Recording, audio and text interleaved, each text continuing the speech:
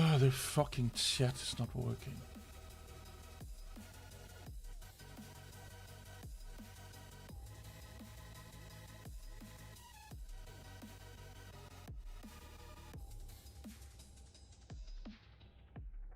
Oh, there you go. No.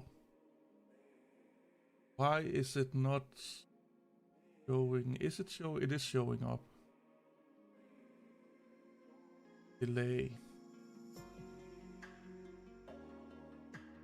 Let me know how the volumes and all of that is. There are no tests, just one with it. Yeah. Yeah. Hey, Cody. Yeah, let's see how many people we can anchor today.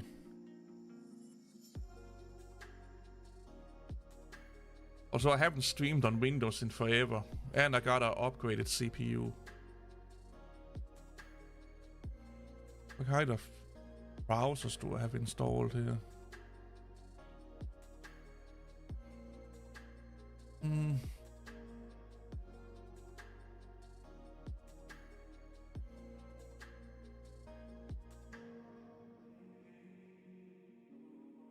I'm busy, but good. Is this a real live stream? Oh,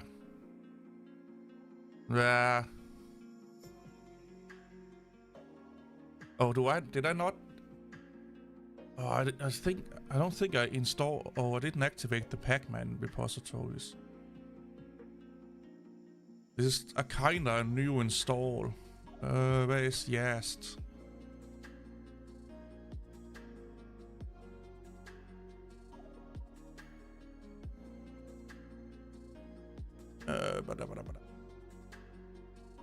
Open repositories. At the community.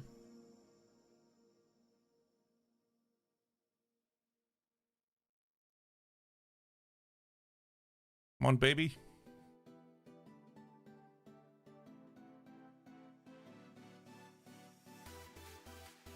Yeah, I need to live stream some more. Just been busy.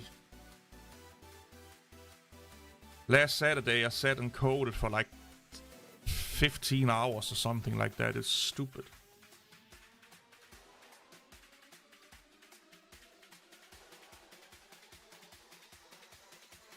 So, are you okay?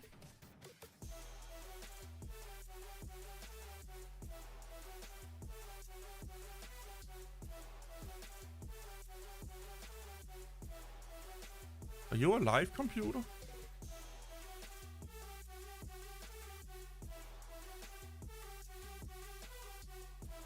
Windows is the best.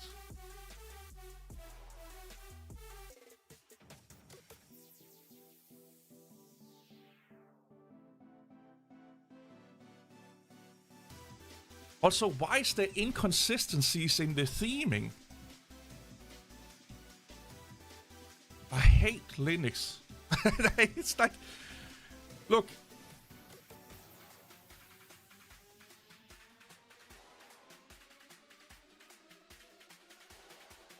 Oh, I bought an 8-ball for work. So every time we have to make a decision, we shake the 8-ball to see what it says before we make a decision. What the fuck? Yeah, it's everything is like simplify settings. What's that?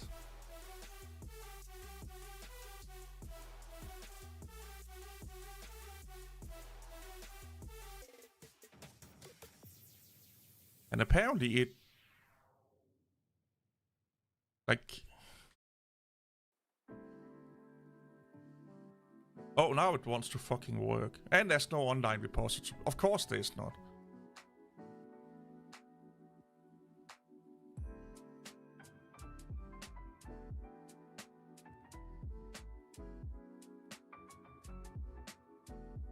Don't tell me OpenSUSE have issues with their servers again.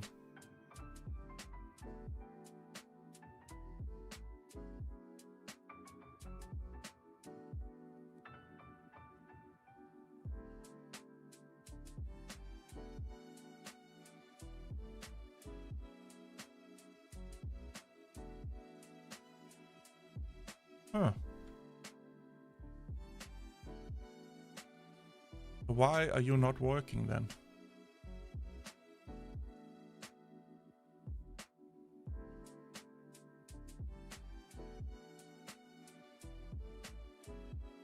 Because it's timing out right now.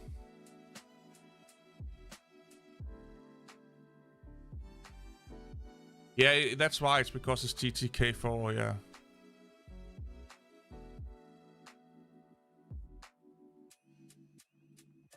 And I can't abort.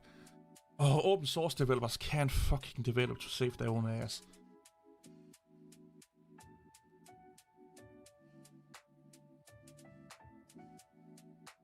Yeah. Linux is better. No, it's not. Well, I am too dumb to use Linux. I've been using Linux for 26 years because I'm dumb. No issue. Well, it must be on my end then.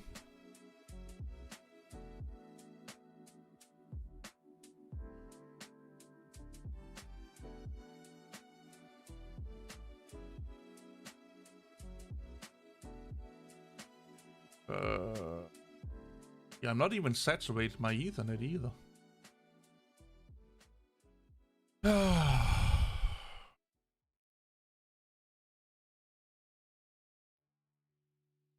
So we need one thing we need to talk to a lot of open source developers about is this little concept called QA, quality assurance.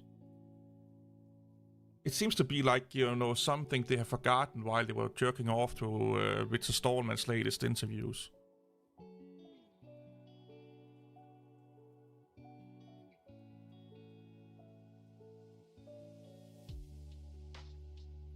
So I kind of want to go the terminal way, but it's padlocked up the processes while it's doing this. Also, do any of you guys know if like apt and stuff like that are using parallel processing, or is it single? Oh, there you go. Yeah, it's timed out.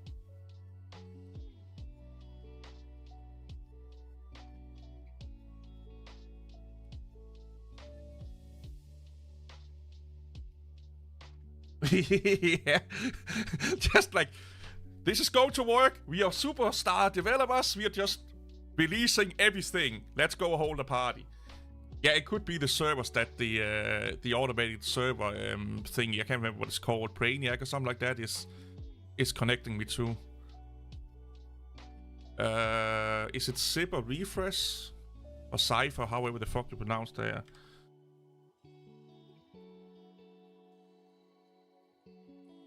Oh, I need to be root, that's right.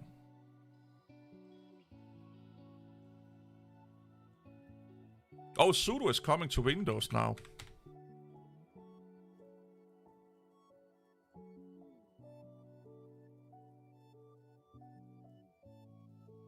No, apt just is a single log file, download one in a single thread. Oh, fucking hell. Really?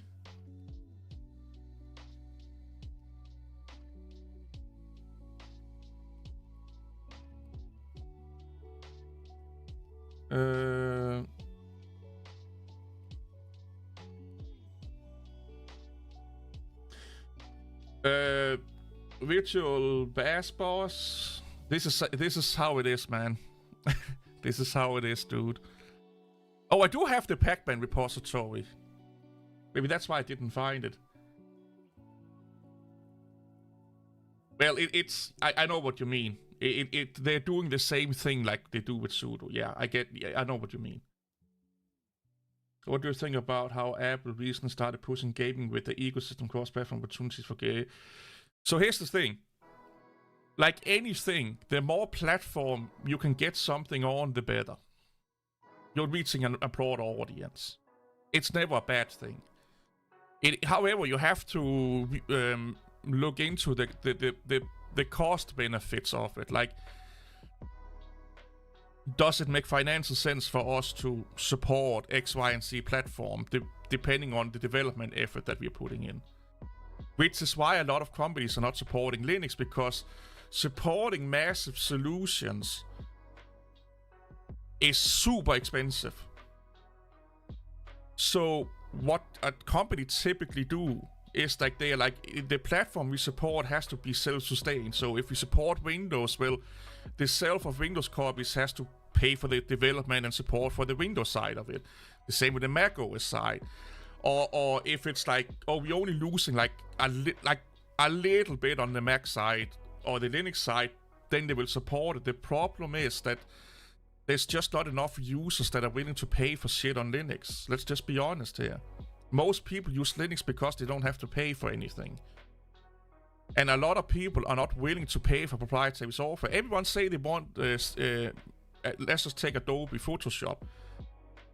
Oh, we would love to have Photoshop over here, but they don't want to pay for it. That's the issue. Don't get started. Let's not go into the whole debacle with how fucking stupid the pricing scheme is and the United States assuming them and all that shit. But the fact is, if Adobe supported Linux and they wanted, let's just say $10 a month, most Linux users will not pay that because they're used to get shit for free.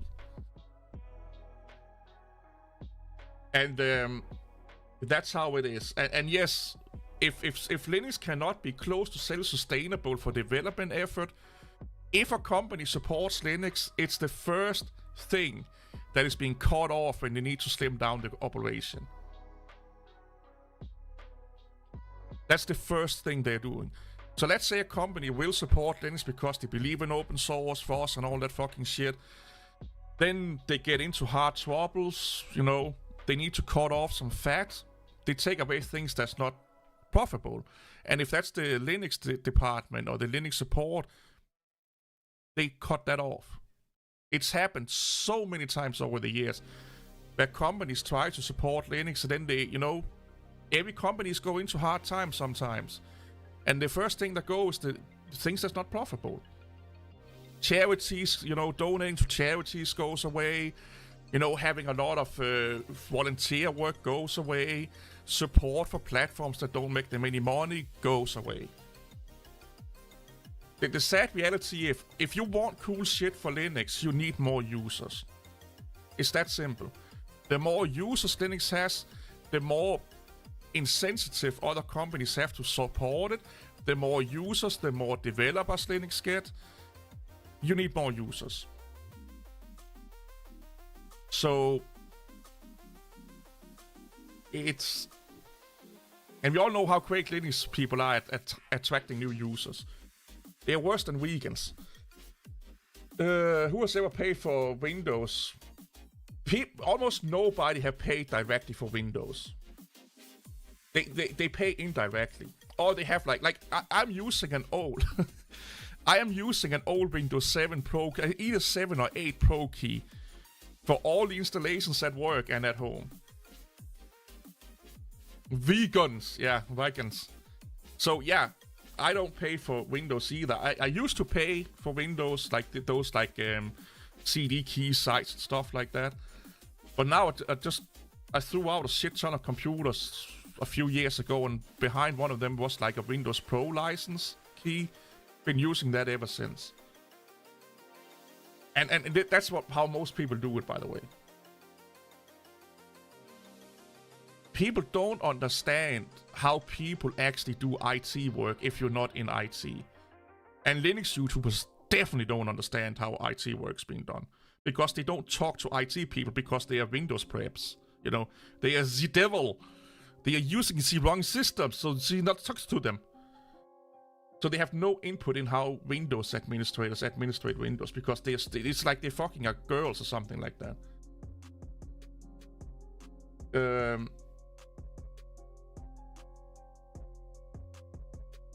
Yeah, Lema, they do. Yeah, because Lema can make it for Apple Silicon, then it's not much effort to make it work as iPad.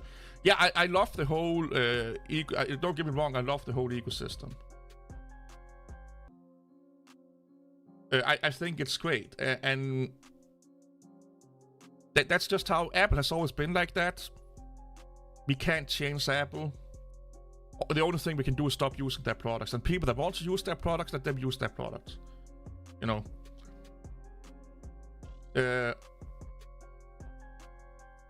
People pay directly when they build their own PC. No, it's your PC. People don't pay directly Microsoft for a license key when they build their own PC. Why do you think almost every tech YouTuber has a ad space for CD key name or site name to get Windows for like $20? And here's another thing. If you can build your own PC, you know how to get Windows for cheap. Like, you know that. If you can build your own PC, you've researched how to get Windows on it. It's not like you're building your own PC like, oh my god, how the fuck do this Windows work? I've never met someone that can build their own PC that don't know how to get Windows on it. And most of the time they get it for free by dubious means. But if you can build your own PC, you know how to get Windows.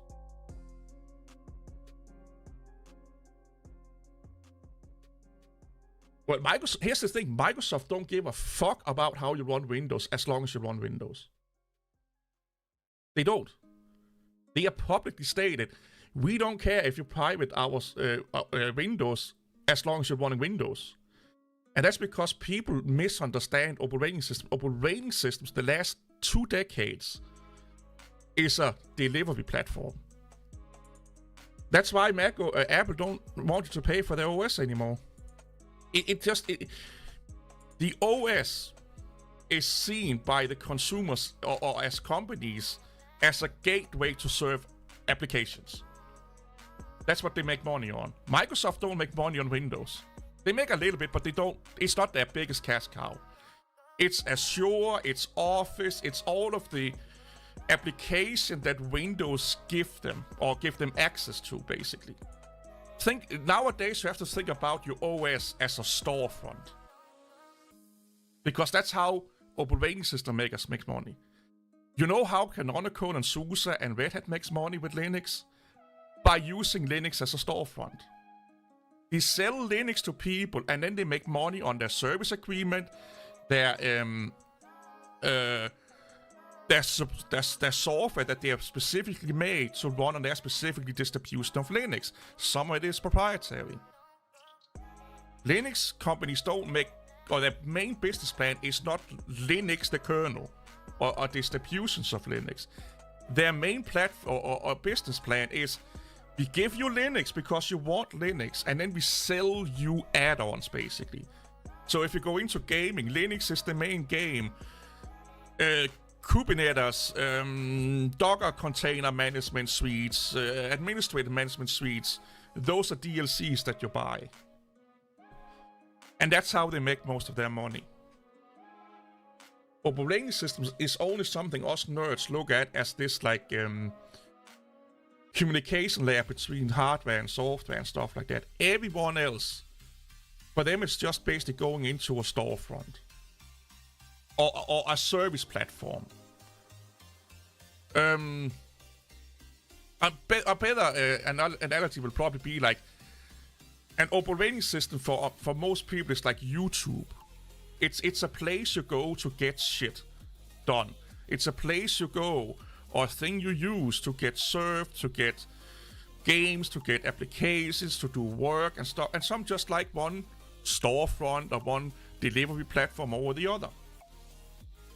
And yes, it goes a little bit in with workflow and accessibility of software suites and what have you not. I get that. I am oversimplifying it like a motherfucker. God damn it.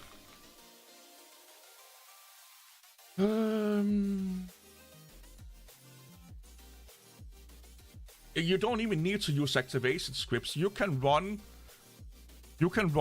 Windows for free. You can run Windows 10 and 11 for free without activating it, and the only thing you can do is customizing the look of it. Anything else you can do. Did I type something wrong? Oh, yeah.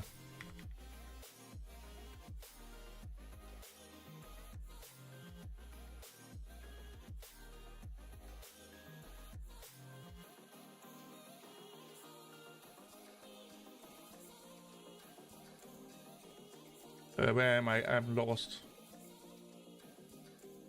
I'm willing to pay for a Linux license for the combination of the distro.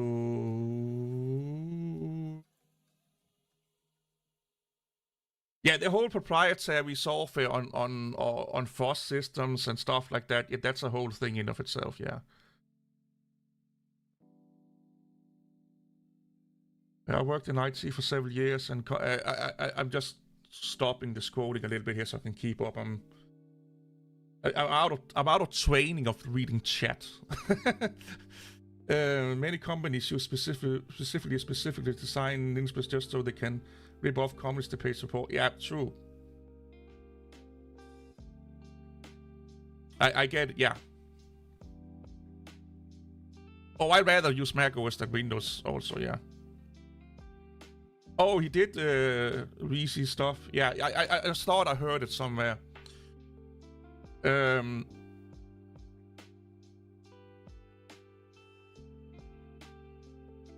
No, what I mean with them that they if you mean that they pay directly by getting OEM keys on key sites, we can agree, yeah.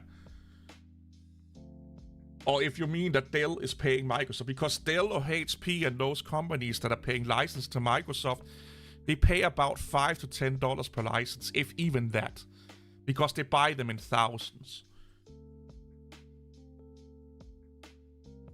Yeah, like Virtual Bash Boost. Yeah, exactly.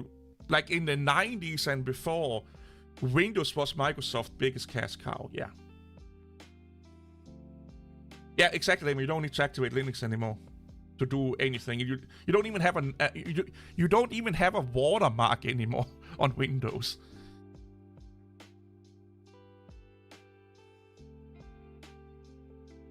Yeah, recent stuff they can force auditors and stuff like that. Yeah.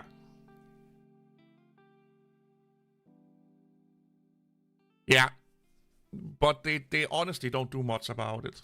I've talked to people that worked as Windows administrators for fucking decades, and yeah.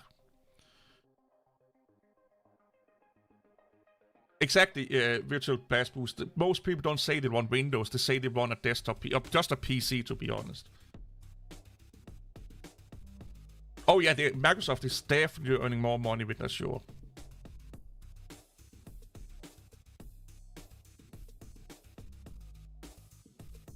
So with the whole AI things, as it is today, I don't know how it is in the future, but as it is today, if you build a computer today, you're not getting any AI features because you don't have the neural processing core unit, or what they're calling it, to handle it.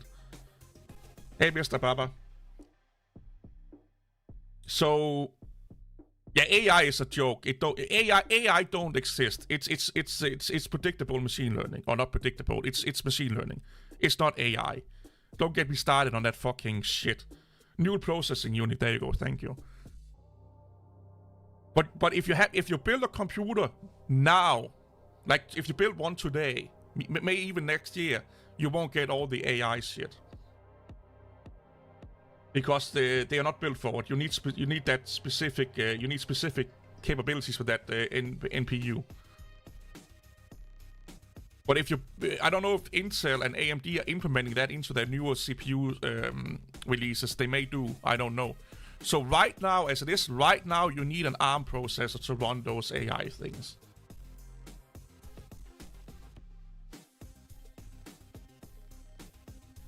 Yeah, it is an old article. Linux is 101% better than Linux and Smack, not than Smack.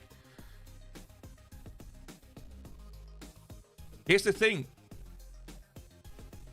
Go download NT Lite, I think it's called. And then make your own fucking ISO. I do that at work.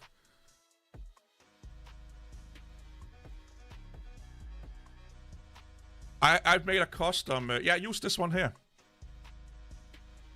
I made a custom ISO for work.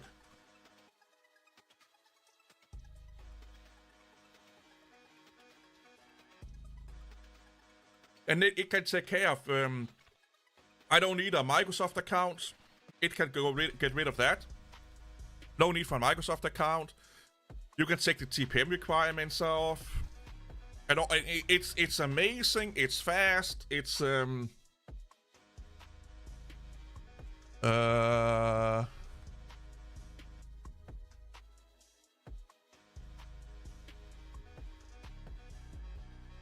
It is legal because this is meant for IT professionals.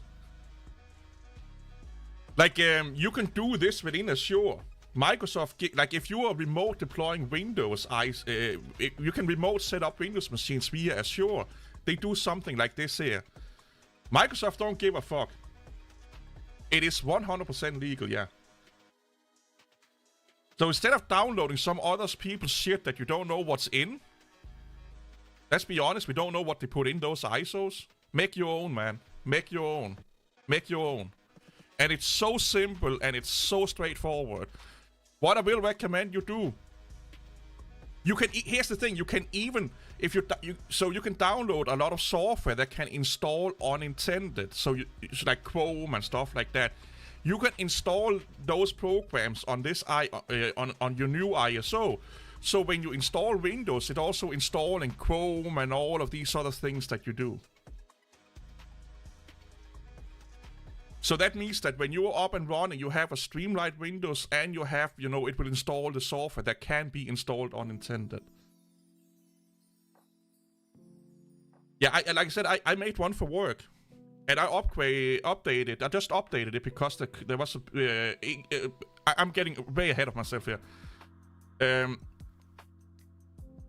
Rufus can also take away TPM, yeah. What you can also do with this here is it will download and install the latest upgrades. So if you are like me in a place where you don't have great internet at work because you are in a corner where the Wi-Fi sucks, you don't have to update that much. It's only like driver-specific updates that you have to do computer to computer because you can download the latest update and install them to the ISO that you tailor-make. So you don't have to sit and wait for the stupid fucking slow-ass Windows updates. So every 6 months, I refreshes the ISO. And you can do so much with this. Like it's almost like Arch Linux to some degree. You can customize Linux so fucking much with this tool here. I will recommend one thing. If you use this tool, set up a VM where you install that ISO on to test it. Because you can enable features that make it so you can't install Windows. So if you take too much shit away, you may take away user account creation.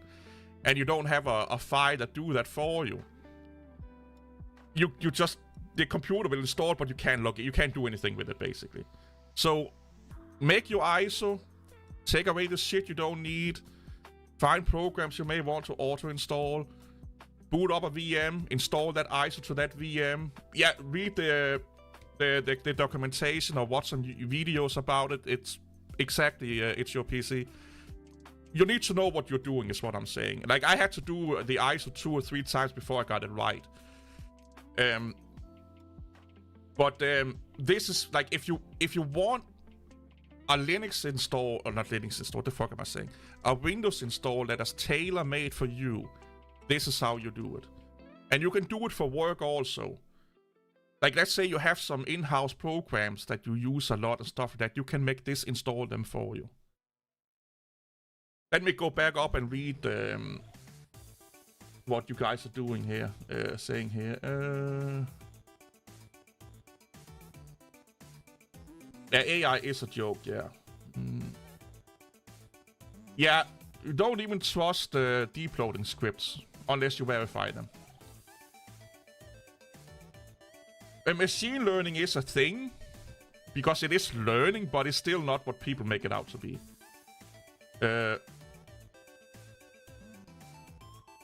No, it isn't intelligent. No. Here's the thing. If you call it artificial, that means that it's not real. That it can't be intelligent. You cannot have fake intelligence, because then it's not intelligent. There's a video where a guy, he debugs artificial intelligence in 3 points.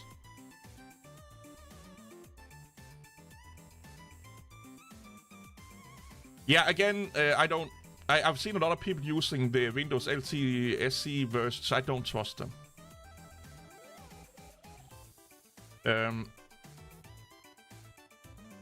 Yeah, NPU, another expensive component that we have to pay a shit for. Yeah. I've not tried any. I have not looked into Deepin in forever, and I don't give a fuck about AI, to be honest.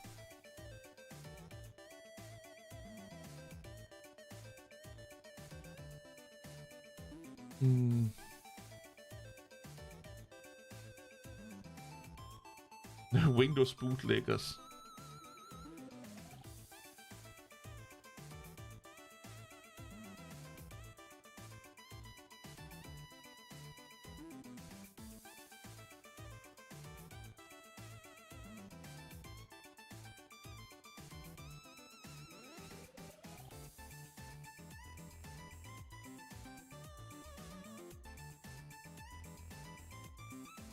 Oh yeah, AI is nothing but a marketing buzzword. Yeah, and here's the thing: we will have an AI crash soon, because people are over-promising what AI/machine learning can do, and yeah, then they are starting to promising too much, and then they can't deliver. We will get a burst, and people are getting afraid of using anything that has to do with machine learning. So that means that they will set machine learning back decades. So what is happening right now is almost exactly the same that happened in the .NET bubble in the late 90s. You know, everyone was funneling money into the internet with storefronts and web pages and stuff like that, and then people were starting to over-promising. There was a lot of scamming going around with on the internet, because there was no regulations, there were no rules on how to do it. And people funded so much money into the internet in the late 90s that it was basically like a fucking printing press for a lot of people. And then they figured out that shit, all of the things that we thought we could do, we can't do, at least not yet. So, and a lot of people, they just took the money and ran away. So it was not sustainable. And of course, then the bubble burst. People lost, you know, there was no financial return of the investments, and people lost trust in it. Then the consumers lost trust in it. And I remember when the internet bubble burst, and after that, the governments around the world started to implement regulations, and you know, you needed like approved by X government for safety of credit card handling and sales and stuff like that. The world did that after the internet bubble. People would still not trust them for almost a decade. So e-commerce on the internet, because the internet bubble burst because they were funding too much money and over-promising, it set back internet sales and e-commerce for almost a decade. Because they were so greedy, they were so ahead of themselves, that people got scared. Like, yeah, they got scared. You know, they got fucking scared. And that's what's happening with AI right now. AI/machine learning, buzzwords here. They are, oh, it's going to do this and that, and they are promising the fucking world. They are promising the utopia of the world. Like, in 5 years, we will have cleaning robots, sex robots, feeding robots that will make money for us. We don't have to get out of bed. Robots do everything for us with AI. And people are buying into that, and they are funding a shit ton of companies that are going to do a lot of research into a lot of those shits. And then they are realizing, shit, we are not even close to be there. We thought we was, because we have a language model that can talk like a human. And it's because a lot of people that don't know how it works in the back end are selling snake oil to a lot of people that want to be on the latest trend. And what happens when stuff like that get figured out, that a lot of people are either scamming you or fooling you or misleading you, it will do that that AI/machine learning is going to be a naughty word. Oh, it's just scam, like a little bit like cryptocurrency is nowadays, you know. It is like, oh, there's a lot of scammer in there, nobody knows what you're getting. You need to be really, really careful. And that means that the broader audience of consumers or people that are going to use it will not use it because they are scared. And that means that, well, if they're not going to use it, why the fuck should we fund research into it? So all of the shit that we're doing with AI/machine learning today, and the way that we are doing it, and open AI is part of the problem, by the way, because they are so overpromising a lot of shit with the new models that they are talking about. And there are so many companies that are being busted for telling the consumers they're using AI when they're basically just using algorithms. And it has nothing even to do with machine learning. It's just pure old stock standard algorithms. They just make them look like they are AI. They're getting figured out now. So that means, like, in the future, when you mention AI or machine learning, people are like, oh, so you're like that company and these people there that just try to scam us? So yeah, that means that nobody's going to fund money into AI and machine learning because a lot of batshit crazy people don't know how to do things in moderations. And why are they not doing it in moderations? Because they can make a shit ton of money. That's why they're doing it. Because companies and venture capitalists are stupid enough to fund a lot of money into it because it's the latest buzzword without actually getting experts to look into what those companies actually are doing. That's the danger. If you're going to invest into an AI company, have some experts evaluate what the fuck they are doing. Because most of the things you hear that is AI/machine learning is fake. It's fake. It's either an Indian somewhere like with was it Amazon that did that with the walk-in stores, or it's just basic fucking not basic but plain old algorithmic, structures. That's all it is. And but they slap the AI sticker on it because it sounds sexy. But hey, if you use 1% of your code as AI, or you use ChatGPT to talk to, well, yeah, basically then you can call it AI, but it's not. ChatGPT is not AI. ChatGPT is just a language model. That's all it is. It's not AI. And here's another thing. How is ChatGPT working? Or how is those models working? Well, they use the internet as a reference. So that means that they use other people's answers to questions on the internet. What happens if people stop answering questions on the internet because AI is doing it for them? Then the AI has nothing to learn from anymore. What happens if the internet stop publishing art that the AI model can then learn from? They won't get smarter. The way that AI/machine learning for the tools that we have right now work is that there need to be people on Reddit and Stack Overflow, and all of those places to answer questions because that's what they're training against. If you take away that training source, it will become stupid like a fucking teenager watching a porn. And that's where we're going in. I see more and more people using ChatGPT instead of Google. Instead of going on to Stack Overflow or Crow or one of the other places. And I'm like, yeah, if you all did that, in few years, there will be no... AI will not know what's going on anymore. Because AI cannot predict... AI cannot or don't look up, the Python manual and then out of your question, then formulate how to do your Python program. They take a lot of they go to places where people ask about the same shit you are asking, and they're taking their answers and formulating it into a conversational, basically, layout. Why OpenAI is basically just a language model. That's all it is. It's a language model that go and copy the internet. That's all it is. But because it sounds like you're speaking to a human, everyone gets all like fucking, oh, I'm so horny. But yeah, it's shit. LTSC is an official Windows enterprise. Yeah, you're right. I forgot about that. FreeBSD is amazing. Yeah.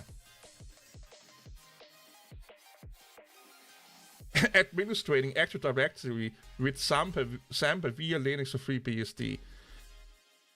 You might as well just fucking weirdest thing you ever done. Yeah, that's definitely fucking crazy, dude. You might as well just go and use a Windows machine.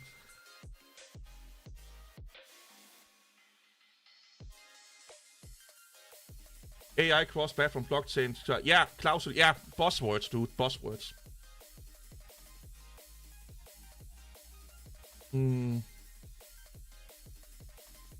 Yeah, get them to do that job, yeah. So, they have tested ChatGPT.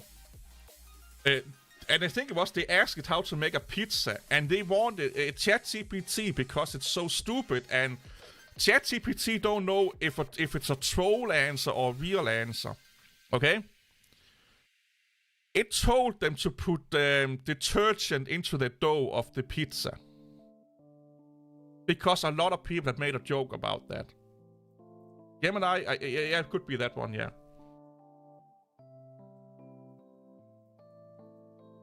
So here's the thing. I can get the same information faster than your large language model can give you the answer. I can find what I need faster than they can. When I go on, I sometimes use Bing Search. So when I do that, when I use Bing Search, and you see like Bing Chat trying to formulate, help you out with the AI or Copilot or what the fuck they're calling it now, I find it faster. I'm done finding the information I need most of the time before they've done typing it on a fucking, in that little chat window.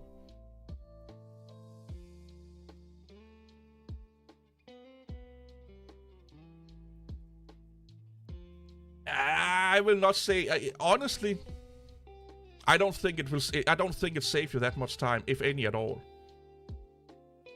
Because you also have to remember, if you're being told to do something versus you figuring it out yourself and doing it on your own and discover it on yourself, is so massively different on how it works in the brain. If I tell you how to take an engine apart, you don't learn anything. Well, you learn a little bit, but you don't learn much. If you spend the time and teach yourself how to take that engine apart, you know almost anything about that engine. So that means that next time you can be faster than me telling you what to do. That's something I've noticed with the developers at work. If they figure a problem out on their own versus asking ChatGPT or someone else, yes, it is slow the first few times, but then the next times, they fucking just they are so fast.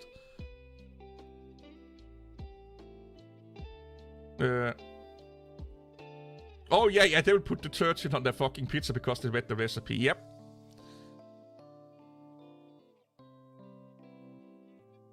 Yeah. LLMs are expensive. Yeah.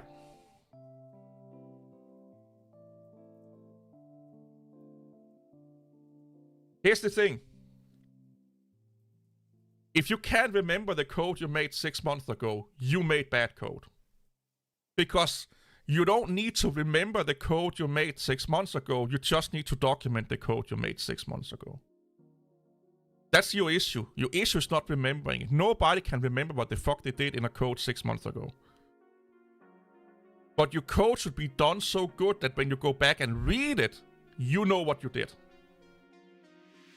So what you basically are using ChatGPT for is being your fucking nanny then. I don't want to document my code, so I'm using ChatGPT to do it for me, basically, or be my nanny. It will help you so much in your future life if you just documented the code that you do.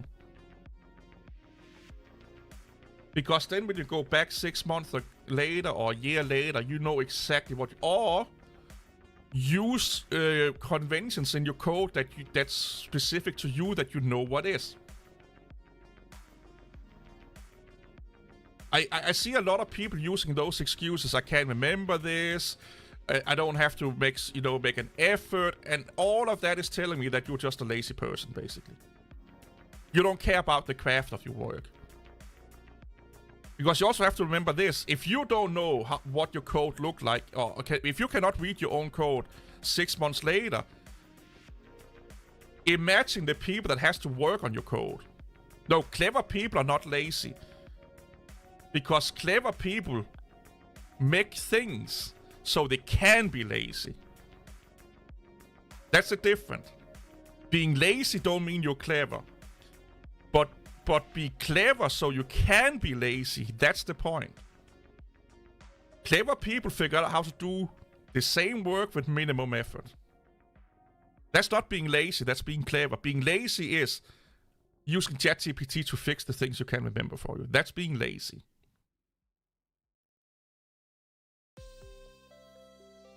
That's why you document your code. You put in comments. You maybe have a text file that follows the project, that explains the layout and the thought pattern behind the code. And if you do all of those things while you're writing the code, it takes almost no longer. So when I do something on my own at home, I have my own little way of doing things. But if I take it with me to work, they don't know what the fuck I'm doing. Even with comments. Because I use weird-ass naming conventions, so I don't have to write out a lot of, complicated names and stuff like that. So if it's something that I know I have to show to other people, I make an effort into make it as readable as possible, or document it in the code as possible. As much as possible. And you know how much longer it takes me? Maybe 1% or 2% longer. And then other people can know what they're doing. And if I look at it a year later, I know what I'm doing, which is the most important thing. I know what I'm doing. But I know a lot of people that don't want to document their shit, and they want to do it the fastest way possible, especially fucking Python developers. And that just means that when they get back to look at their work, like I said, 6 months later, a year later, they either have to rewrite everything because they don't know what the fuck they're doing. I have had to do that a lot of times in the beginning. When I learned Python, and I learned it, like I did it for like a month, and then I would go 2 or 3 months and I would get back to it. I have to do everything over and over again every time I got back to it because I didn't write proper code. I didn't write understandable code, and I didn't commenting or documenting the code. Because I thought it took too long. It don't. Then I was like, you know what? I have to do this because I'm spending so much time redoing the same shit over and over again. When I stop doing that, or start doing that, documenting my code, it was so much faster.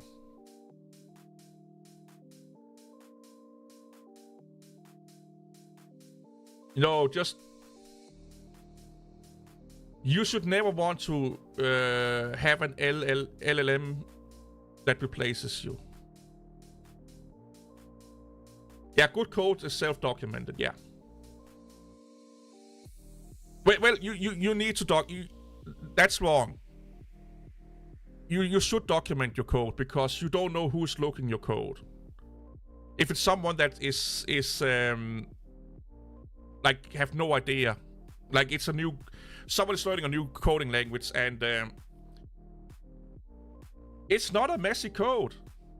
Documenting your code don't have to be in the code itself. It can be an attachment of a PDF file.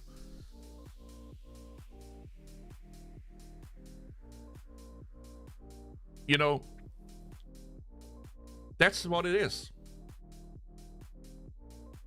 It's not a skill. Here's the thing. Yeah, you document your code by writing, where it documents itself, as a lot of people say. Yeah, but sometimes you also have to understand what. That's actually why I say that open source don't mean anything for people that's not part of the project, because sometimes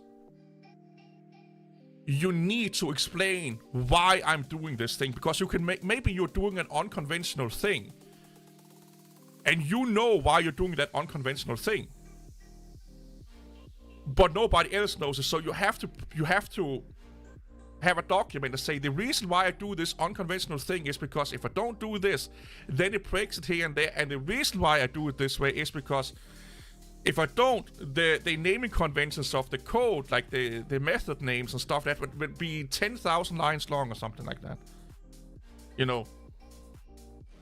It's a good idea to have a document that gives kind of one paragraph. You know, this is where most of the problems are. This is what's going. You need to document your shit. And again, the better you are as a developer, the less documenting you have to do. But you still need to document. I don't believe in that you can write code without documenting. That's to me, that's being too arrogant. I need to scroll up and see what you guys have said here.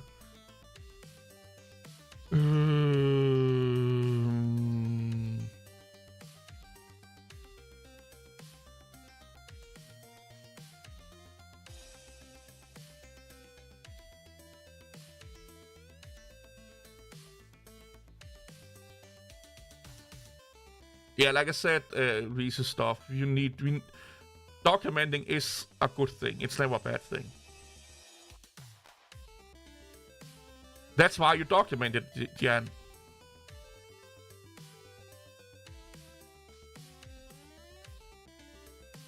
We have to create our own elements, yeah. Yeah, clever people ain't lazy, they work for efficiency. That's probably the best. Yeah, that's a good way of looking at it, yeah. Yeah, clever people make their code unmaintainable by other people so they have a job, yeah, and can make more money.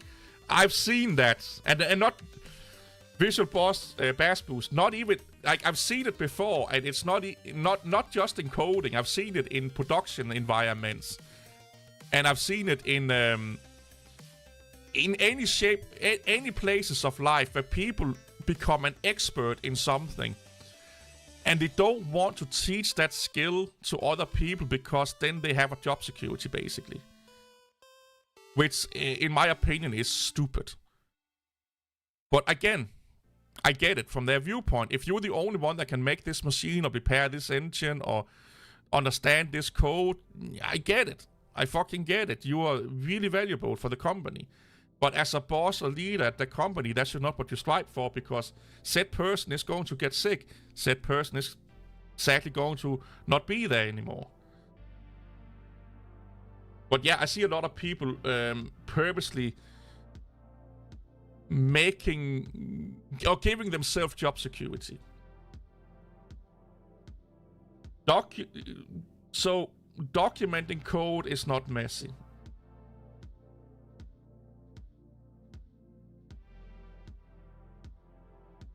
There is actually there's no different. Well, there is a different, but writing code, like physically writing the code, like print hello world or whatever, stuff like that. Writing the code, it's not different between a hobbyist and a pro. It's knowing what you can do with the language. That's the difference.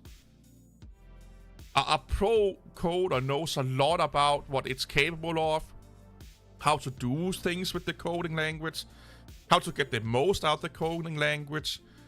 But proper naming convention and stuff like that, documenting here and there, putting in comments here and there, is the same from a hobbyist and a pro. Granted, if you're a hobbyist, you need to learn that first. But when you have learned that, there's no... Like, writing the code in of itself is not the issue here. That's not the skill problem. The skill problem is a pro know exactly what they can do with the code. They are more intimate, or not code, the coding language. They are more intimate with it. They know all of the little, finesses and stuff like that. Where a hobbyist just can get shit done, basically.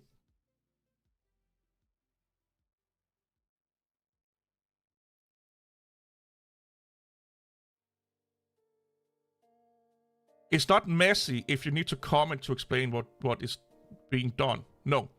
That is a skill issue, to take Reese's word.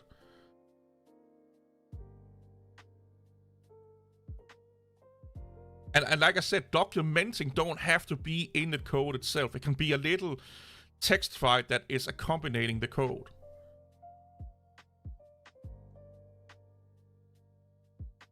One of the biggest issues that people have in software development with teams is actually lack of document, because everyone thinks that they make the right code. Everyone think they are developing, or the way that they are typing into, they are making the code is self-documenting, when it's not.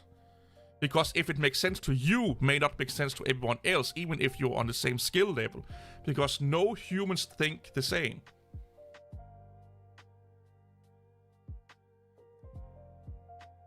It has nothing to do with reading 3 or 5 lines of code for 1 line, or commenting of 1 line of code. That's not proper documenting. I don't think I have ever made more than 1 line of commenting in a code. Even when I didn't know that I had to commenting in code sometimes. If you need more than 1 line to explain what you're doing, your code is wrong. Then your code is wrong. Because like you said, the code in of itself should explain what it's doing. And then if you are doing something crazy or weird, you put that into a little comment. Or if you're referencing something that is being done by another team in another department, or you're referencing something that's being done in a third-party library, and that's why you're doing it in this weird-ass fucking way, you like, this is, I do this because of, and then link to a documentation for, or a reference to a documentation for that set library. For me, people that can't do proper documenting and proper commenting, to me, that's a skill issue. That's a skill issue. Because what proper documentation or commenting makes your code reusable, makes your code readable in the future. Spaghetti code is the best code. I love spaghetti code.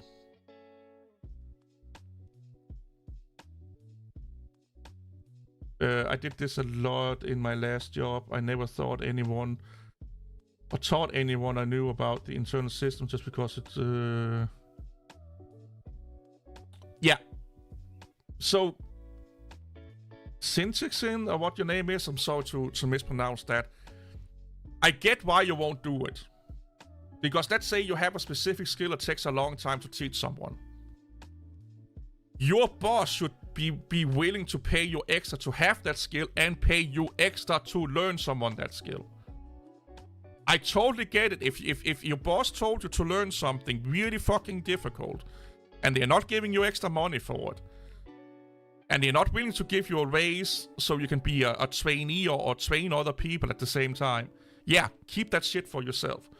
But proper employers will be like, yeah, we see you have a skill and we're willing to give you more money if you also teach it to other people. Of course, if they don't want to, you know, if they don't appreciate the value that you have to the company, you don't give anything back to the company either. I get it. I've done the same shit myself, where I learned some shit and the company didn't even want to fucking give me a raise. I'm just like, wait, if you don't give me a raise, why the fuck should I teach other people this shit? Because you're not giving them a raise either then. So you're basically just using people. So yeah, you're fucked if I'm not there. Yeah, some people do make convoluted, messy shit just to stay in the company, yeah.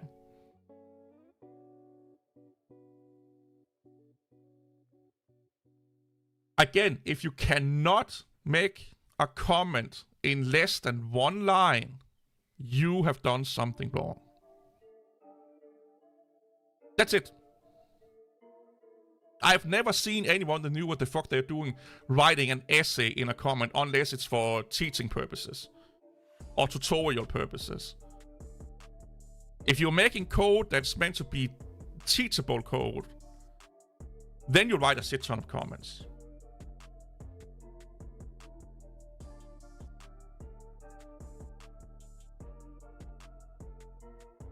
Oh, really? Red Spoon? Holy shit.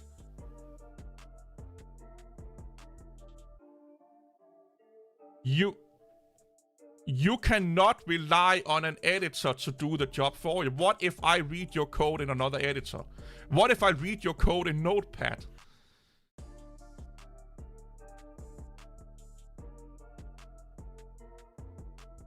That's the thing.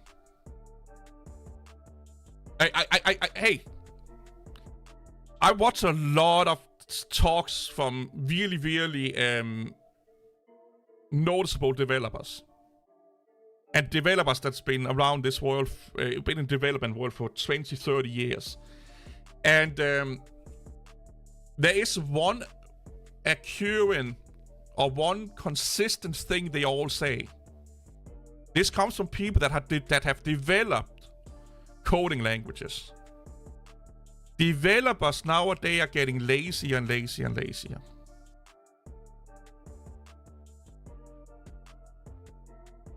Think about that.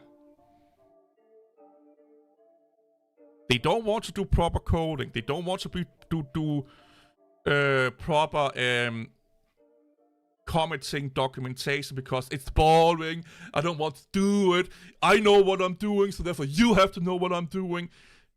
And this is like it's so bad. I'm not joking here. Go look these talks up that they do. A good person is Jason. What the fuck? He made a game. I can't. Is it Jason Plo? And there's the guy. I think the guy that invented C or C plus. Some of the C guys are talking about it. John Plo. I can't fucking remember their name. I'm so bad with names.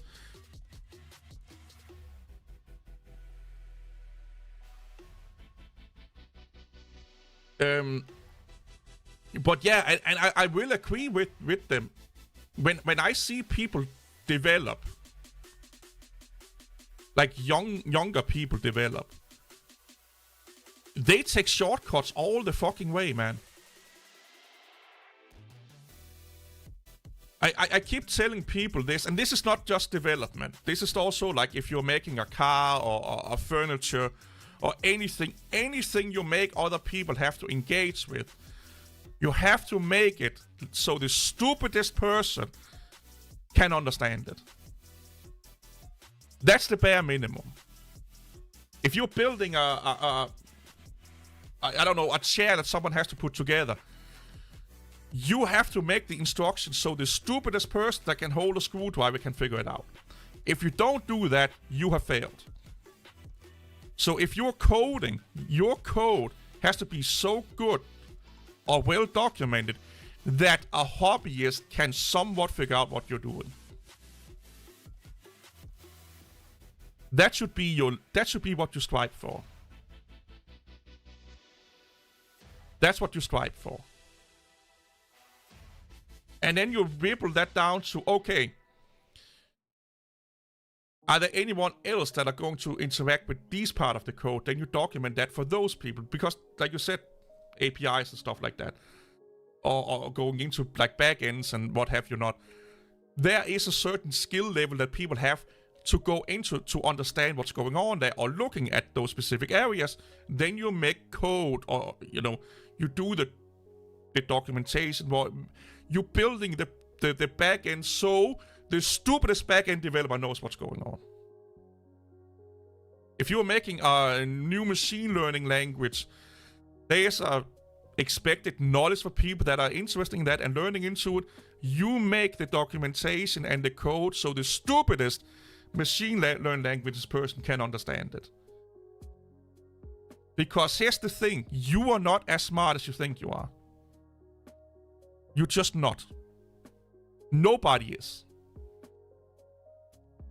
I caught myself in sitting and typing fucking code and this is the smartest fucking thing on earth and I'm fucking brilliant. To show to someone at work, like, why are you doing that? Change that to this. Remove those 5 lines of code. This is unnecessary. Now it works 10 times faster. And I thought I was the fucking brilliant guy on earth. Not that my program didn't work. They just optimized it in 5 seconds. And that's why documentation is important. In anything in life. Look at it like this. Documentation in code is like communications between people working on something. It's your way of talking to someone. When you're having a shift change in a factory, the managers talk to each other what's going on, what has been done, what has not been done, what they're working on, how much they've done, why they're doing in that order and stuff like that. That is basically what coders documentation is.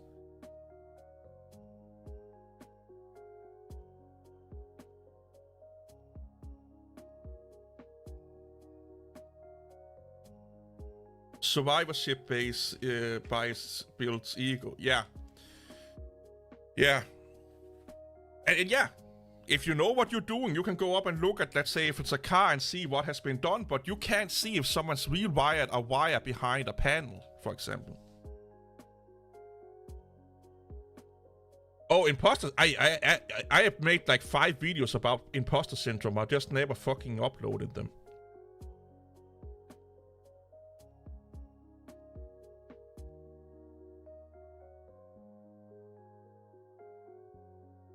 So just the fact that you think you're doing something clever is a red flag.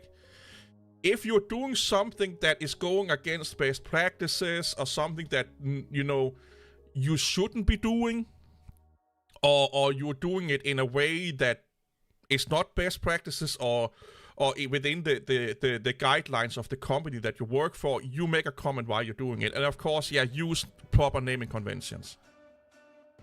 But the thing with naming convention is, it depends on the company. It depends on the project. It depends on like I said, I have one naming convention I use when I'm doing it at home, because I'm the only one fucking with it. Then I'm using another naming convention if I'm at work.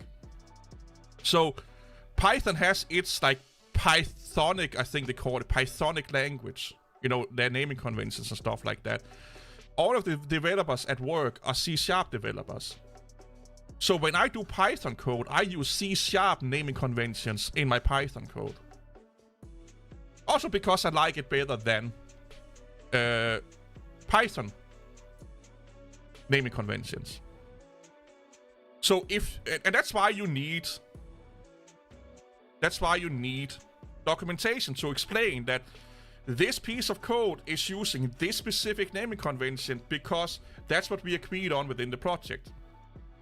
So our little, like 3 people, three professional developers and me, we just have this like little unspoken rule that we use as close or C# naming conventions in all whatever languages we're doing.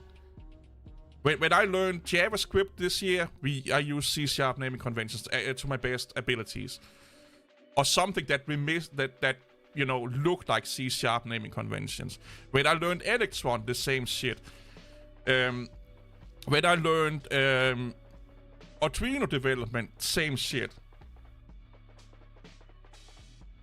So there is a best practices that's like, this is what the quote-unquote coding language want you to do it the way. And then there is like the company that you work for, how they want it to be done. And those can differ really, like they can be massively different.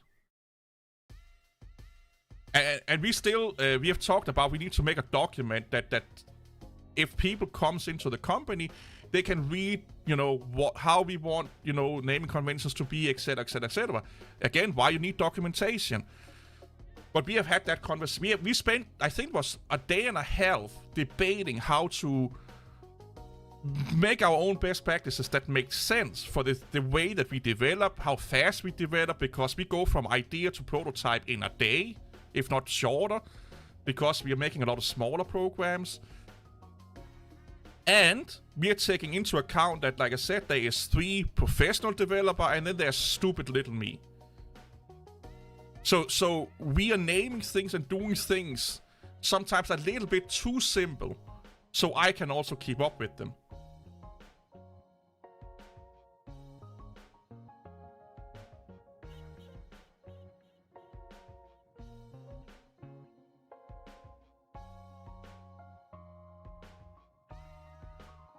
Yeah, re-stuff. No, that's not how it works.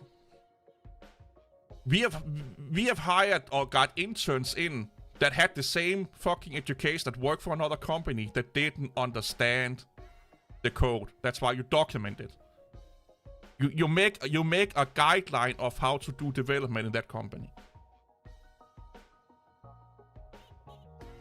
That's what you do. If you want to be an efficient company, that's what you do.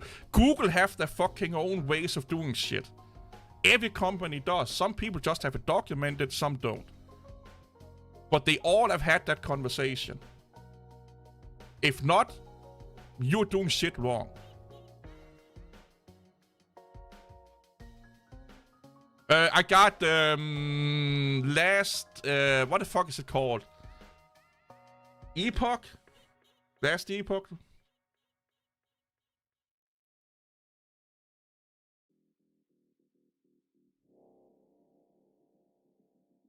Yeah, Aaron Clark, I think you're right.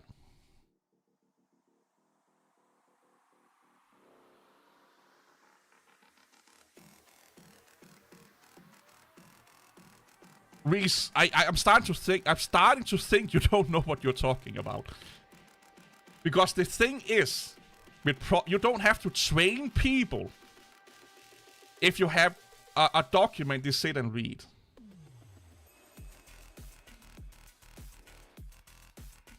Because stupid things like naming conventions don't take that long to get into. You are making things into be way more difficult than they really are. And this is something I've noticed with a lot of developers. They overcomplicate simple shit.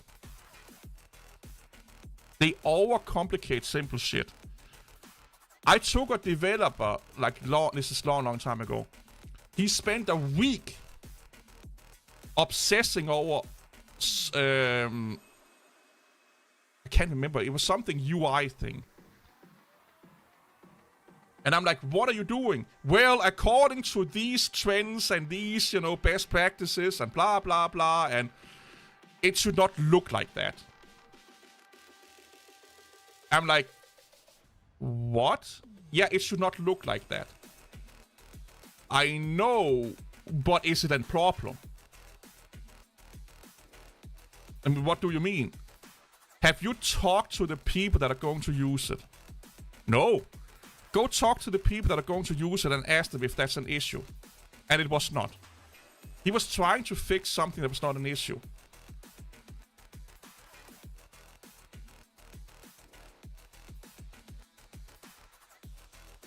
No, not everything needs documentation. That's not what I'm saying. You're being a Linux person now. Not everything needs to be documented. But you need to document your code enough. You don't need to document a script that downloads Pornhub videos. But if you're working with other people and you have not sat down and agreed on a way of doing things, like making your own best practices, etc., etc., or you are not following the best practices of whatever programming language you're using, you have to do commenting. Sometimes more or less. And may even documentation. It all depends on the team and who you're dealing with. And most people, in most situations, there needs to be comments. Especially in big projects. If you do something on your own for yourself, the only benefit documentation or comments can give you as a single hobbyist programmer is you can see what you did 6 months ago. So here's the thing. There's been studies done in this, and it is almost always beneficial to document your code or commenting it. Because the time... I had this debate fucking a month ago. The easier it is to go back to your code in 6 months. Let me put it this way. You spend 3 days writing a software, something software-wise today. You don't do any commenting or anything like that. You write it today. You put that aside, or it's running somewhere. Then a year later, someone comes, can you add this thing to the code? Or it's broken or whatever it is. You then go back and look at your code. You now have to go back into the mindset of when you wrote that code. You may even have learned new skills in that year, 6 months. You now have to sit and think about what you are doing. You now have to get into the mindset, and you have to fiddle around with it. Where if you have commenting here, like small, again, it's one-liners. It don't have to be fucking, like, it don't have to be that fucking different, like, like you don't have to write a fucking erotic novel, you know? You don't have to write your love letter to your favorite e-girl. Just small little comments here and there. That mean that when you are being told to do that thing later on, you can pick it up way faster. So the time you spend making, commenting, and documenting, you are getting back when you're going back to the code. Or if someone else is going to take over the project, or if someone else is going to add to the code. It's a little bit like building a backend for a system.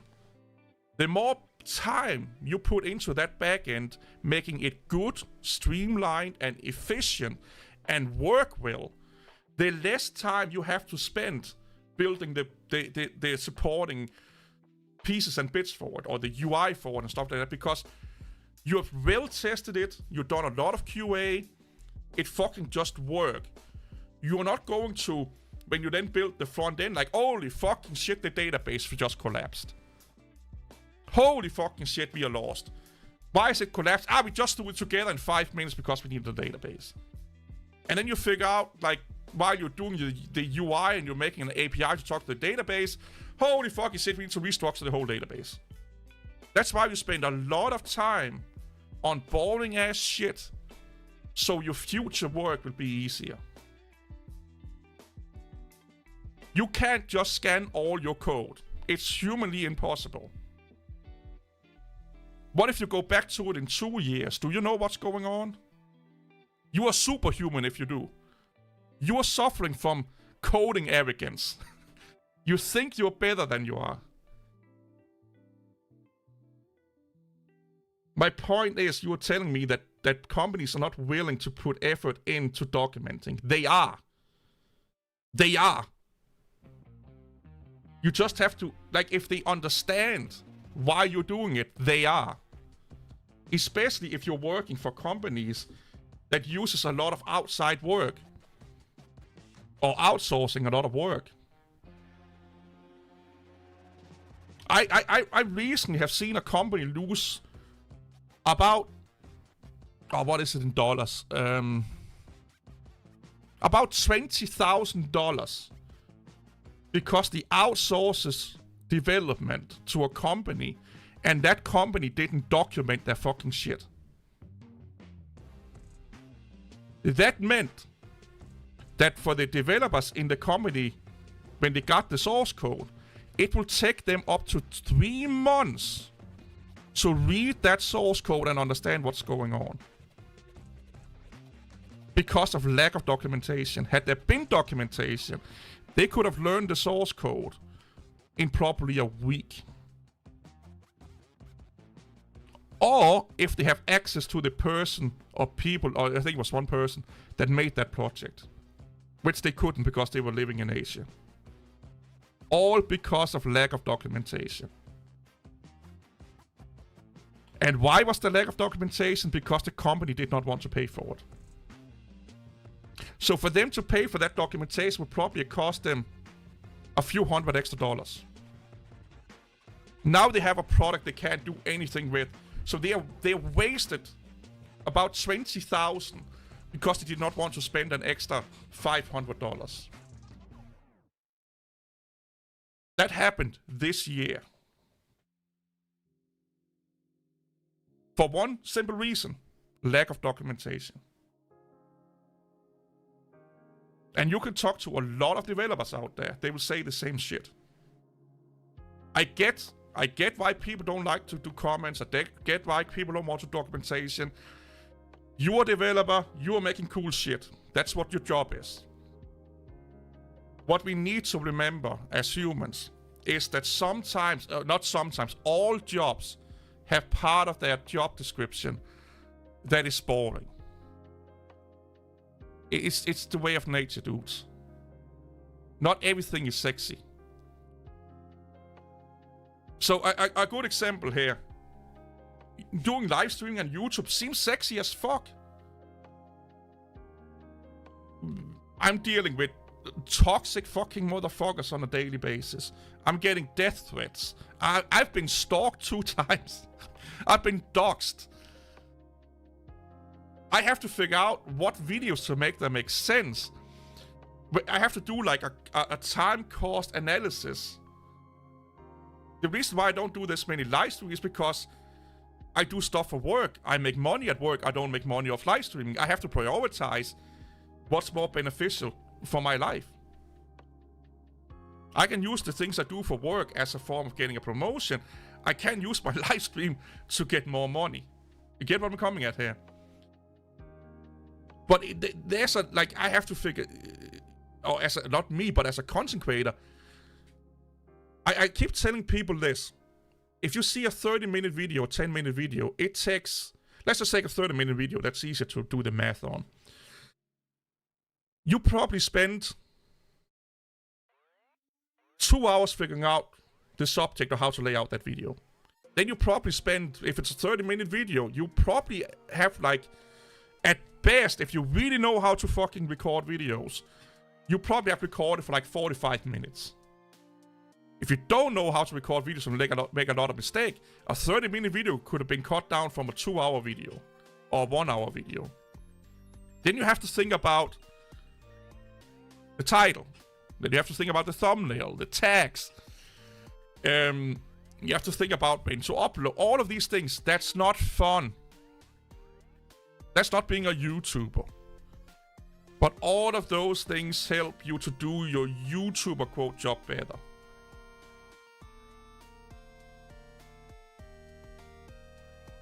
If you don't want to commenting or document your code,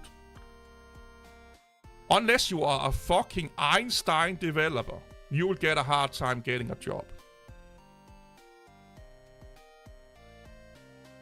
I'm just putting it out there. Or the jobs that you are getting, like, you are really fucking lucky that you got those jobs.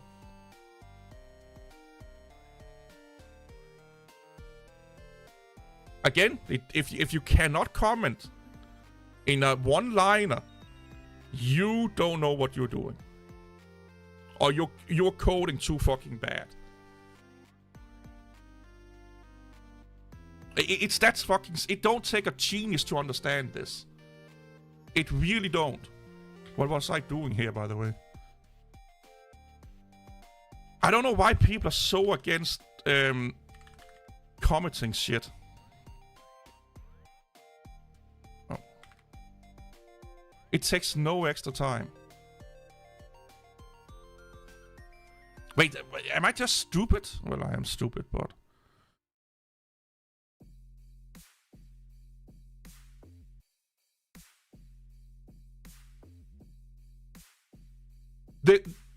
Reese's, the way you just said the things you said right now means that you have an issue. Because you think that you are so smart that you don't need your code to be documented. That's what you're telling me. I'm not the one who was advocating for 2 to 3 line plus comments because I'm too stupid to phrase the code. Yes, you are. You are. Nobody is that perfect with writing code.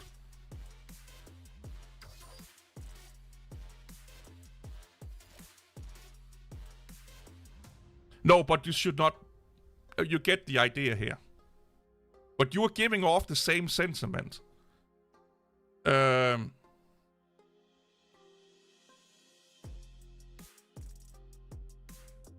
It has nothing to do with short-term memory. You cannot remember all the fucking words. I code, okay? Look at it like this. The last 6 months, I've coded in 5 or 6 different coding languages. Most of them I had to learn. The basic of course, I'm not a fucking expert. I have to learn the basics of them so I can do work in them. If I do one code in one coding language this week, one code and a third one the next month, and I go back and looking at the one I did this week, my mindset may be in that coding language. So if I don't document my code when I'm going back to the coding I did this week, it would take me longer to get into the mindset of this coding language if I didn't have comment on it. I know what I did. People knew what they did. They're like, yeah, I did this because I was solving a problem. They knew what problem they were solving. They may not know, why did I call it this?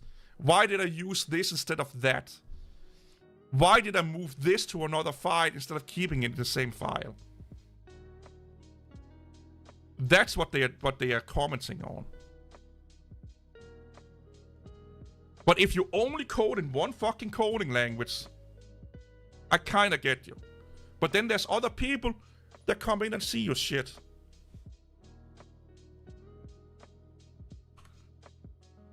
Okay, what the fuck are they called? Oh, I'm stupid. They don't have it in repositories. I have to download it from the interwebs.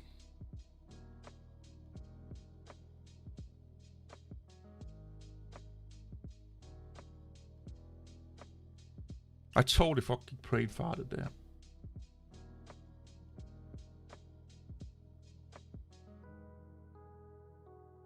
People that work in small websites and don't know about large code base and teams think like that.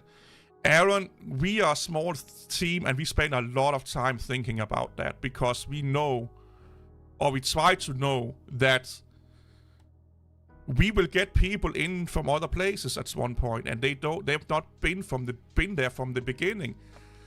So we have to make sure that they have an as easy as time getting into our workflow as possible.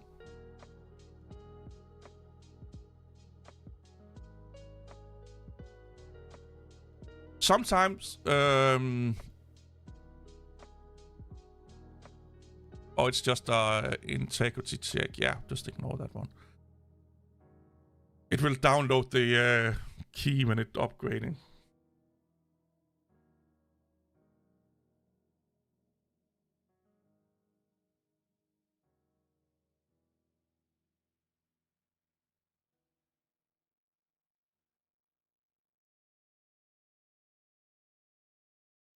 Yes, you do but here's the thing, self-explanatory code don't mean that you don't have to comment sometimes.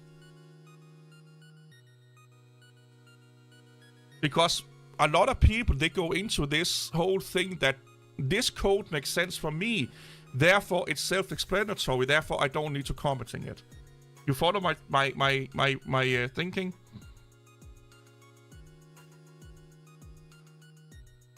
I'm saying the shit I've said since the beginning, Reese's. This is what I said in the beginning.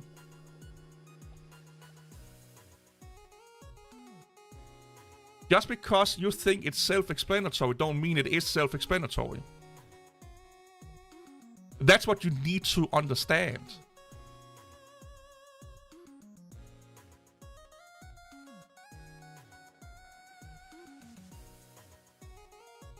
Linux is trash. The Linux suffer from what people, the debate in here is about. It's a lot of people that think they're the smartest egg on earth, and then we get shit.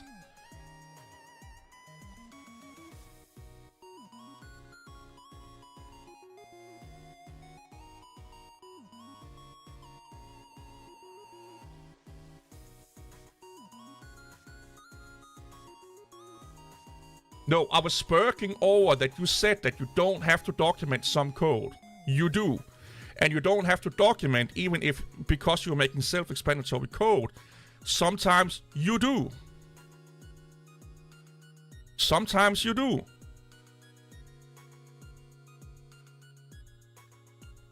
Because especially if you're working with a lot of other people, especially if you're working with people, outsourcing people, you did not. You said that if you were making self-explanatory code, you don't need to commenting. And you should only commenting on the high-level shit.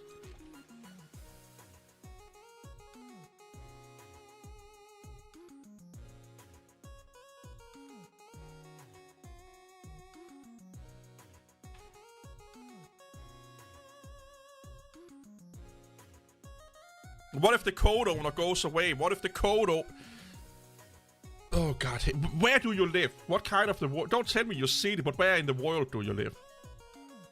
Because I have a sneaky suspicion you're living in a certain part of the world.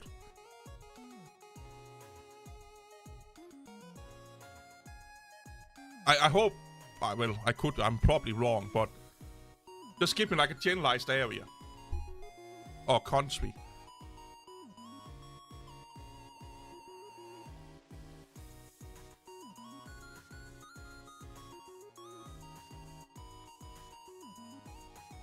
Oh, I don't like Windows. Windows is not great.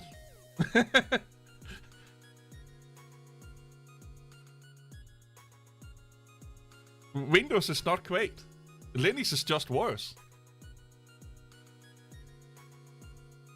And here's the thing. The Linux source code is not that much better than Linux's, or worse than Linux's. I would actually debate that the Windows source code is better than Linux's.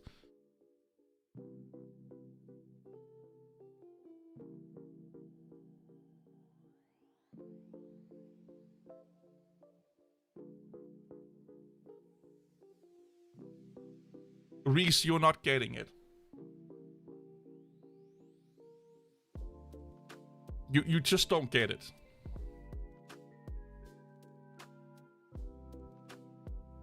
What Reese says makes sense if you're working in a team that's not dynamic. You have the same people there. You're not working with people from all over the world and stuff like that. That's when it makes sense. Well, Apple do make good code. They do make good code.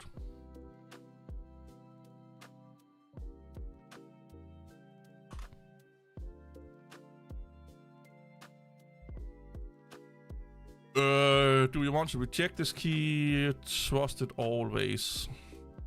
This is because we downloaded Google. There you go. Apple is a terrible company, yeah. But that don't mean they can't make good products. That don't mean they can't make good code.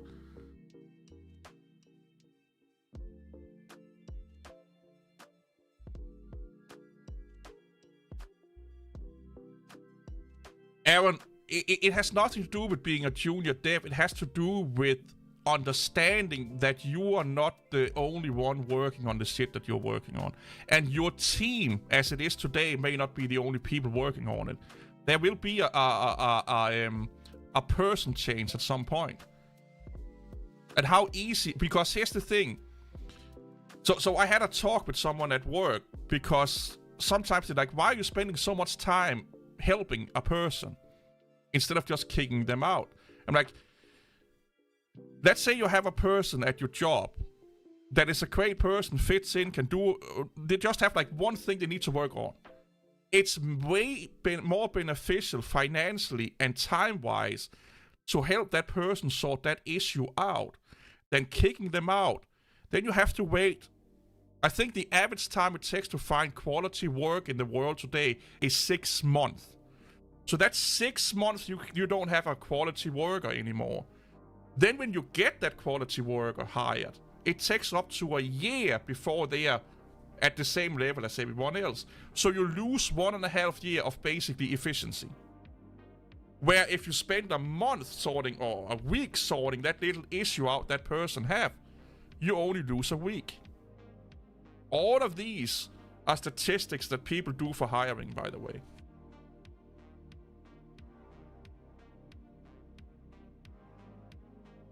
But I have noticed something. How many is from America in here? Put on one in chat if you're from the States.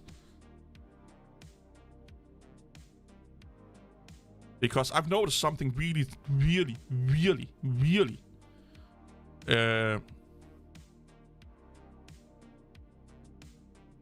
Oh, what is the...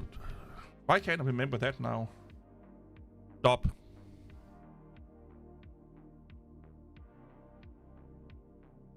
I know we have more than one from the States in here, and they probably won't make it. Anyway,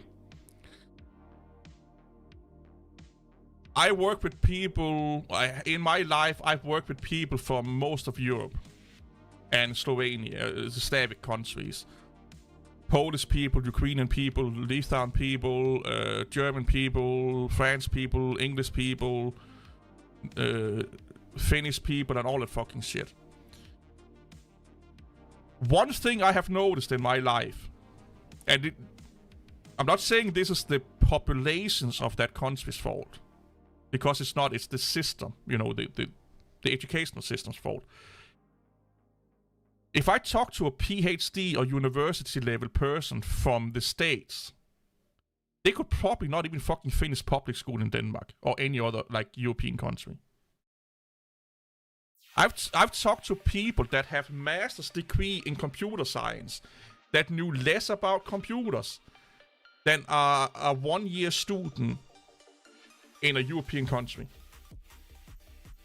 I'm not saying that's for everyone, because there's a lot of smart people from the States. I'm just saying it happens a lot. A lot. It happens a lot. You just don't get a good enough education over there. Sadly, again, not the people's fault, it's the system. Because you're spending too much time doing culture wars instead of actually learning anything in your school systems.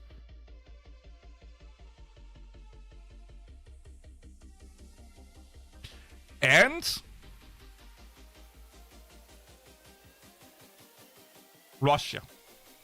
There's a lot of stupid people in Russia.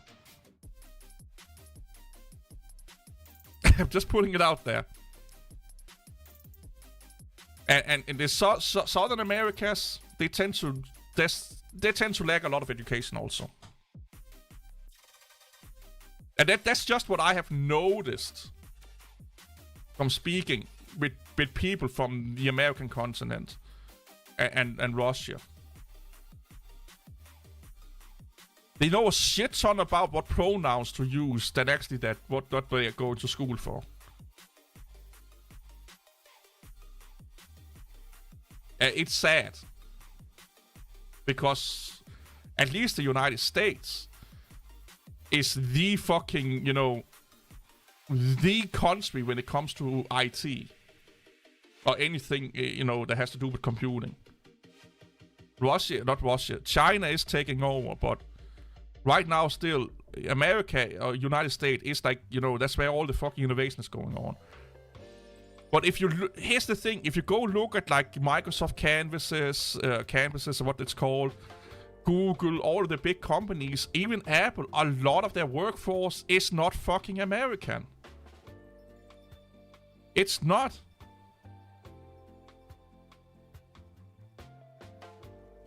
And it scares me a little bit, man. Like, it fucking scares me a little bit.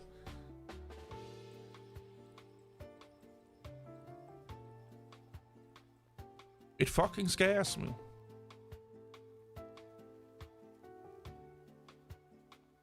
Should I reboot? Yeah, let's just reboot. I don't think I need to reset my whole OBS shit for that.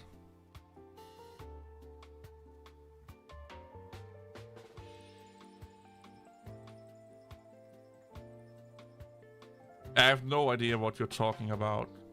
And also, don't call people names, Reese's.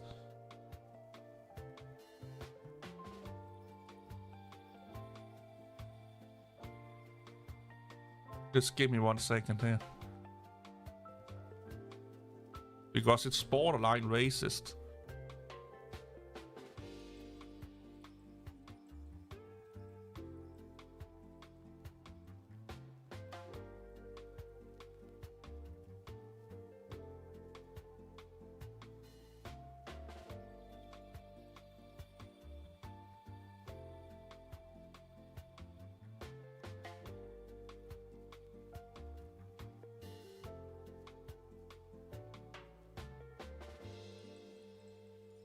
You don't have to share country, upbringing, or culture to be a good person. Or be a smart person. For instance, here's a fun fact. India, I think, is like... India is the biggest country on Earth with population. India. It's also the country with the most stupid people. Like, they're probably worse than fucking the United States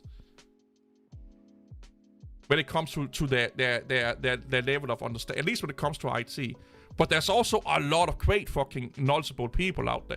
A lot of tutorials that I follow is from people done from India. But there's all, like, if you go into like the scam call centers and stuff like that, they are some of the most, like, they have a quote unquote tech job, they can barely turn on the computer.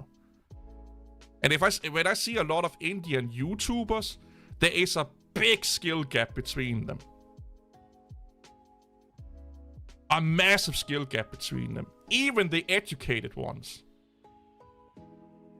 It seems to me the one that grasp what they're talking about the best have an education outside from India. And then they come back and work in India. It's a little bit the same with the States. The people that are smart in the States probably had some years abroad studying. That's just what I have observed. Looking at the YouTube channels and talking to people around those areas.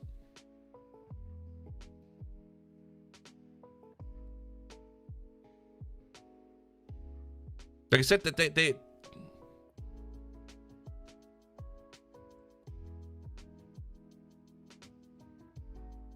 because the money, everything is about money.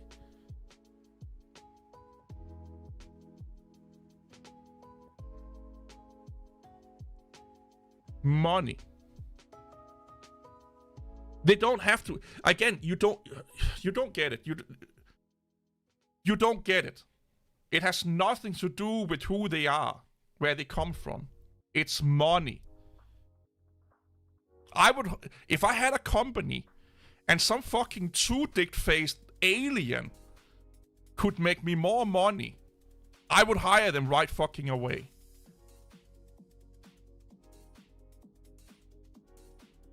I don't care if they were fucking rainbows and unicorns.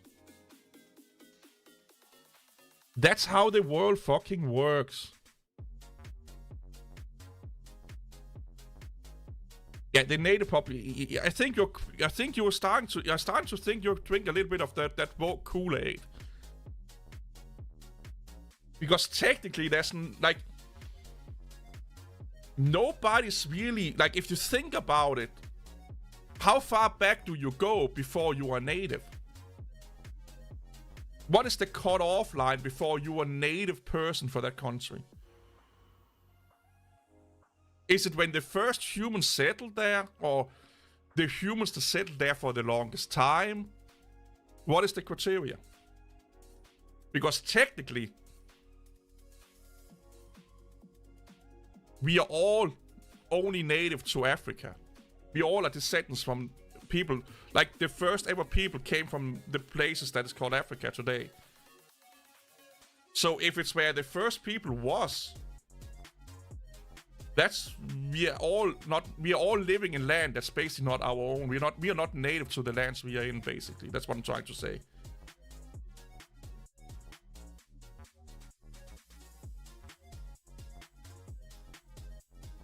Because we are all migrants to some degree. It's just when is the cutoff point? I'm not sounding woke. I'm just saying, what is the cutoff point? What makes you a native?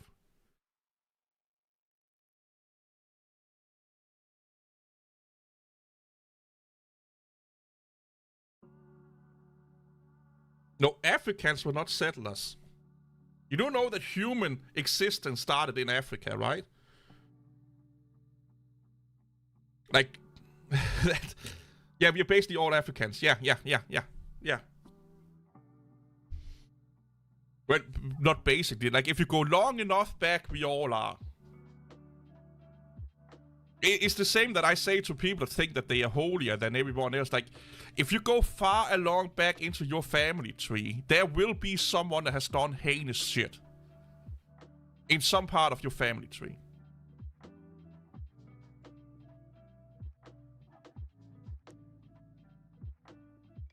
You're getting too crazy now.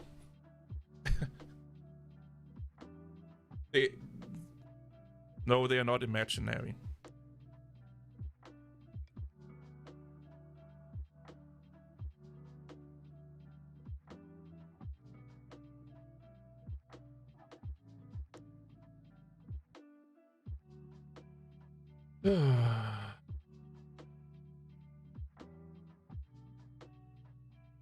Depends.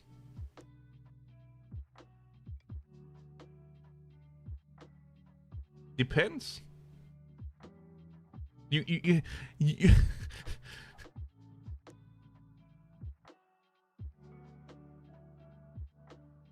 Again, depends.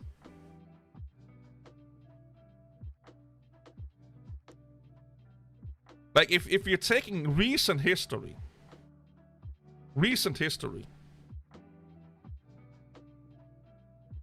I don't think America looks that great.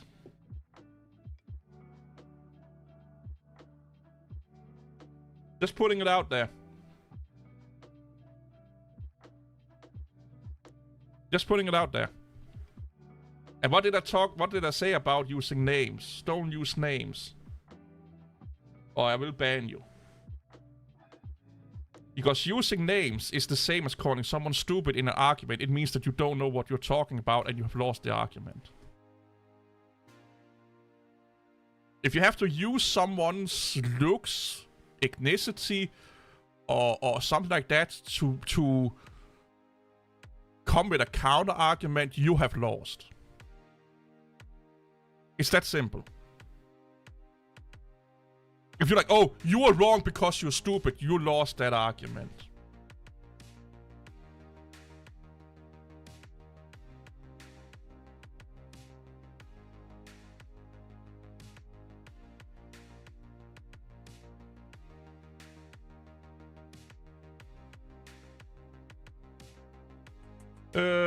We all been African, but later as we spread out, started to develop completely different from one another. Yeah, we did.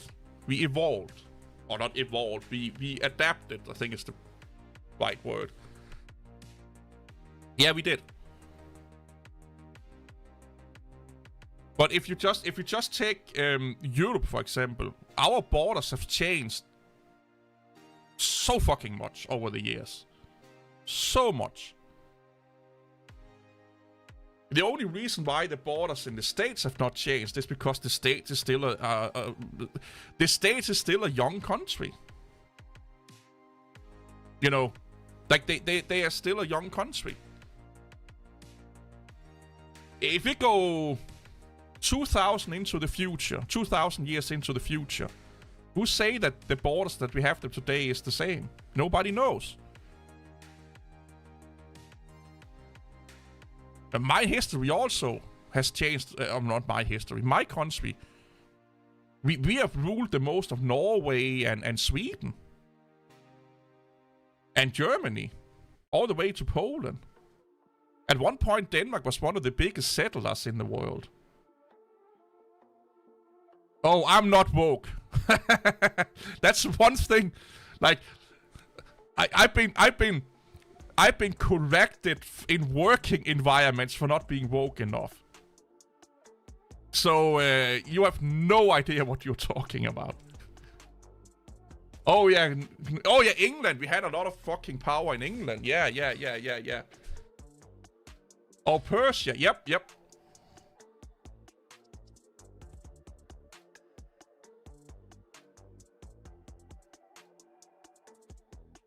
I'm not an edgelord either.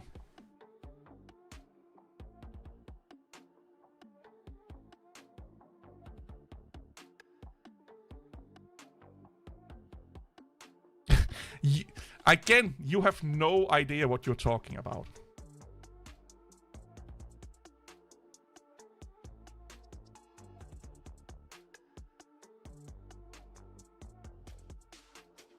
Yeah, but they've been kind of stable for quite a while.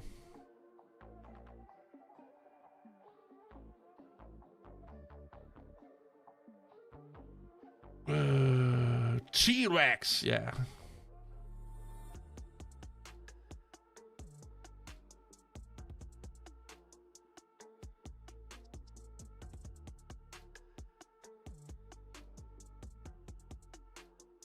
So again, stupid people use words if they don't have a good argument.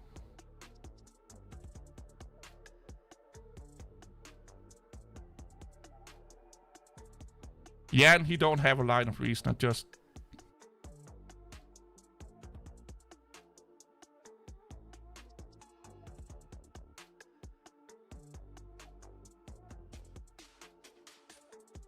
He's just spurking out now. That's called thought-provoking ideas.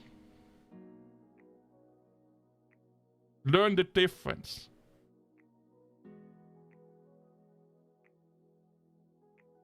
I made that statement to realize that we are all the fucking same. We are all humans. We should not care about where the fuck we live. Who we fuck.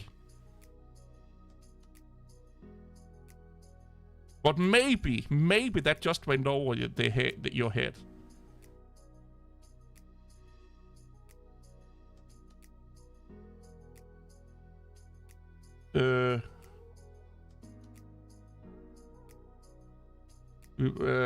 What are you saying? From my observation, the best practice, a practical thing we can do is try our best to be perceived as company men, while not actually being one.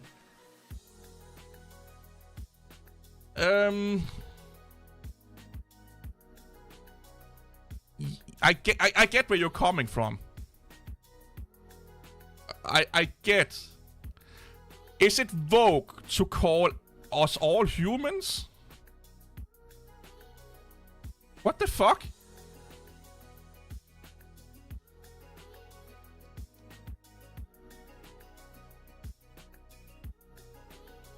Oh god.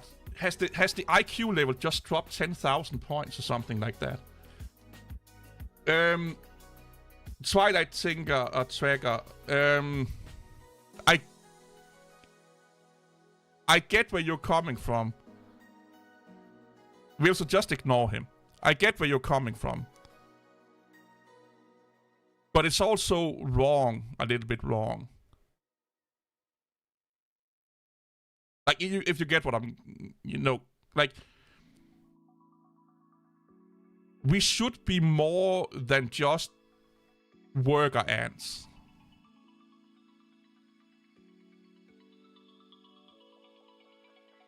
Yeah, let's be kind to all animals. We should be kind to animals. Like, and yes, we are all animals. Yeah.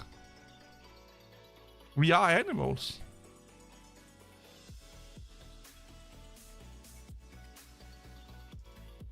Would you kick a dog?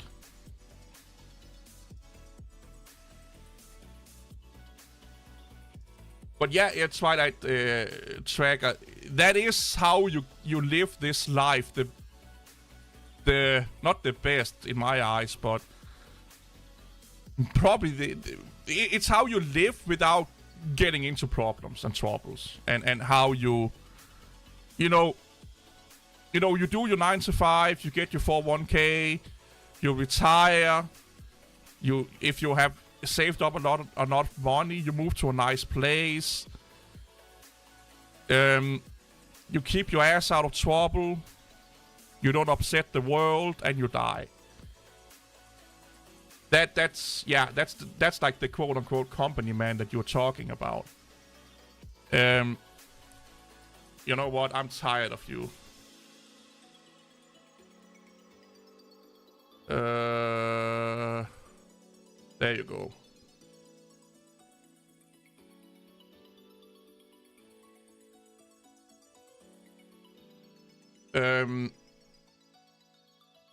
Yeah,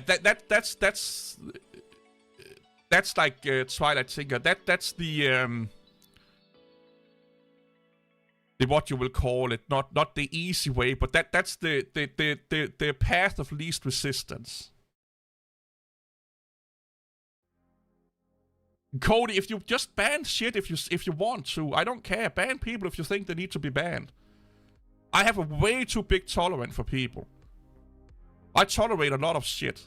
So if you think someone should be banned, that's why you're a moderator. You ban them. I trust your judgment.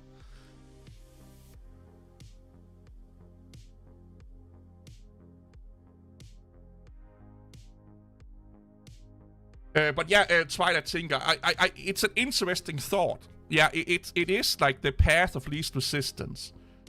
You get born, you learn a skill, you go to work, you rise in the work ranks and stuff like that. You get a house, you get your 2.5 kids. You go to a vacation 1 or 2 times a year. You save up for your retirement, you retire, you shut your mouth and you die. Not Twilight Singer, Twilight Tinker. No, Tracker. Trekker.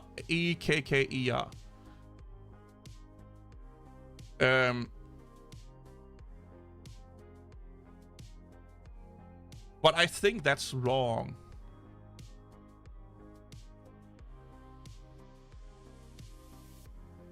You know, I for some level of me think that's wrong. We should be able to do more.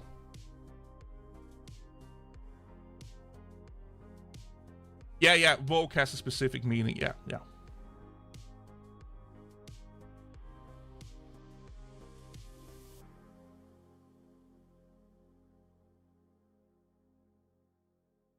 I've kicked a cow before. But it bit me in the ass. No, kicked me in the ass.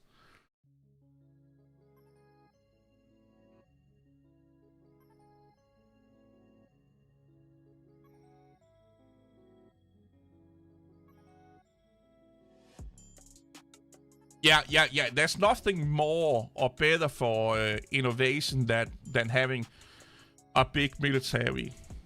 Totally agreeing with you. Oh yeah, Doom games are quite good. Yeah.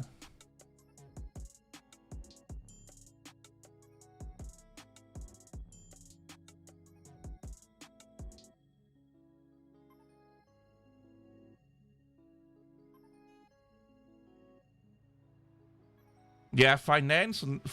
So in my opinion, that should be everyone's goal, to be financially independent. I have not managed to do that, but it should be everyone's goal. Because then you can be really free, if you get what I'm coming at. Like you're not I hate calling it a slave, but you're not depending on anyone else. Oh fucking hell, the Twilights. Oh, don't let me. Oh, I hate the Twilight movies. Well, I can't hate something I have. I've seen like part of one of them and it's still. Oh.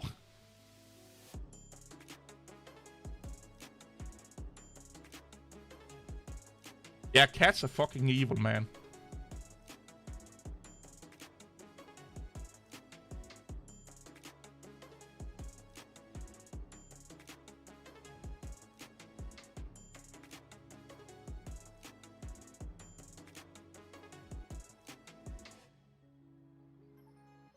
But when you get to a level where you get fuck you money, I think that's the sweet spot. Like, you don't need to be a billionaire or probably multimillionaire, but you know, like, you don't need all of the monies in the world.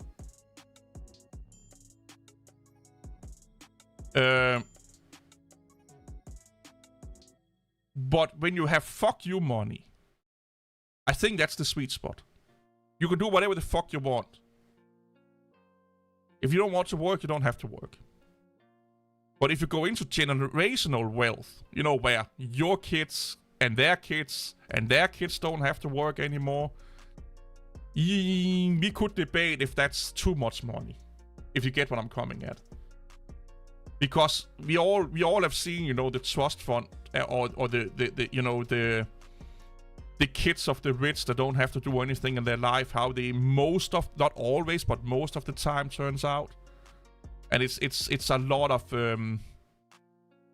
but it rarely turns out well, sadly enough. And it's not the fault of the children, it's the fault of the parents.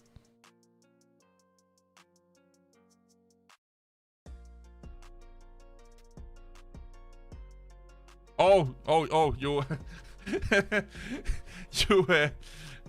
you messed up the. Yeah, bad parenting. Yeah. Oh, I should open up Chrome. That's why I did all of this. There it is.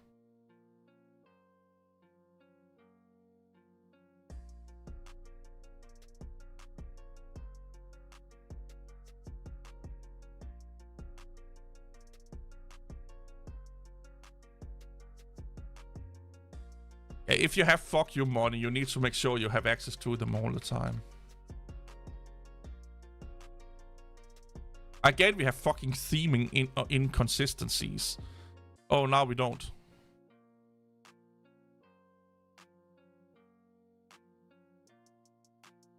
So now we have eradicated the crazy person. You want to hear a secret? So, if we are bored at work, I talk about the comments people make on my YouTube videos, and we laugh our fucking ass off. I'm not joking. A lot of the so-called, in quote, smart people in my comment section are used for entertainment at work. That's how bad it is. When I show sane people what people are saying in comment sections on YouTube, they are like debating if the fucking humanity has lost their marbles.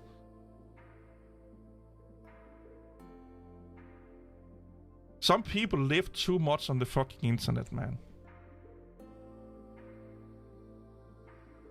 They just do. But it's so funny to make fun of them.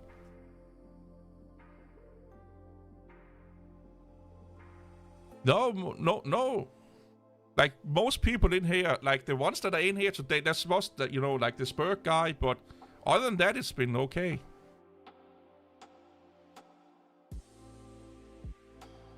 Like, also, you have to remember one thing. There is a difference between being stupid and just don't know, you know stuff. Because if you don't know stuff, that's fine, you can learn. Stupid people think they're actually smart.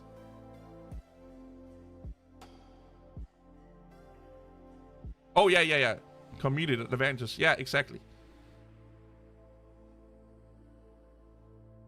You will never find a more stupid guy than the guy that thinks that he's the smartest person in the room.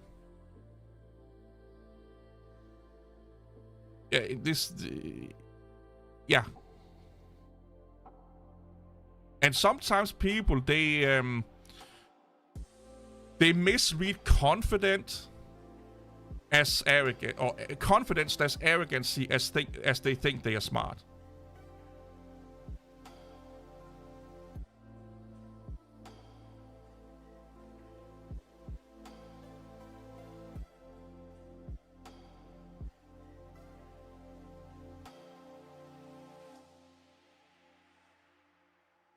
Some people are just immature.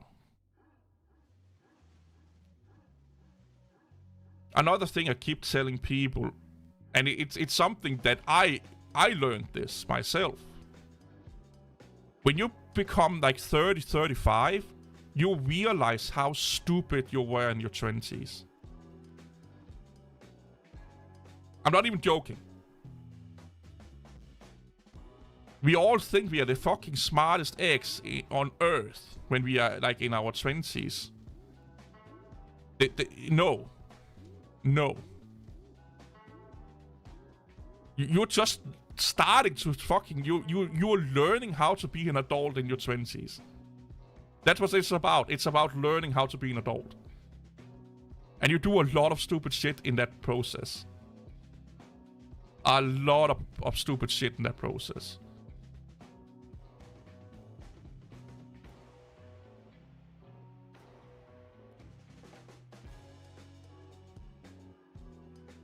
What auction are you camming out on? I'm thinking about getting a Lenovo ThinkPad. I have a Dell Longitude, but I kind of want a Lenovo.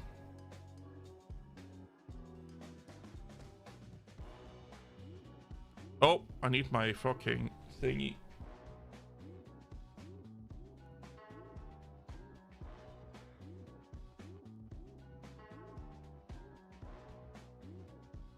Everyone is stupid 99% of the time. What is that?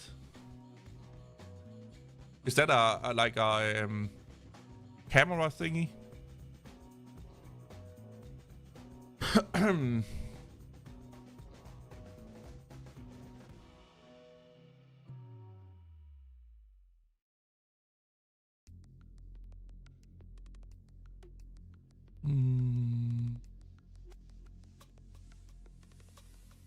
Oh, it's a Nintendo.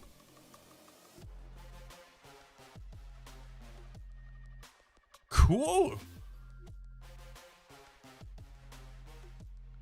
Nice. What are you what are they looking for price wise? What are you up to? Oh, this is nice. I never had like a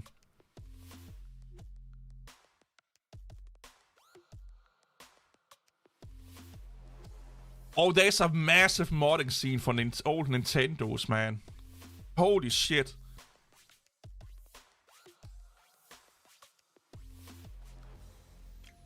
I can't remember, is the Swedish crown stronger or weaker than the Danish one? That's still quite a lot of money, though. What do they wanted it for in here? $200! Holy fuck! Okay, yeah.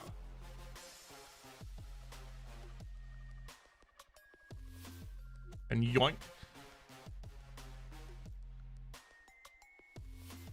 So I've only had one Nintendo system, like the original Game Boy. That's the only thing from Nintendo I had.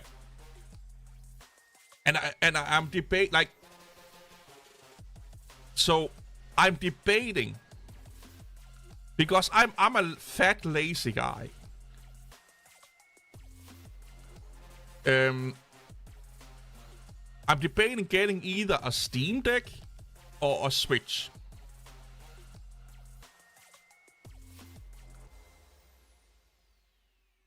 Yeah, it's almost as expensive as a Switch, yeah. So my thought pattern is this. A Switch is... a Steam Deck is more expensive than a Switch. But I can play a lot of the games I already own. But a Switch is cheaper than a Steam Deck, but I also have to buy games. So the initial investment is probably going to be about the same. You know, if I buy this Switch with some games, I might as well just buy a Steam Deck.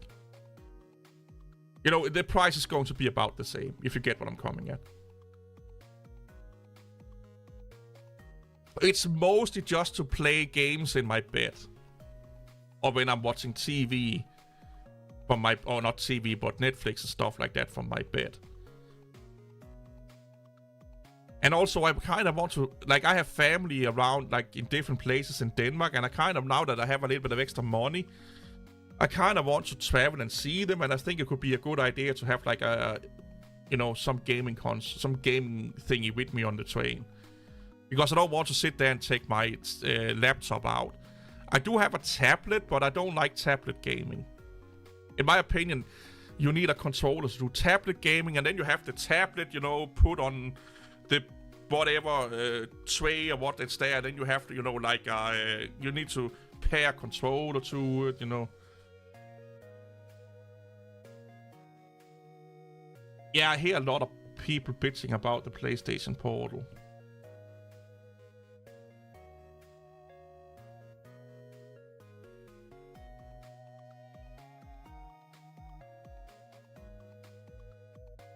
Yeah. That's what I see with a lot of Nintendo people. They like the people that like Nintendo are people that grew up on Nintendo games. I grew up on PC games. Maybe that's why I play a lot of PC games today. I don't know.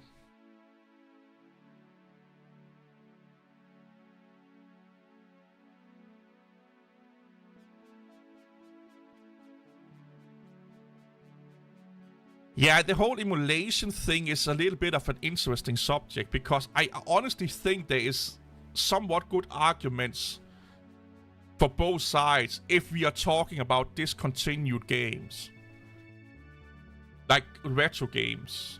I can see a point in that they are preserving them for posterities and stuff like that.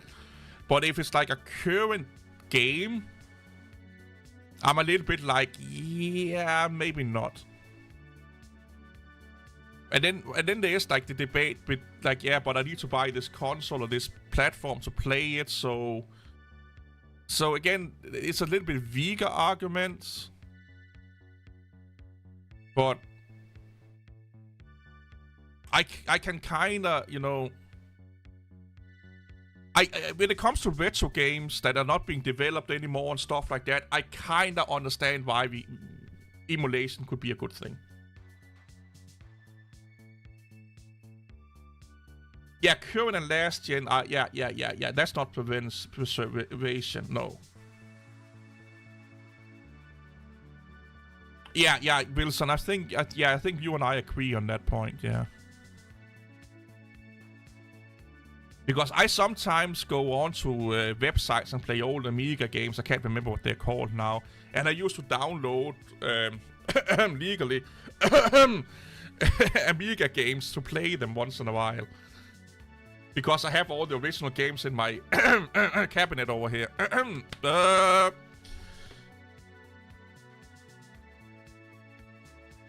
So the way I look at it is that if they are not being maintained, like if they are not playable or maintained anymore on current consoles, I think it's okay.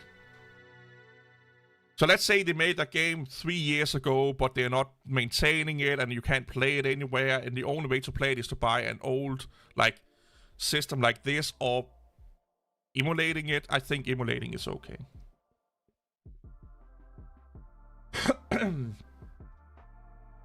Yeah, there should be some form of but it comes down to copyright thing, you know. Who owns the copyrights for it? It's a little bit the same issue with licenses. Well, copyrights it's a copyright license. Licenses is a funny thing. It's a funny thing.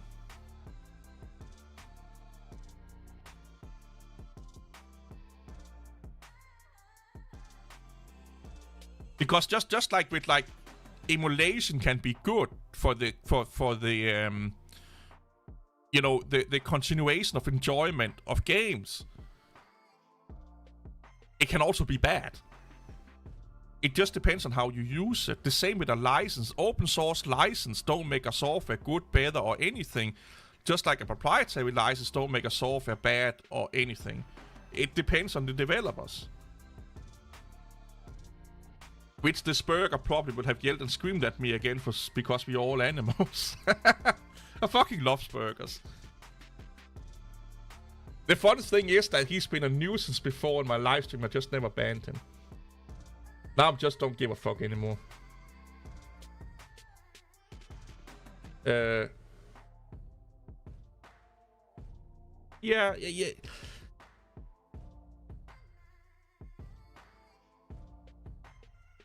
Oh yeah, CPUs have gotten so much better, dude. It really has.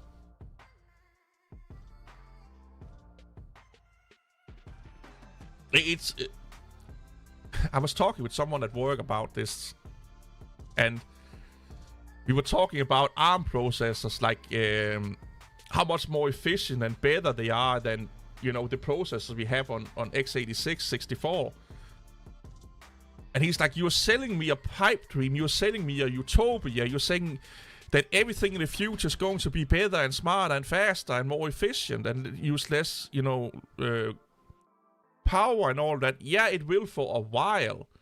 But then we are reaching the end of that technology's abilities, and then we are going to basically turbo boost it with power and all that fucking shit. And he didn't believe it. I'm like, look at how gaming was in the 90s. Like, if you had a graphic card from the 90s or early 2000, and you just take your entry-level RTX, like a 460 or 7600 graphic card, even with 8 gig of RAM, and you compare that with a graphic card from 2000, they will think you're fucking mental. You know, like, this is not even doable. What the fuck are you talking about? Are you lying to me? Like, if you showed me a graphic card today in 2000, I would tell you were full of shit. But we tend to forget that. We tend to forget how things evolve because we are part of it. No, we don't think about it. We don't think, oh, it just happens. And because we don't cognitive about it so much means that it's just natural. And then when we look back 10 years and we're like, holy shit, we used to think 1 gigabyte of RAM was like the fucking bee's knees. And do we even need more than 1 gigabyte of RAM? Like, remember the good old what is the 486 days? You know, how much, like, when we're talking kilobytes of RAM in those machines and 20 megahertz and stuff like that. It's like, oh, this is the fastest thing I ever had. It's fucking amazing. The porn potentials are amazing. And now we're sitting here with like multiple cores and gigahertz and fucking gigabytes and terabytes of RAM and storage. And I remember when I got my first 2 gigabyte hard drive. I'm not joking. I was like, what the fuck am I going to do with all of this space? So I started to fill it up with MP3 files. Because back then, most games was on CDs or floppy disks still. And you can have a lot of floppy disk games on a 2 gigabyte hard drive. Not talking terabytes, gigabytes. And a lot of games you couldn't rip the CD, but I hacked them. So like I spent a lot of time hacking CDs and circumvent DRMs back in those days for CDs. But the install of like if you got a game on a CD and you install it, it will only be like 500, 200, 300, 400 megabytes on your hard drive. And then it read a lot of the stuff off the CD sometimes.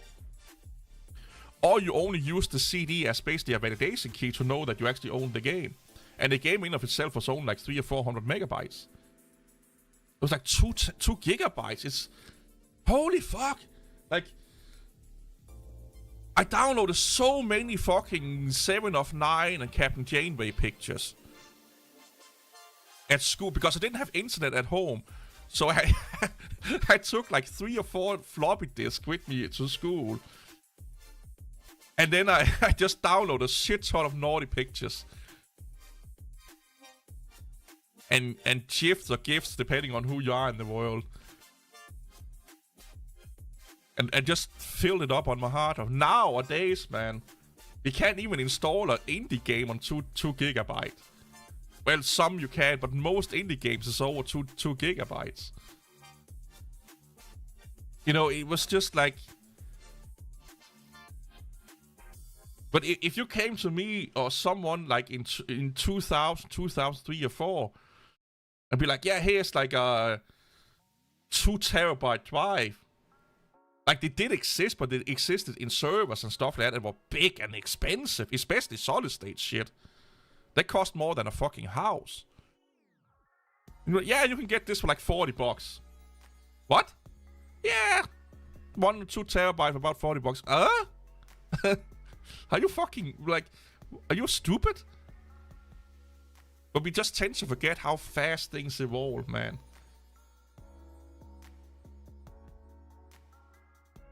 Oh, laptop is selling. Yeah.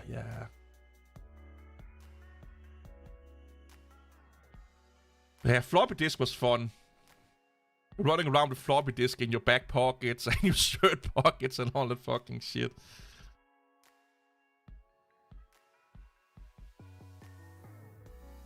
Oh, Wilson, they did a test online where they asked people what you know, they showed them a floppy disk, and like, is that... Oh, you 3D printed the save icon? No, this is actually a floppy disk. Oh yeah, indie games today would be like a fucking $1 billion AAA game from back then. Yeah. not only in size, but like quality also.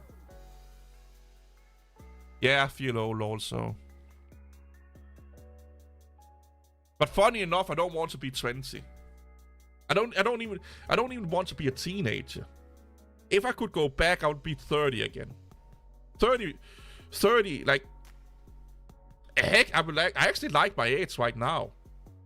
The only thing that's really irritating is that if you date a 25-year-old, you're a little bit of a creep.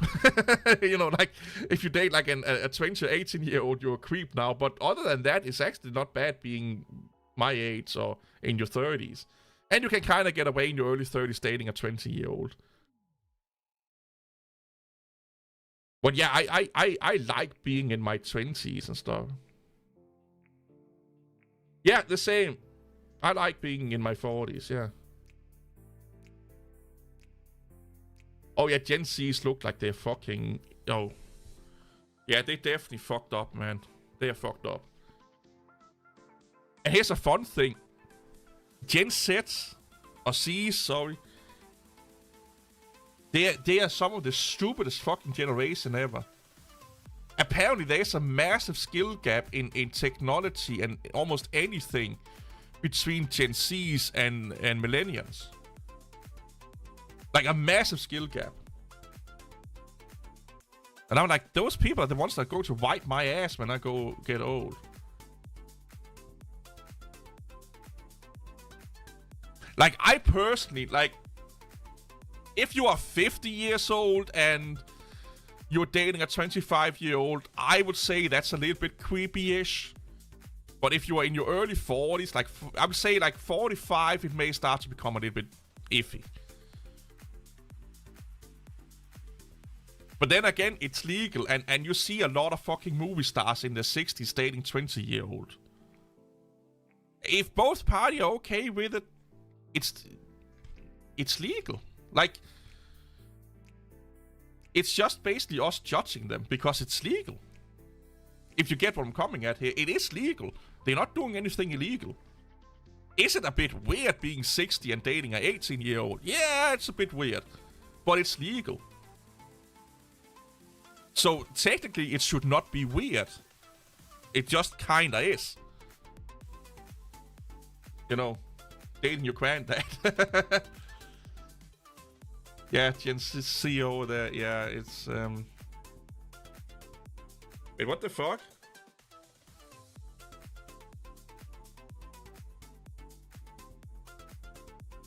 So apparently I yelled so much that my fucking Apple Watch gave me like a noise alarm.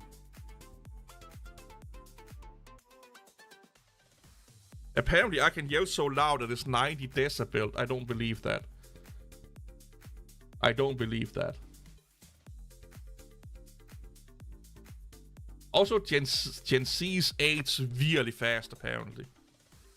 Like, there are fucking... A lot of them in their 20s are like Quay already. I have like 1 or 2 Quay hair on my body. But I also do think it's because, like... Gen Zs are not that active. They are not that active. I think that because being active and do hard shit actually helps to preserve your youth. You know? That's why working out is actually healthy for you. Like, it helps you look younger for longer. You don't have to be buff, but just being active. And Gen Z is kind of like more or less brought up on YouTube and social media and, you know, crazy good gaming consoles and stuff like that. You know, where I remember a time before social media. I was a kid before social media. I was a kid before the internet. And I was a teenager during the internet. But it was not that, you know, you couldn't do much on it.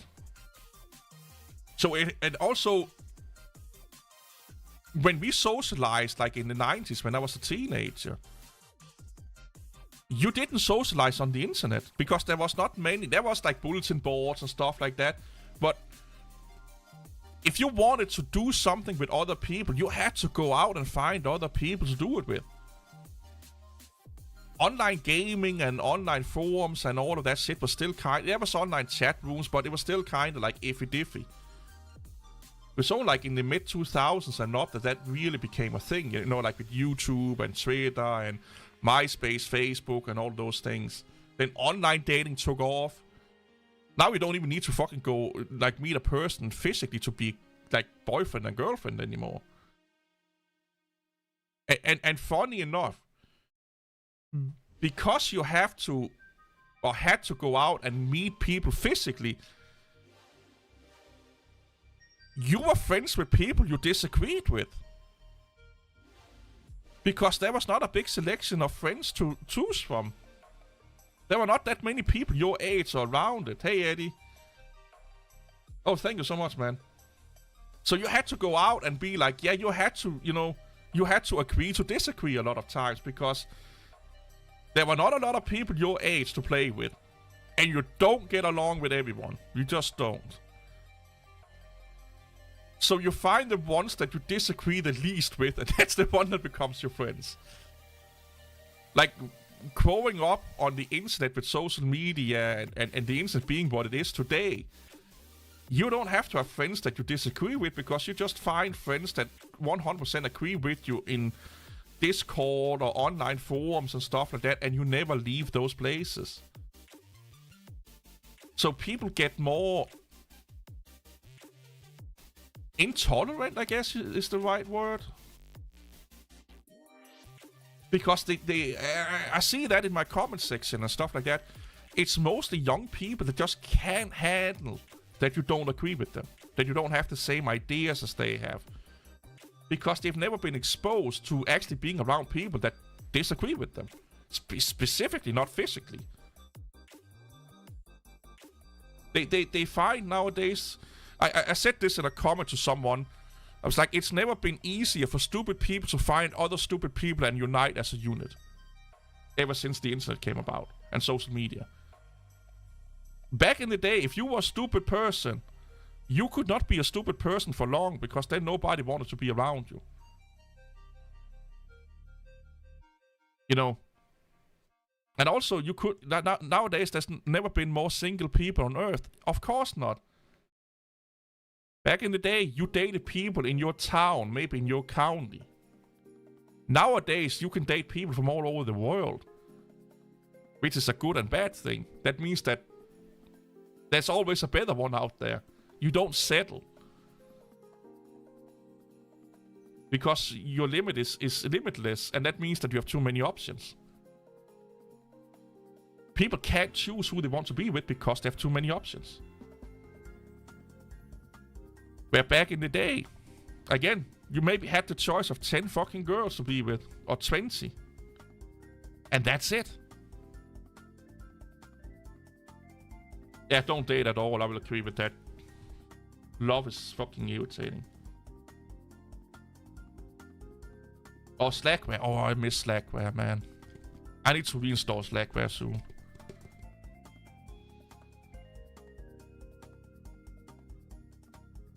Yeah. That's also something you learn a lot, like if you go into the army or something like that. Because again, the people you're with in the army, you don't agree with all of them, but you will do everything for them. You know? Sisters tends to be worried. And... yeah, I've stopped dating also. I don't want to deal with it. Like... this sounds weird, but there are really few women today that I like. Like, it's not because they're not pretty, it's the whole mentality of them. Because being a white heterosexual man is almost like you are Hitler himself nowadays, in the eyes of most people. And I just don't want to deal with all that bullshit. Why are you not holding the door? Oh, you're holding the door, you're a narcissistic asshole and blah blah blah and stuff like that. it's really hard to find a person to just treat other people, like especially a woman that has not been radicalized by social media, movies, the internet, and stuff like that. That think that all us men are fucking vicious animals that are going to do horrible things to you and stuff like that.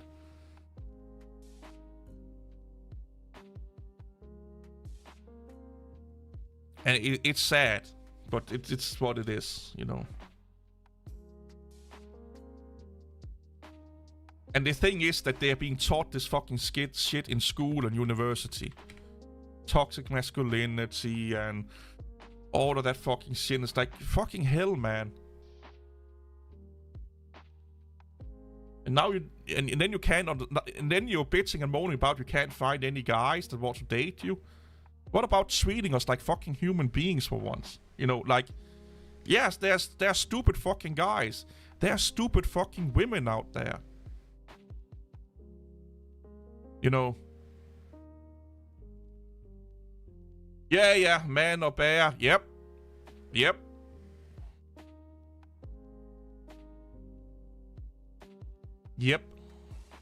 Oh, you're only 24. You probably will get over that phase. I hope you get over that phase.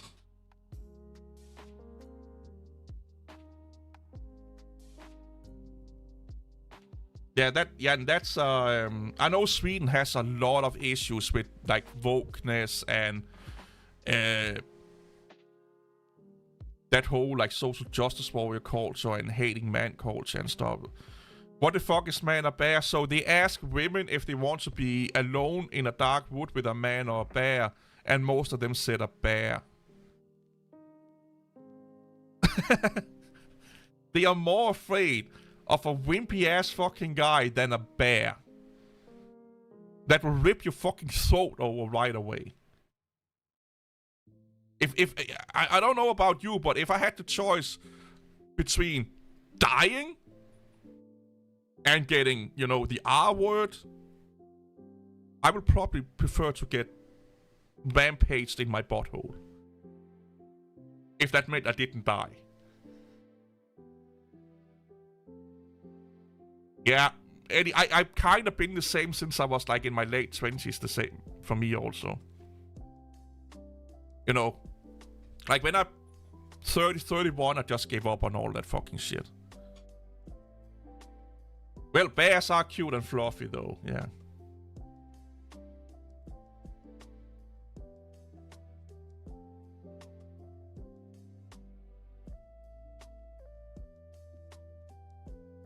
I've just heard that Sweden has had a lot of issues with it, especially in their educational system. That they are really into like, what's it called, social studies and critical race theory and all that fucking shit.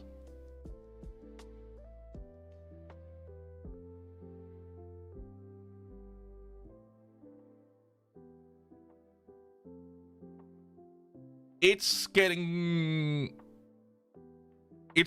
Denmark is getting infested also. You know, the whole Scandinavia is getting infested by the Americans' crazy school system where race war, or not race war, culture war is more important than actually educating people. Little bit what that Spurger we had in here, Reese's, he was doing culture war basically. And for a lot of Americans, that's more important, especially the educational system. They spend way too much time on culture war.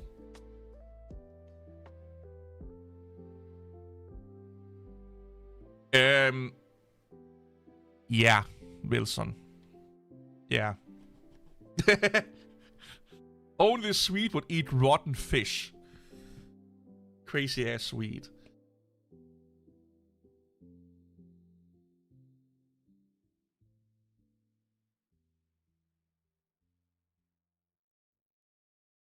But yeah, they are. I can say they are. I know I have family in Sweden, so. Swedish people are in general weird.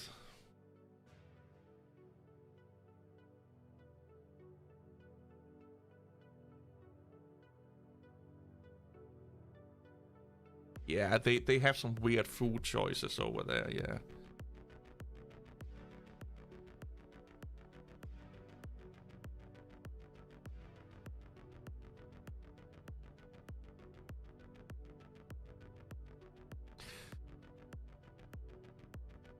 British food is not...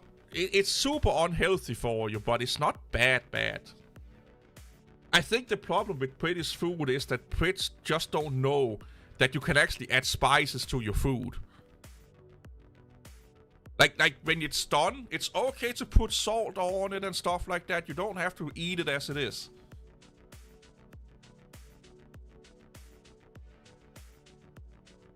Yeah, Eddie. Yeah. That's how it goes, man. I've been, for many years, my family pestered me. Oh, you need to find a girl so we can get, grandkids and all that fucking shit and great grandkids. And I'm like, no. I don't want kids. And I'm the only one in my family that can get kids, because my brother, because of diabetes, he can't, that shit don't work down there. Like, he can, he get an erection and all that shit, but his sperm count is 0, basically. Oh, German food is... Oh, I do like a lot of German food, to be honest. But it is like, yeah, it is special.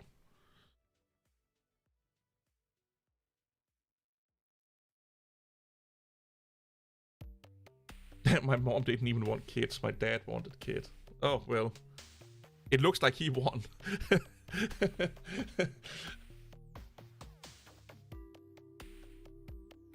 But yeah, Germany have some weird foods, man.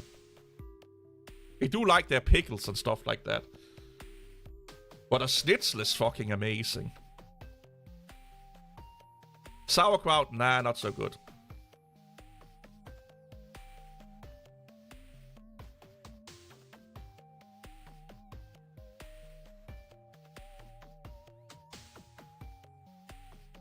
Oh, currywurst. Oh, I love that shit. That's actually good.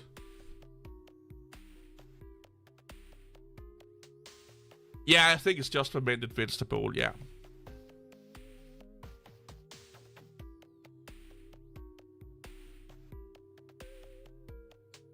Oh, Portuguese. That's interesting.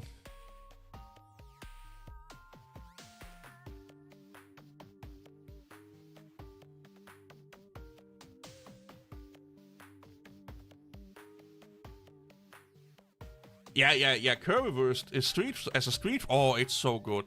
Like, if you were like coming home from a bender, pissed out of your fucking mind. Like, I live close to Germany, so sometimes we could get it here also. At a corner shop or something like that. Oh, it was so good. Oh, kebab. Oh, German kebab is the best. We had one shop here in my town that make real German kebab. Like Döner kebab. One. And they burned down. They fucking burned down. Fucking idiots. They burned down.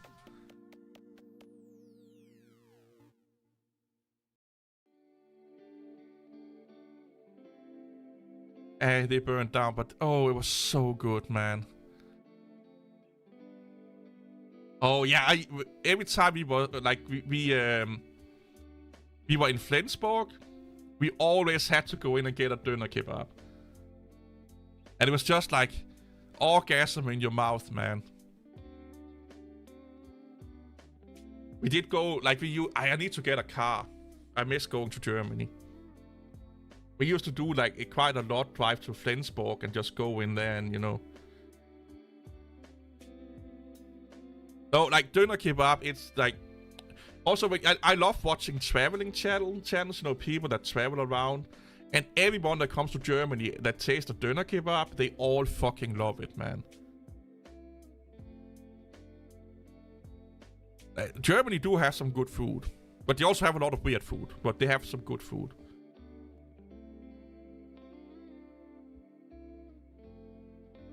Oh, really? That's interesting.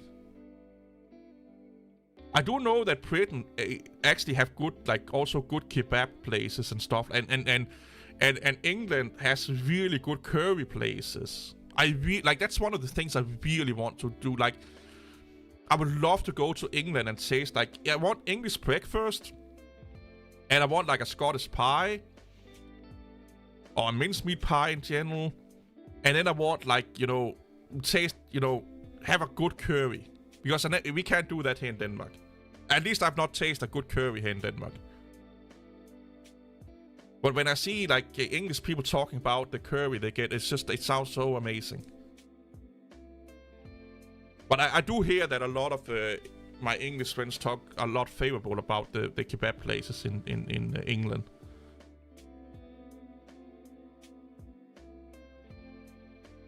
But yeah, you do see a lot of British or English people coming home with a curry though. But that's not British food, sadly enough, like. I love baked beans, man. I do like baked beans. I eat it quite a lot.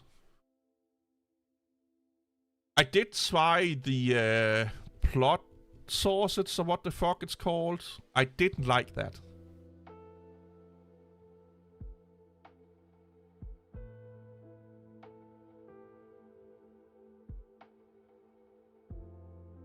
Holy shit, that's expensive for a kebab. Holy shit. Black pudding, that's the one, yeah. I don't know if that's the same as the one I got, because in Denmark we call it plot sausage. I don't know if it's the same. Yeah, that I didn't like.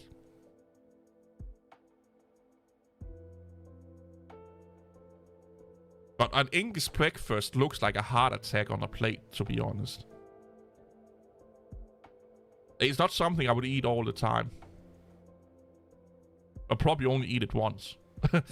Because I'm afraid of keeling over. But I need to try it one day.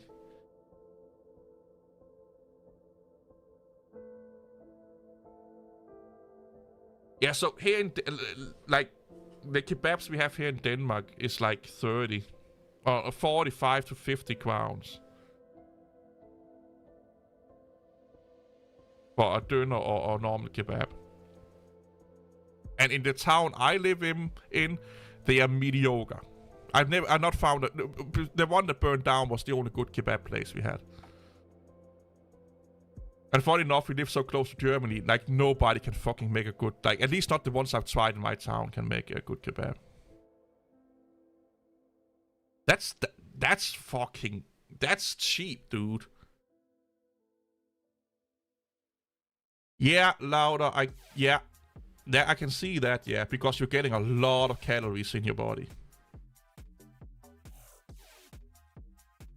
That's really expensive. So that would be...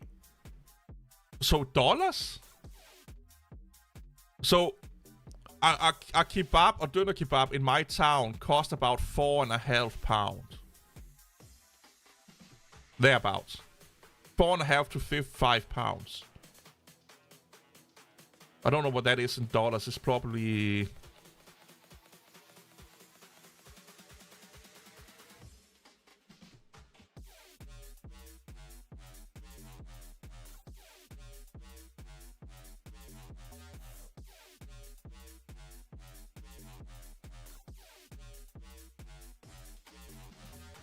Why can't I think now?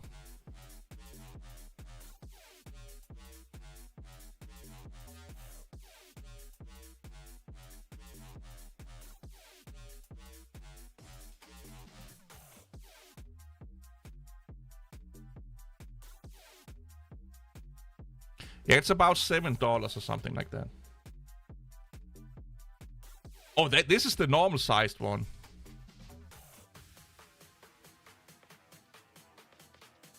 And without a cola.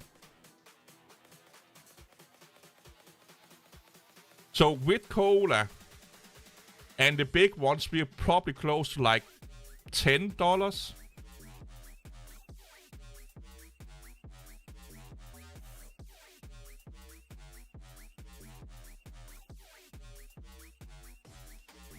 Oh, go snipe that shit. Get that thingy. Yeah, it would probably be like 10 to 15 $8 in Denmark for like a big kebab with a soda. But like $2 for a kebab and a soda? That's fucking cheap, man. Like, that's really cheap.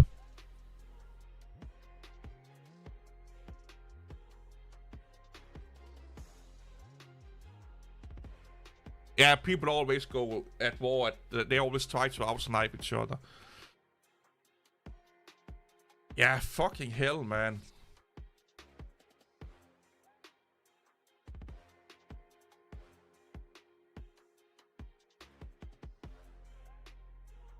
Yeah. If I could do remote working, I would move to a developing country. Because I could live like a king. So, yeah, I think it's about the same price as in Canada we are paying here then. Maybe a little bit tad more. Holy crap. What side are you buying it on?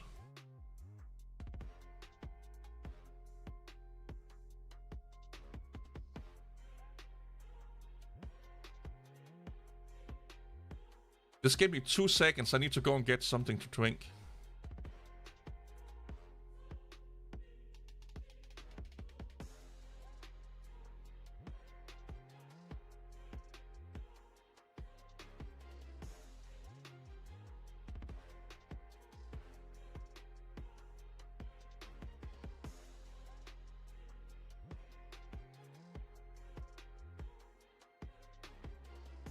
They had a lot of iced tea on sale at the store today, so I bought a shit ton of iced tea.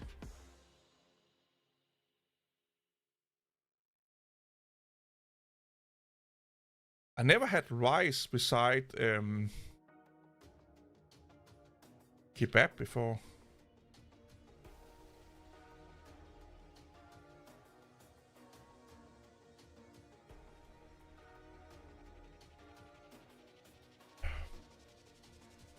I never heard about that site before.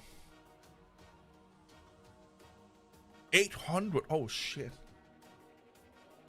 Yeah, that's... A burrito is kebab with rice. Oh yeah, now that you're saying it. That's actually true, yeah. Oh, I need to make... maybe I should make burritos tomorrow. Or have wraps. I don't know. Yeah, that starts to get expensive then. Then you might as well just buy it in here.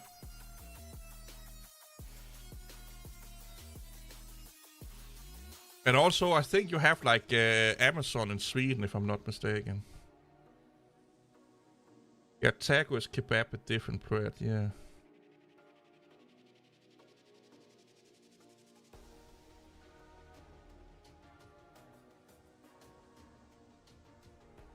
That's one thing I miss here in my town. We don't have any Mexican places at all. We have 2 sushi bars / Asian places. We have 1 Mongolian barbecue. And then it's just pizzerias and, you know, American and Danish food places. That's the only choice we have. So it's a lot of burgers, pizzas, steaks, and Asian food.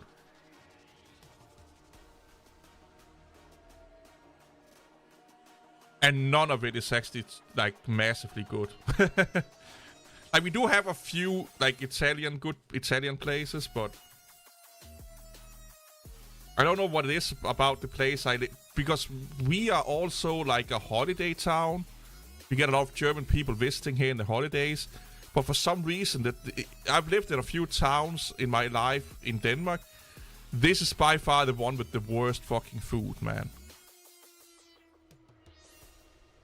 I rarely order anymore. I make it myself now.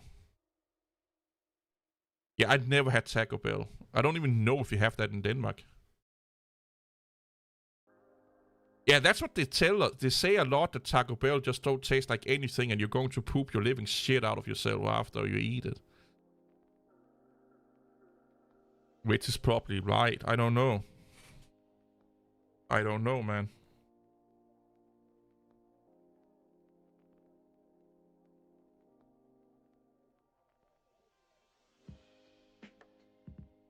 Yeah, I really don't know.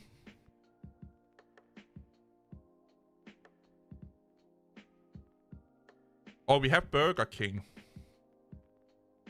That we have. Apparently my voice is loud. When, according to my Apple Watch. When I speak in a loud voice.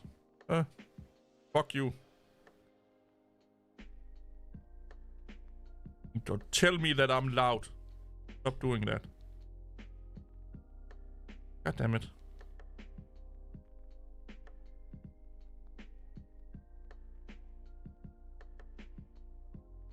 Ah, god damn it.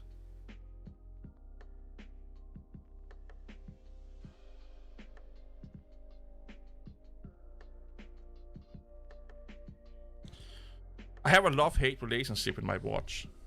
Yeah, Burger King. Yeah, we got it a few years ago.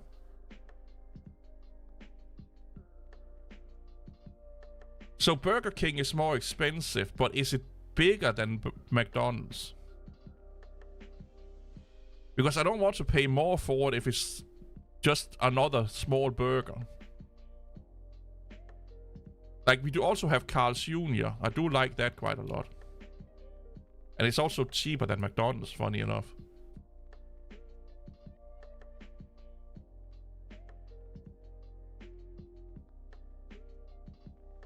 It is bigger. Okay, gotcha.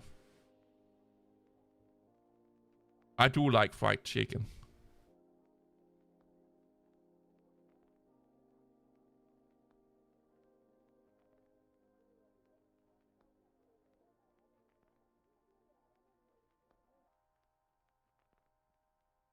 I never had Kentucky Fried Chicken. I think we have 1 or 2 in Denmark, though. Yeah, McDonald's has gone so bad. I am 100% sure that McDonald's burgers has shrunken over time. They used to be bigger. I feel like a Big Mac is like 2 bites and it's done. Or maybe I'm just a fatty, I don't know.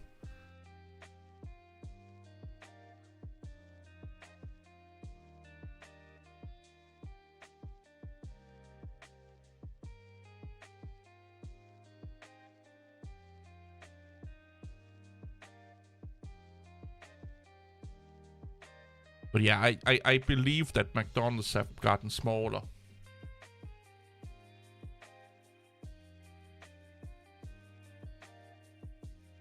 Yeah, I can't talk about Wendy's or Wendy's. I never had it.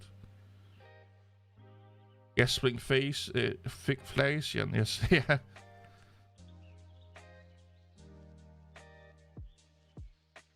Oh yeah, they never matched the picture, but they used to be bigger.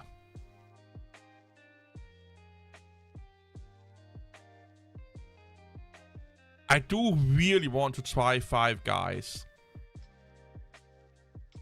So if there's a few things I really want to taste before I die. Five Guys and Texas barbecue, like a real Texas barbecue.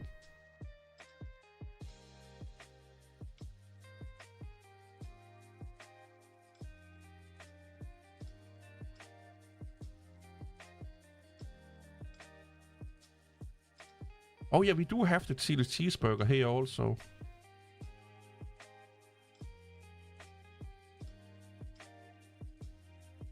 I do hear that Five Guys is overrated, but I still think it's something you have to try if you have the opportunity to do it.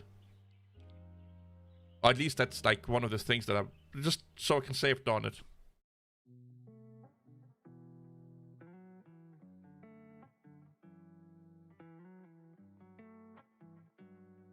What else? Is there any other food?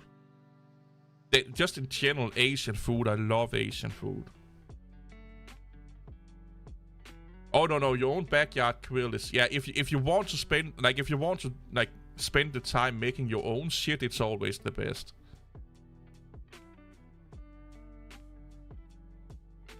And let's be, oh, you know what I'm going to do tomorrow? I'm making a fucking burger tomorrow. I'm writing that down on my shopping list for tomorrow. A good fatty burger.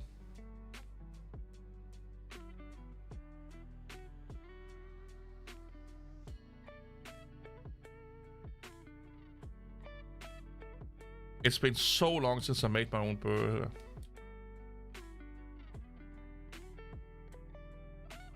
Well, anything from Asia. Like I watch, like I said, I watch a lot of traveling YouTubers, and it just looks amazing. As far as I understand it, Chinese food tends to be more hot. The ones that at least we have in my town is not hot. It's just normal, like it's not hot at all. So I don't think it's Chinese. It's probably Chinese inspired though, you know. But like when I see people eating like food from Asia, it just seems so good. Like a Korean barbecue. Oh god, man. Oh.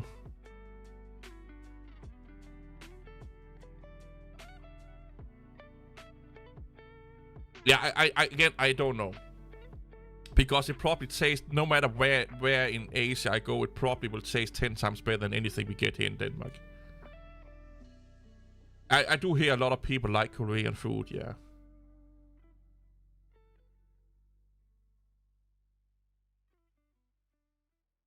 But what I like about Asian food in general is there's so much fish in them. I love me some fish, man. And it's so healthy for you. I just have fish today, by the way. Fish on bread.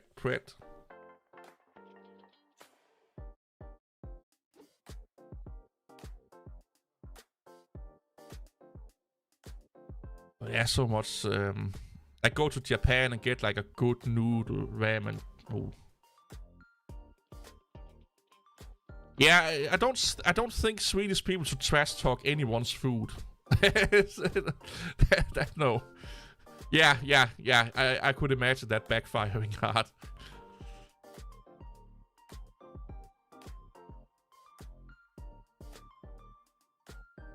And if I'm not mistaken, I think most Swedish food is actually just like other people's food that they like just tweaked a little bit.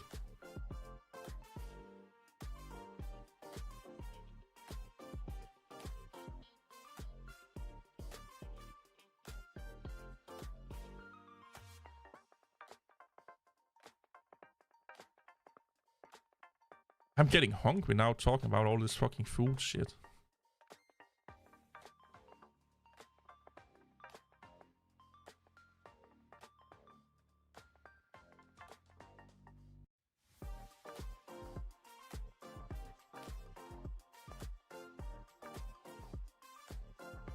Oh, the German Amazon store now has a way of converting into Danish crowns. Oh, so meatballs, just like Swedish meatballs, but we have our own version of that. A lot of meat, and then open face sandwiches, I think, is what we're most known for.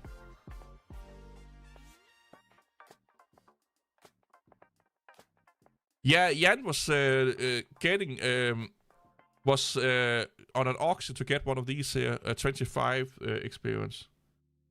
No, they are not like the horse meatballs. Our meatballs, we have two kinds. One is made of beef, and one is made of pig. And I think the pig ones are probably the fastest to the IKEA ones. And they are also smaller and more soft in it, soft. Or mushy, or what you will call it. The beef ones are big. It's almost like the beef ones is a little bit like a burger patty, basically, just thicker. And we get them with like onions and sauce and potatoes. So it's basically just like a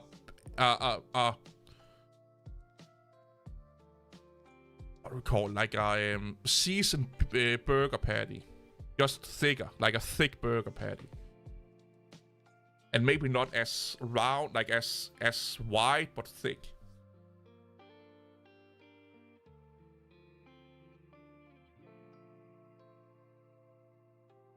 Yeah, we don't use a lot of flour on our meatballs. Almost none, if at all. It's mostly just meat. And then it's a lot of like, just different kind of dishes around. We eat a lot of meat in Denmark. So it's a lot of meat dishes. Both from cow and pig.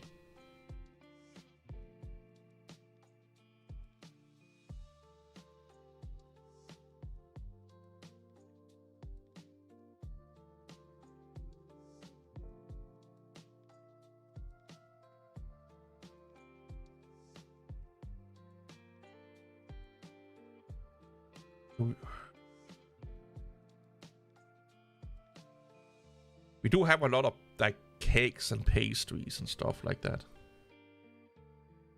But that's not like that's like, well, it's cake and pastries. It's not like food. I don't think we have any street food now I'm thinking about it. Like, I don't think Denmark has like a Danish food that you will get on the street. Like, something you eat and like.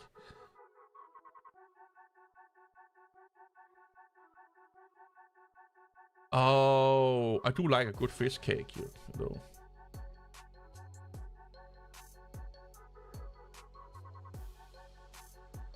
Oh, meat broth. Yeah, so the ones that are like burger patties, you will get them with onion sauce and potatoes.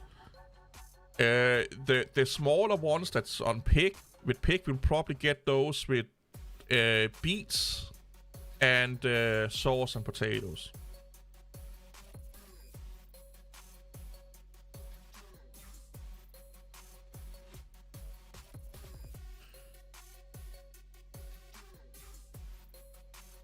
But I honestly think that the hamburger patty ones is basically just people one day didn't want to make a hamburger, and then he just took the patty out and put like so one thing we do in Denmark is we eat a lot of potatoes.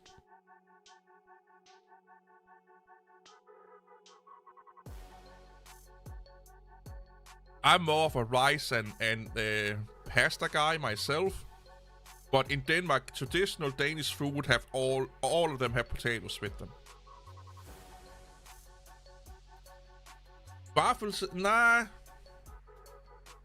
They're actually not that popular, no. We do have them, but we will mostly get them with like, you get either with like jam on them or ice cream on them.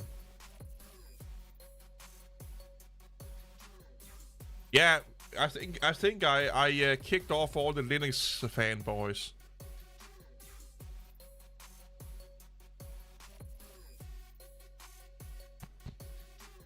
I just like pissing Linux people off and FOSS people off. Because they get so sensitive. They get so sensitive. And nobody gives a fuck about what operating system you're running. The only people that give a fuck about your operating system are other people running the same operating system.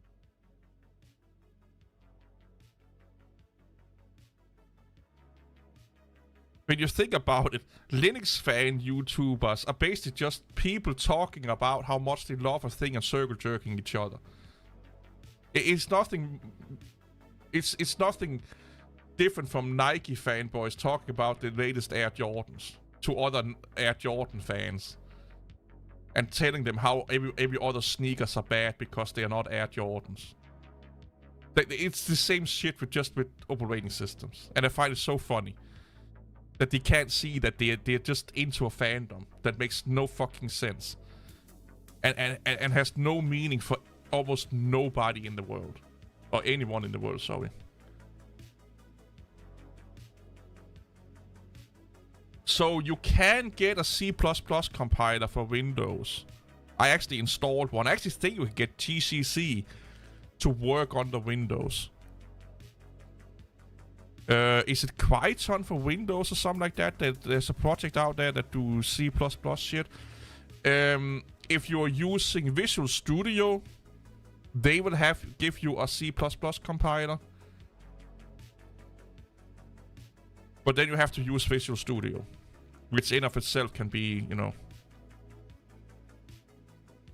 Yeah, Windows subsystem for Linux is great. CLAN is the one I'm thinking about, yeah.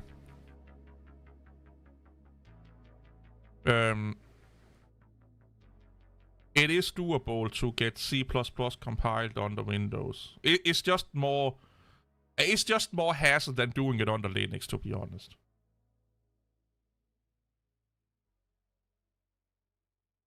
Oh, if you're running Mac, yeah, that makes sense. Yeah, they stopped supporting Windows Visual Studio Code for Mac now. And Visual Studio you can't get for Mac at all. Which is a little bit of a shit, if you ask me. Because Visual Studio Code is actually really good. So I found something really interesting out. I downloaded the source code for Firefox. So if you look into if you download the whole source code of Firefox, their whole project structure is set up to work with Visual Studio and Visual Studio Code. Their project structure is like made and built around that you're using Visual Studio and Visual Studio Code. Specifically Visual Studio.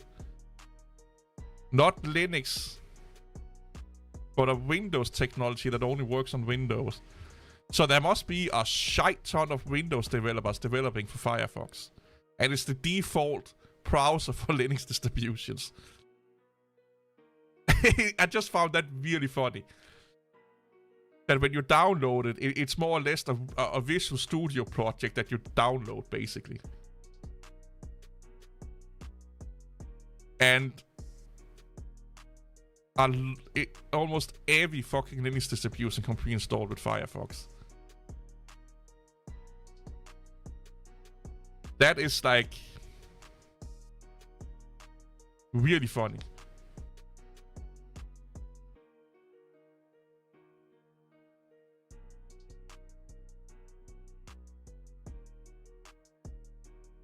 Yeah, Go and Rust. I didn't know that. Oh wait, OpenSUSE went politically correct? I haven't heard that. Tell me more.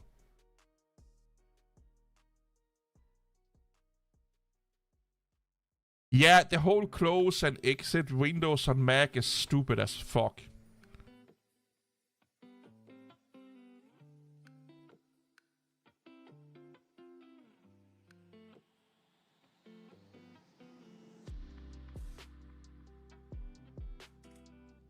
Yeah, I never heard anything about OpenSUSE going political either.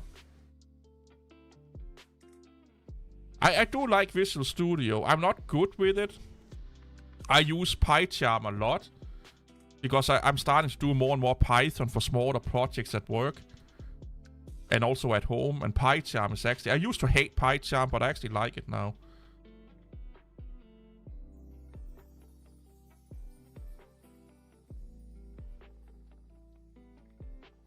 So right now we do things mostly in C# and Python at work, and I do like my Python. Yeah, Mozilla wanted to censor the internet, so you only heard the Democratic Party's viewpoints at one point.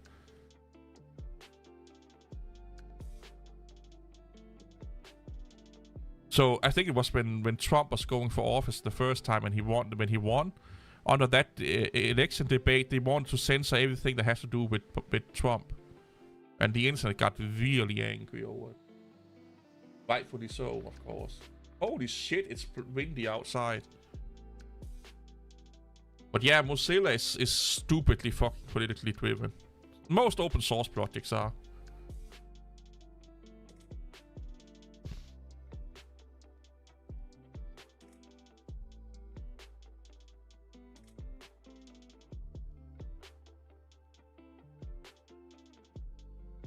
I never looked into Rider. Maybe I should look into that. Yeah, it's rained on and off here also, yeah.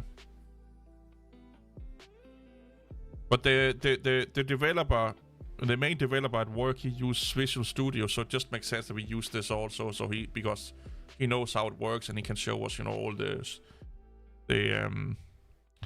secrets of the universe.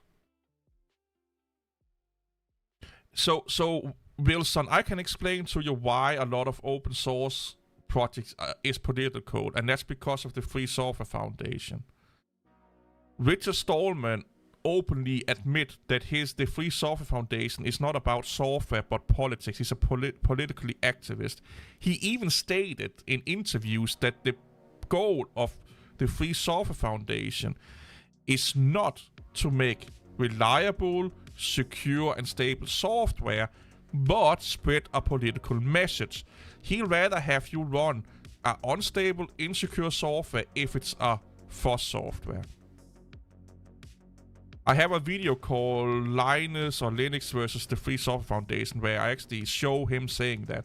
It's basically just a short video where you see Linus's viewpoint and Richard Stallman's viewpoint on a lot of these things. And Richard Stallman he's a political activist that think he can change the political landscape of the world with software, which makes no sense. Like, I've never heard a parliament member in any country talking about software licenses. And use that as an example on how the taxation system should be in a country. I never heard someone using a license to change, mental health crisis issues in a country. But yeah, it's because the Free Software Foundation is a political movement. And because a lot of Linux people are a little bit batshit crazy people that buy into that shit, that's why it's political. I will try out Rider. I think I will look into that at work. Because not next week, but the week after that, I'm all alone at work for a week. So I may look into it there just for fun. Is that the same foundation that banned Hyperland developers? It could be, I don't know. OpenSUSE is great, dude.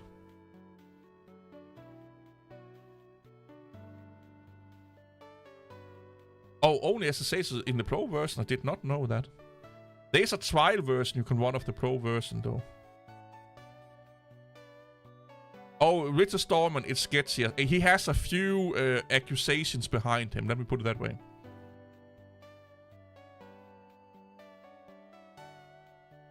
So most Linux users are not only nerds, they are also conspiracy theorists, a lot of them. And they are anti-government and big business. And those are the people Richard Stallman really talks well to. Because he's also anti-government and anti-capitalism and anti-big business. Funny enough that Linux could not exist without the money from big business. And they are yelling and screaming of joy every time a government agency starts to use Linux. Yeah, a lot of them are true, yeah. But we are talking about the crazy conspiracy theories. We're not talking about the ones that have like a healthy skepticism. We're talking about the Alex Jones kind of types. Even though Alex Jones has been right more than wrong, to be honest. But he's a little bit off the rails sometimes.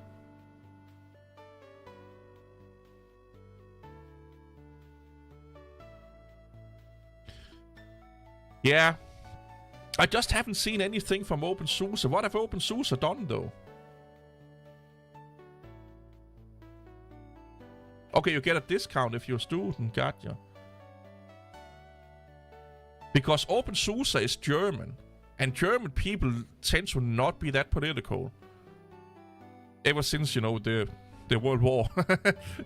they are really afraid of going too political. So I'm a little bit like, what have you heard? Please explain, please.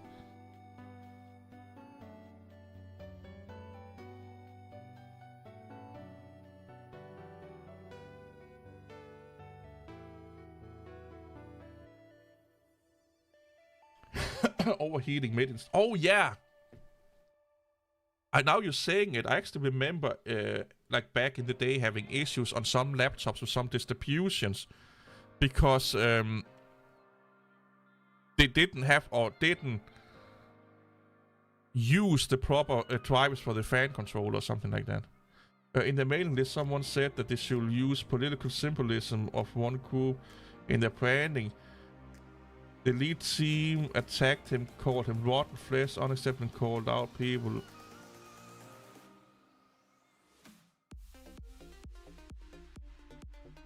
Wait. So, he banned someone because they wanted OpenSUSE to put a group branding on their mascot or something, or in their marketing. There would be like the pride symbol or something like that.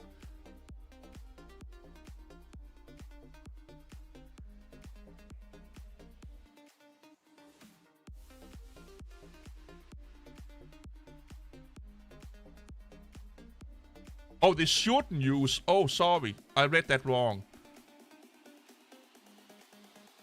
Oh, gotcha. Yeah, because they do... In the welcome screen, they do have like the pride kind of flag or something. Yeah, I read that wrong. Sorry, I read that wrong. Yeah, that's not good. That's definitely not good. I do know that Germany do have a lot of internal like the politicians themselves, but the people in Germany tends to not be too political. It's the government, of course, yeah. Hey, TP.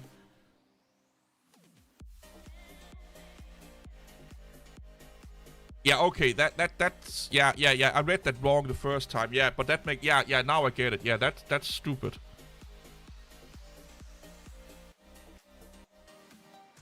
So I'm stop using OpenSUSE then. Luckily enough, I have Ubuntu installed.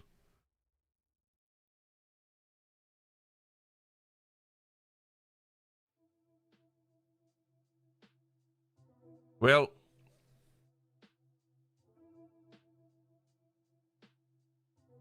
it's sad that a symbol that used to be a symbol for peace is, you know, being used or now have that relations with a dictator.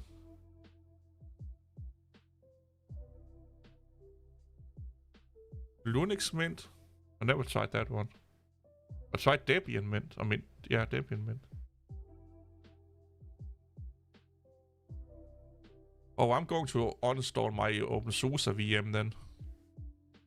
I do like Ubuntu though. Ubuntu's just there. It just fucking works 99% of the time. There's a lot of stupid inconsistency with theming and all that for other like I can bitch about how bad like Ubuntu is from a design standpoint and as an end user experience. But for developers and stuff like that, it's amazing. Like Linux is amazing for developers. But people tend to forget that my videos is mostly not about developers, it's about everyone. It's not just about developers or just about nerds. Because Linux is great for nerds and developers. It's all the rest of the people it's not great for. And they tend to forget that. Like the video where, like bad Linux arguments, people thought I was making a Windows versus Linux video. I didn't even mention Windows 1, or I probably have mentioned it, but it was not about that. It was just about the bad arguments the Linux community come up with, and then I gave a few good arguments they have. Linux people are weird, man.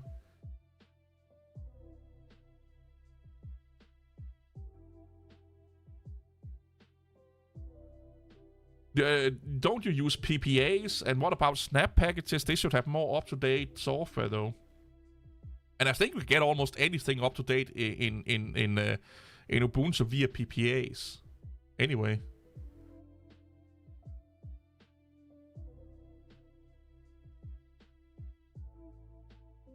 I do know that you can install Python 3.12 on Ubuntu if it's not pre-installed.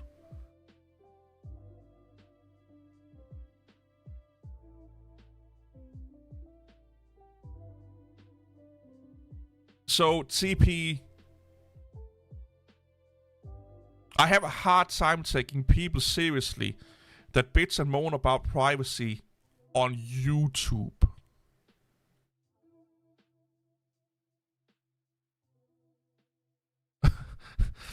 Like, bitching and moaning about privacy on one of the worst, or on a site that's owned by the worst company on earth that has to do with privacy. So I have a hard time taking those people seriously. I normally just ignore them nowadays. It would be like me bitching and moaning about someone stealing while I was stealing something myself.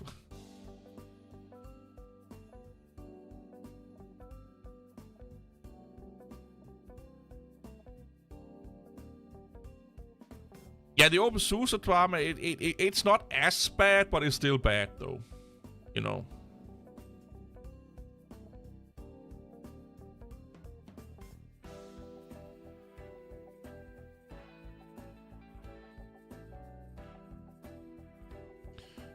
I do know that via snap packages or PPAs you can get the latest Python on Ubuntu, because Ubuntu is doing a lot of Python development. Oh, well, a lot of Python developers use Ubuntu is what I'm trying to say.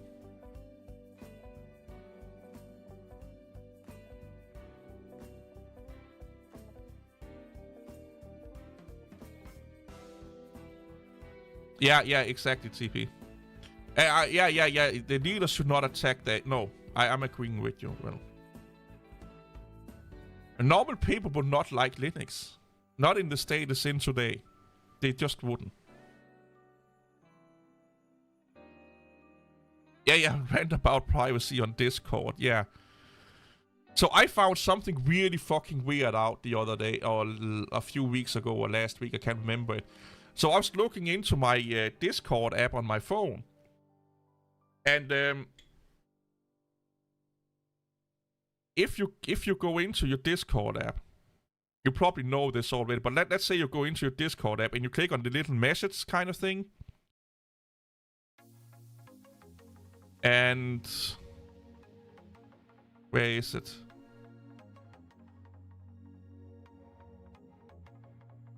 You click the little, search icon. So the search bar comes, there is a tab, they have a tab called Recent People and Media. If you click on the media, you can see every picture that has ever been sent by you or to you ever since you had your Discord account. And you can't delete them. So if you send dick pic to someone or boob pic to someone, it's in there. It's in there. It's so fucking weird. And you can go back to the conversation that you had with those people by clicking the picture.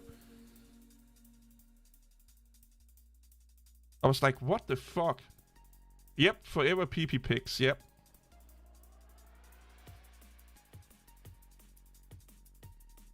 And I looked through all of them, and there are some of them like, what the fuck?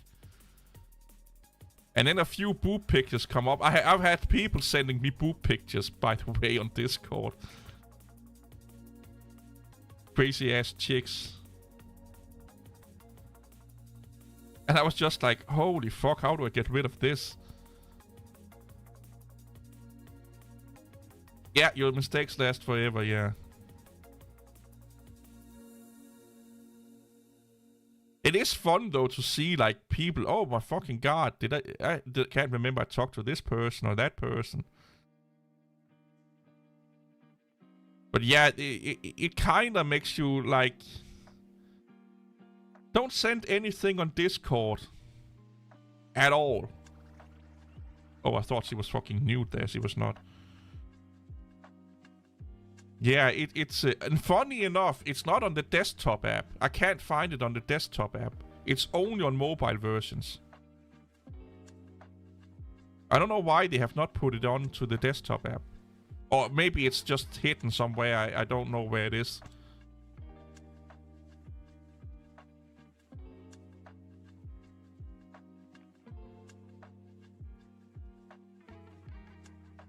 Yeah, I've heard something about some people of that area got hacked by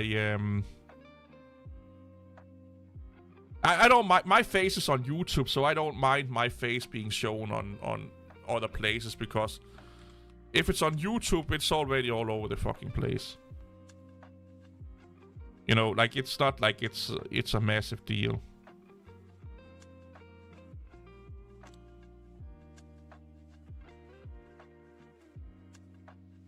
But like I said, I've had a few girls send me funny pictures on here, and they may regret that now.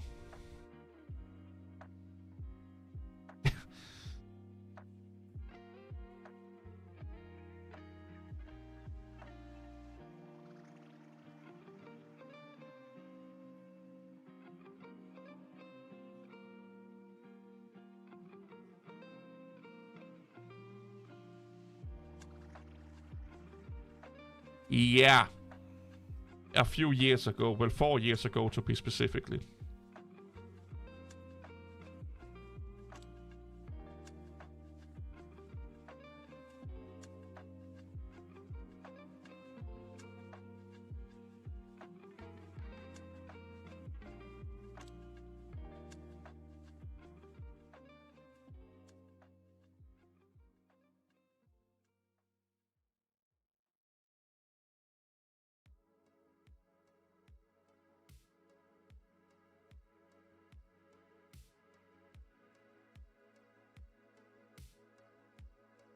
People do weird shit.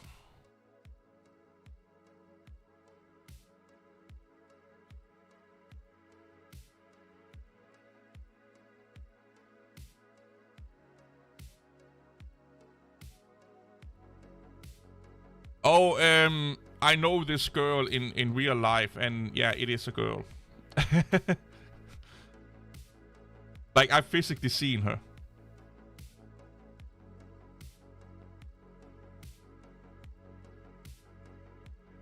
It was not some random person from the internet.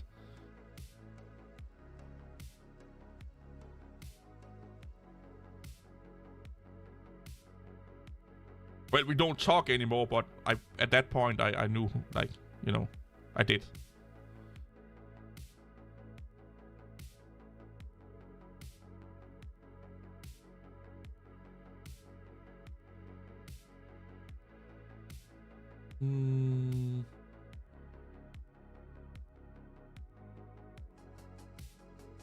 Yeah, politics in general is just fucking stupid, man. It really is.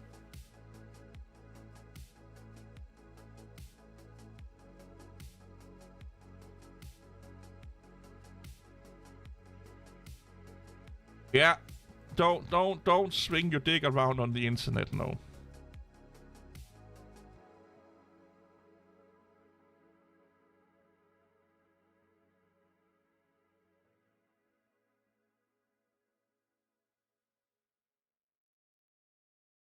And witness some of the moderators and users argue about what kind of...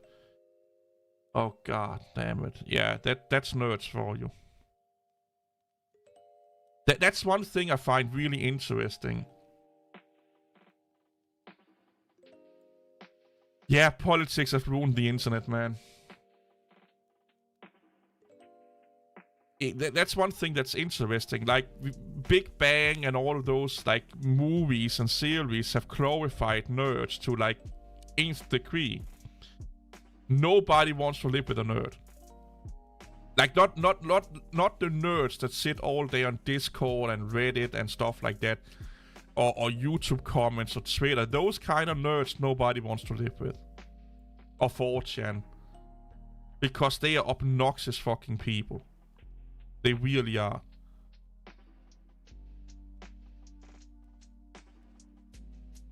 But everyone wants... It's the same with the gym pros. So, like, my girlfriend's like, I really want, like, a guy that's really buffed and stuff. And I said, no, you won't. Because he works 8 hours a day, then he goes to the gym for 2 hours, he goes home and tired as fuck. And then maybe he has enough energy to fuck you at like 10 o'clock. So basically you have no time with him. And every fucking girl I know that is with a gym pro break up with him because he's spending too little time with her. gym pros should be with other gym or gym girls or gym. But what are the girl version of a gym pro? That's what other like a gym pro most of the time is not fitting well with a non-working out girl. A nerd barely fits well, or a gamer barely fits well with a non-gamer or nerd. Because they will spend too much time. They will be in the same apartment, but they will not spend any time with each other. He will be nerding out or gaming out, and she will be doing her shit. So if you are a nerd or gamer, like hardcore nerd or gamer, you need to find a hardcore nerd or gamer to be with.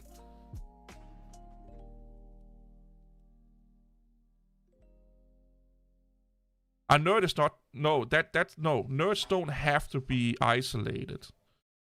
They just need to fucking learn how to socialize with other people.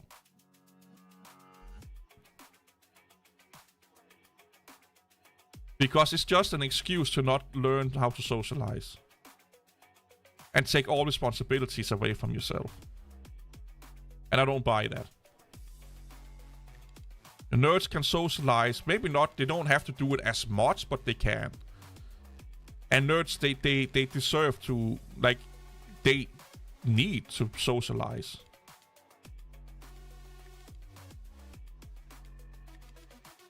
No human is built, unless you're like autistic or something like that.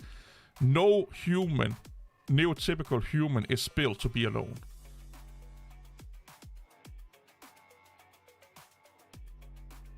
You know? And that's why we have the biggest loneliness epidemic in the world, is because of the glorification of nerds and stuff like that. That's because nerds don't know how to act when they're not nerding out.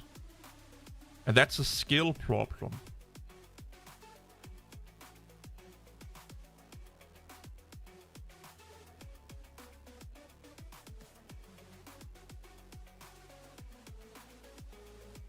And they all, geek, nerds, dorks, they are all the fucking same, man. They are all the same.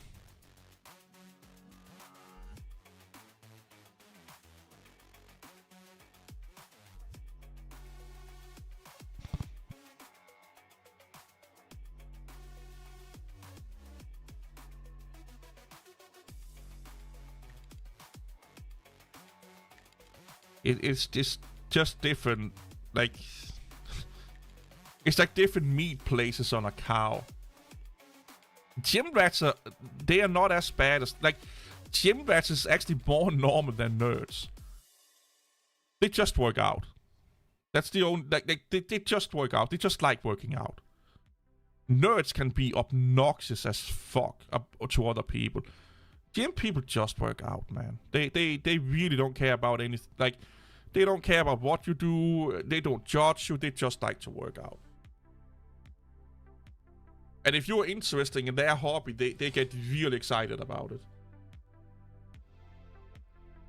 I think why a lot of people hate gym rats is because they hate that they get more attention than other people do. Because most of them have a great body. And the ones that hate them don't.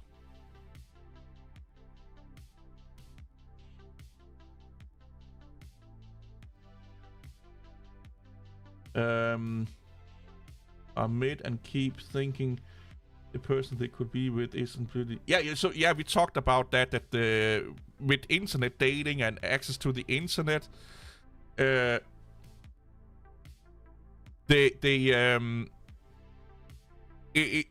have so much choice nowadays that you think you always deserve the best. I don't have to look up new gym rats. I see them. I go to the gym, funny enough. Been doing it since 2004. And most of them, no, they don't act like incels. They don't. What you see there are just buff incels. That's not gym rats. Gym rats are really into health. They are really into personal fitness and growth. They're really into better themselves and other people and helping out. The people you're talking about is just incels working out. No, women and guys should not keep to themselves. They should actually be more together. Because if you keep to yourself, you don't get exposed to other people's not again. I've been in that environment for over 20 years. I have more gym friends, gym pro friends than I have nerd friends. I know a little bit about that culture. But yeah, if you isolate yourself from other people, man spaces are something different. That's not gym pros. Man spaces are different.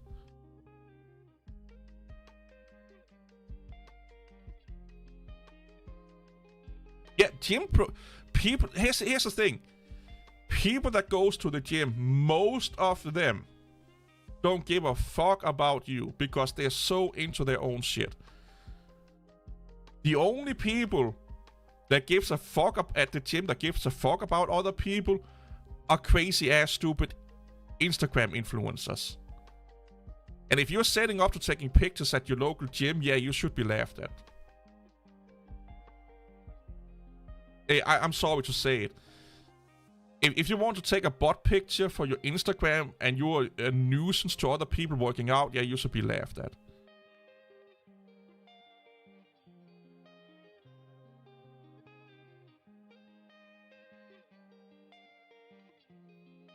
I honestly don't give a fuck about man spaces, woman spaces, and whatever. The only thing I say is that if women want spaces for themselves, they can't bitch and moan about men also want spaces for themselves. That's the only thing. If you want a women-only club, you can't bitch about that men want a man-only club. If men then choose not to do it, that's their own prerogative.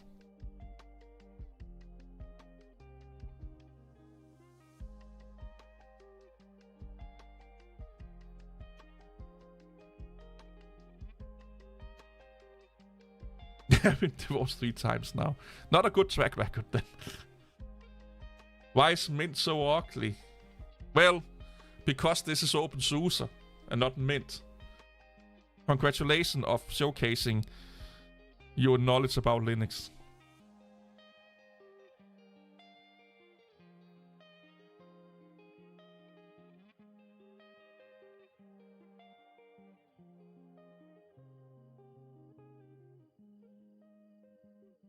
Yeah, I think you have no idea when it comes to gym culture.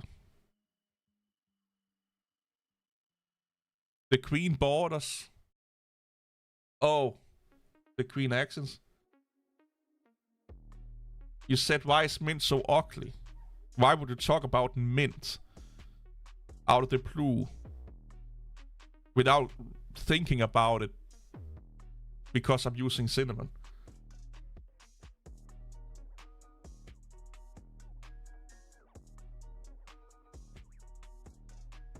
And all Linux distributions are ugly.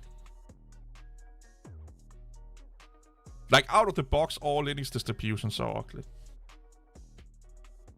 I've not seen... Even Pantheon, like Elementary OS, is ugly. It's just prettier than everyone else, but it's still ugly. And there's so many theming inconsistencies on every Linux distribution because Linux pros can't fucking agree on a consistent, universal library for fucking front end.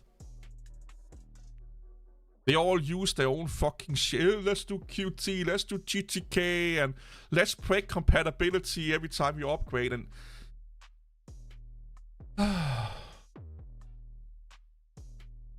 the Linux world. The only consistent thing about the Linux world is how inconsistent it is. It's not even funny, but it's truth.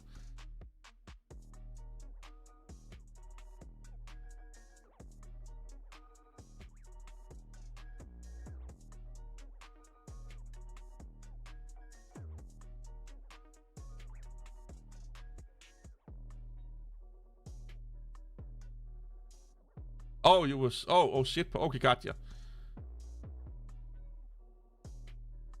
Oh, it's going good, Don.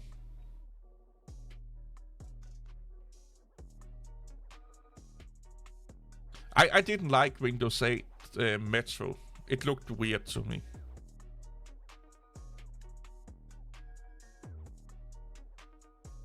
Here's another thing: is Linux is so great. Why are they imitating other OSs? GNOME, XFCE is basically just fucking Mac OS. One of them are more customizable, one of them is less customizable than Mac OS almost these days. KDE is basically just a more customizable version of Windows UI. What about the original?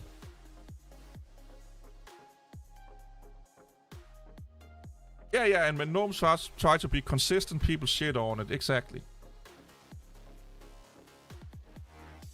Well, GNOME don't look different than GNOME. If you run Mac OS besides GNOME, yeah, it's what KDE is for Windows. There's no, like, Linux has not innovated since GNOME 3. The latest invention that came from Linux was snap packages and flat packages. Linux is playing catch up with every other operating system. Think about Linux. So here's the thing. In the 90s and 2000 and noughts, Windows and Mac OS, or at least Windows, core beat Linux. Multi-desktop, Linux had that before Windows. Fancy animations, Linux had that before Windows. Nowadays, Linux is trying to play catch up and copying Windows and or Mac OS. Linux used to be like, people used to call Linux the operating system of the future because they were innovating like a motherfucker on Linux. Like, they were trying and doing new shit. They were doing shit in a new way. They don't anymore. And you know why Linux has stopped innovating so much? When do things stop innovating?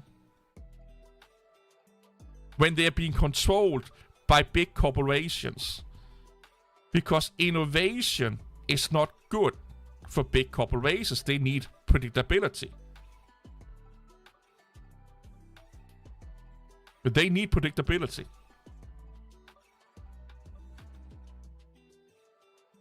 There's a good reason why Windows UI have not changed much since 1995. There's a reason why KDE and GNOME has not changed much since they came around with the version 3 and now Plasma and GNOME 3. It's because the people that are actually using those environments the most, and probably also sponsoring those projects the most, are massive big corporations, and they don't want too many changes too fast. What they do want is consistency, which Linux sucks at.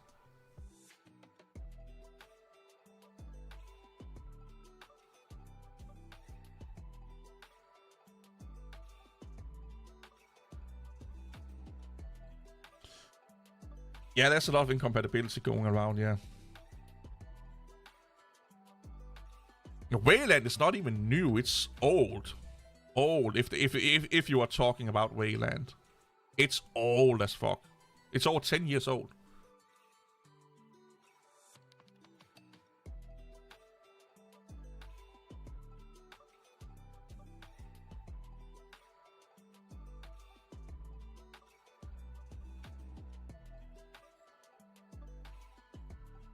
Yeah. Rewriting TTK, patching Wayland, it's just a mess, yeah. Yeah, Recall, yeah. And YouTubers are starting to promote Recall, the open source version.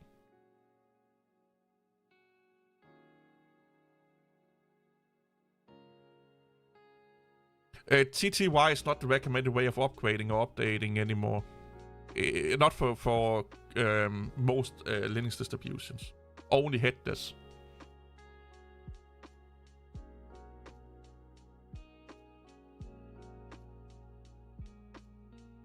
AI don't exist. If you think AI exists, you don't know what AI is.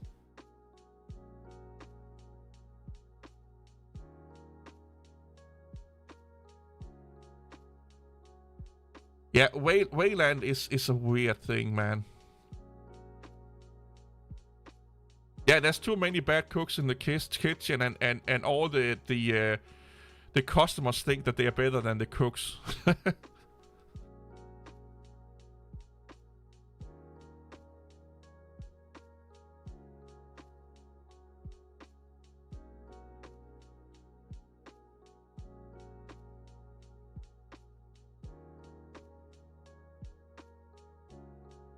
Linux.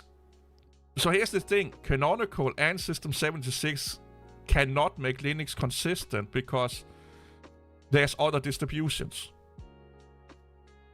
So someone will be sold a non-canonical or System 76 Linux that is inconsistent, and that's their experience of Linux, and they will go and bitch and moan to everyone else about their bad experience with Linux.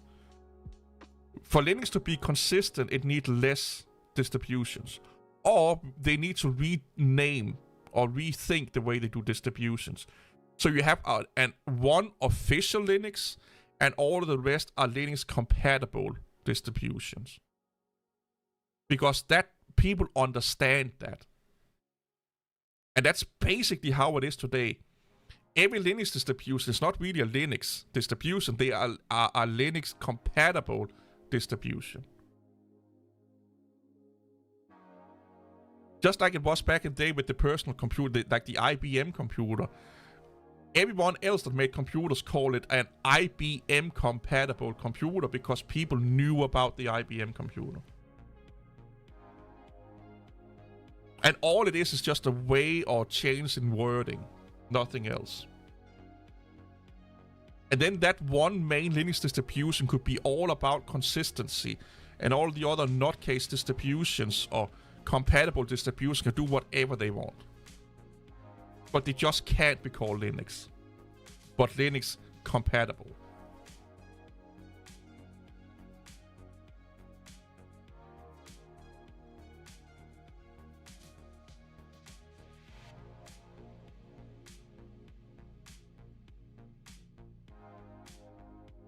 I run 4 VMs on my Windows machine.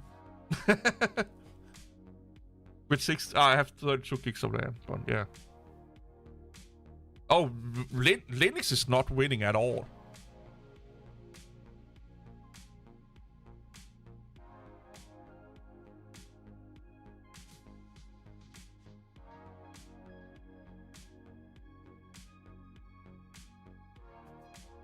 I think the GNU kernel is still being developed, yeah.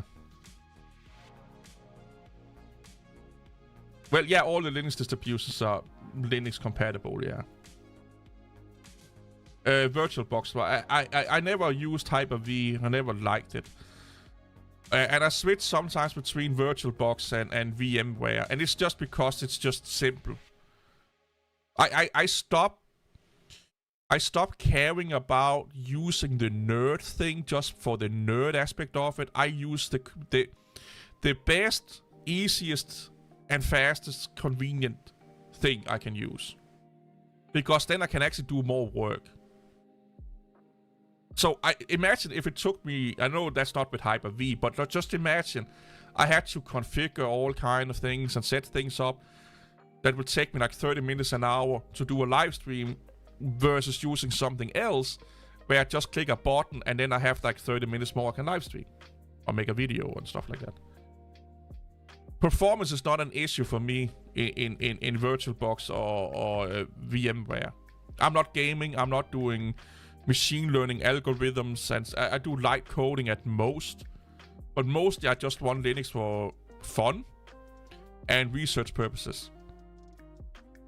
If there's something I need to research or I need to relearn or scratch up on some knowledge for a video, that's what I use Linux for. Or if I'm testing some ideas or some things like Linux versus Windows kind of thing, how would Linux handle this, or how do Linux handle this versus Windows? That's what I use Linux for. Linux is my R&D system.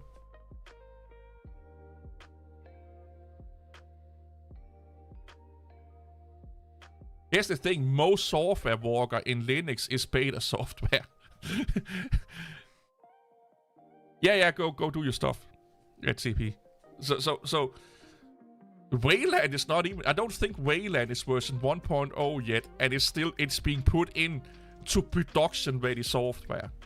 Like distributions that are meant to run in production environments. A lot of open source software is actually like pre-releases basically. They are proof of concept, a lot of them.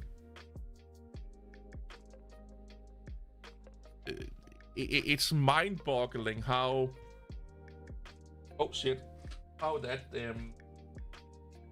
how much they trust that shit, to be honest.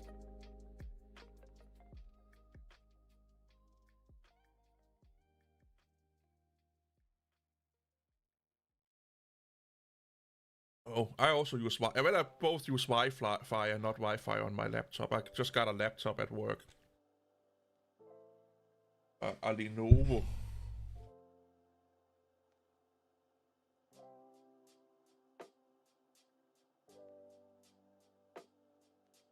Oh yeah, it is. It is, yeah. Linux software is a fun thing, man. The whole, like, if we are being totally honest here, and this is not a bad thing, but if we are being honest, Linux only makes sense for hobbyist developers on a desktop. Not workstation, server, or IoT device, but as a desktop.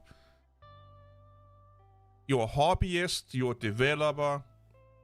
That makes sense for those people. Because they are more than, developers and hobbyists are more willing to fix things. Just a little bit like, you know, not everyone is buying a, it's a, what are you calling it? A do-it-yourself house, or, you know, not everyone buys a house to then renovate it. Some people do because they love it. They love renovating their own house, so then they get it exactly as they want it. But most people don't want to do that. They barely want to put in their own furnitures. They get other people to do it. And Linux is those like hobby projects. You know, Linux on the desktop is like buying a fix it yourself house. Like we call it a handyman special here in Denmark. This house is a handyman space. So you get it really cheap, but you have to do a lot of work to get it, you know, up to code and get it, you know, as you want it. And then depending on how good you are as a handyman, it either is going to be great or bad. Yeah, go get some sleep, man. You know, it all depends on how good or how much money you're willing to pay other contractors to do the work for you. And that's Linux. Linux is those like handyman specials or do-it-yourself houses. If you want to do that and you have an interest in that, it can be great. But most people just, I keep saying this to people, most people just want to go from, I click the button on my computer and then I can work. How fast can I do that? And how little do I need to battle the systems on my computer? Because every time I have to configure or fix something means less work is being done. That's how people look at their life. Am I getting paid to do this? No. Will my boss yell at me for not finishing this thing in time because I have to fix my broken computer? No. Or OS. You know, like, companies upgrade computers all the fucking time just because, like, sometimes they don't boot up right and you have to restart it. It takes too much time. It's too much of fucking effort. It's too much of a hassle. If it don't boot up all the time 100%, we are changing this shit. Imagine like a corporation have to fucking fix their OS after an update, which happens more with Linux than Windows, to be honest.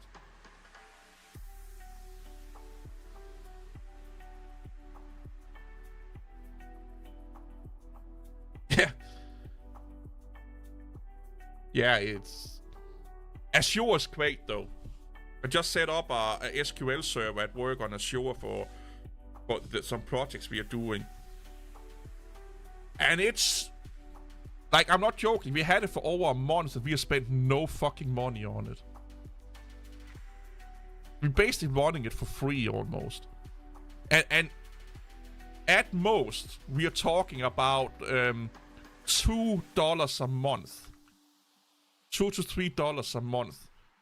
If the projection, or a week, and that's us using it like a motherfucker right now because we're building the database and writing a lot to it and setting up, the tables and structure of it and whatnot.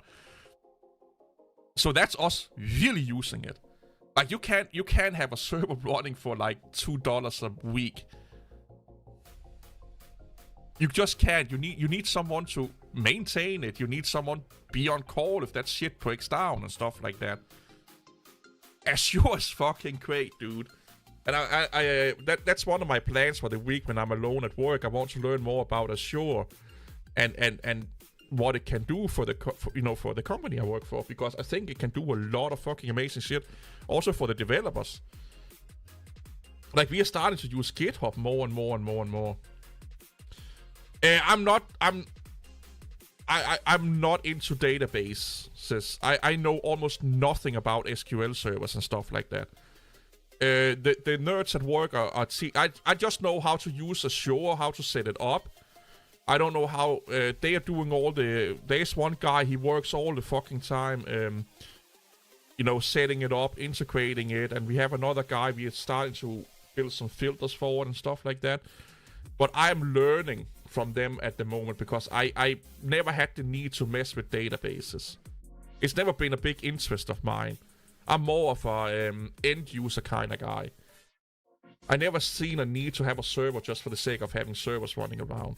I have messed around with FreeNAS, or Linux, setting Linux up as like a NAS server or file server. That's the extent I have any server knowledge when it comes to stuff like that.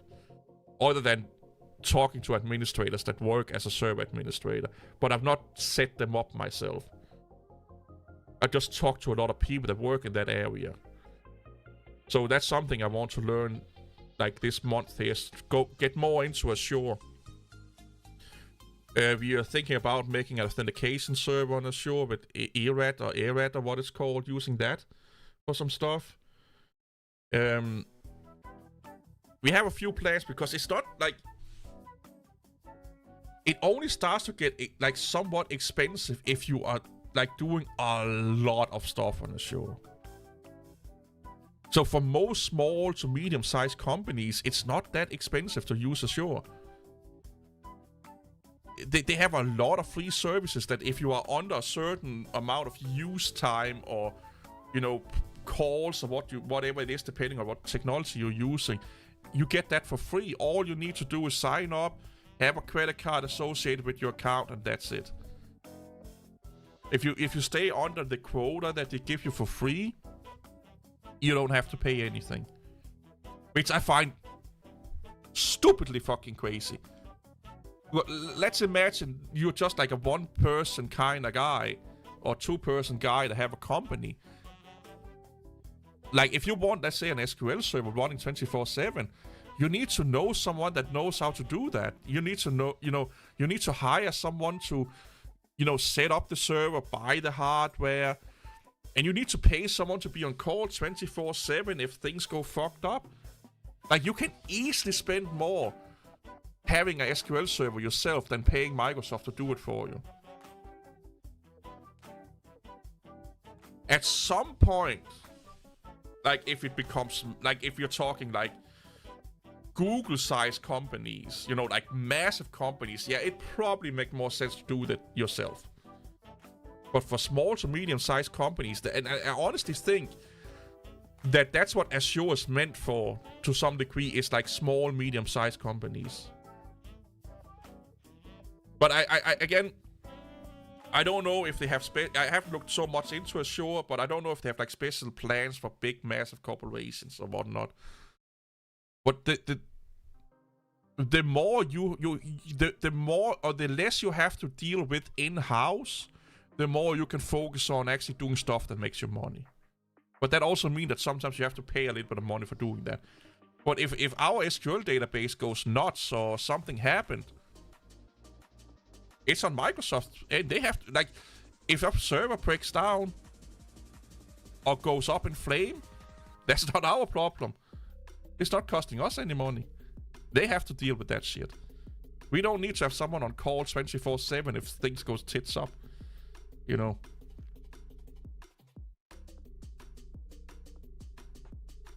I thought it was expensive also, but then we looked into the, you know, we looked into it and we were like, holy shit, this is not really not that fucking expensive. So big companies do use Azure. Okay. Oh, really?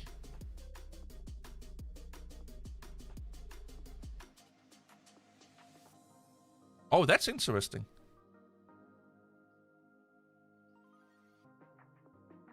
That's interesting. And it's also super scalable, you know.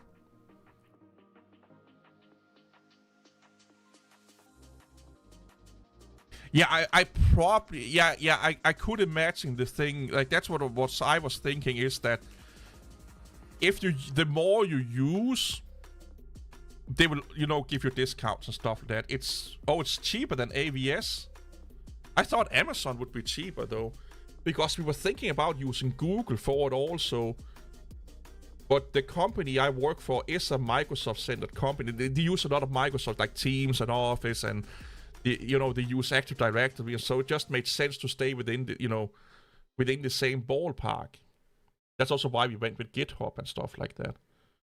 We don't have like an enterprise GitHub page, but we do have our own private little one. And I'm forcing the developers to push to GitHub every time they do something.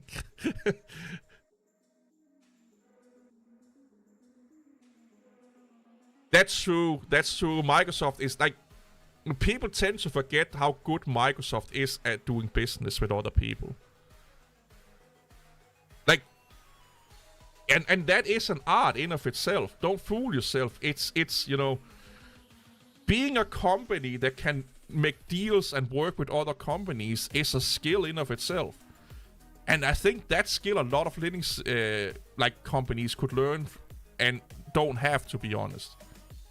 Because they are too afraid of looking into how Microsoft and why and how and why they are making those deals. Because, it's Microsoft, they're the devil and blah, blah, blah, blah. So they are not learning, they're not learning from the experts in that field. So they're making mistakes they should not be making.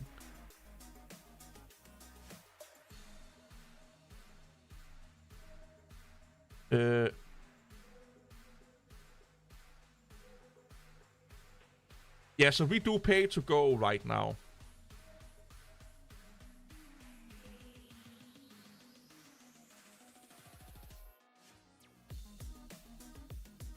Yeah.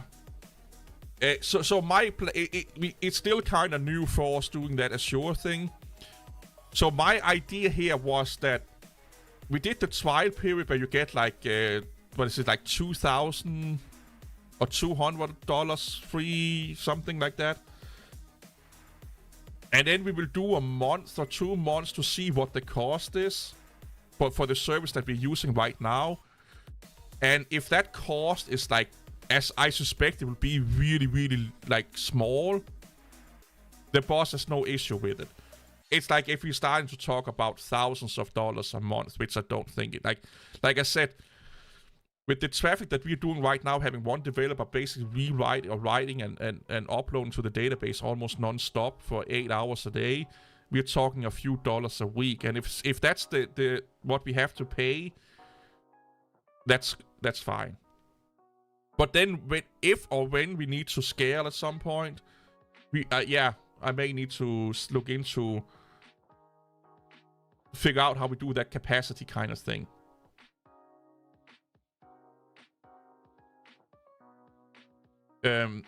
Like I said, I need to look more into Azure in not the week we get into, but the week after. I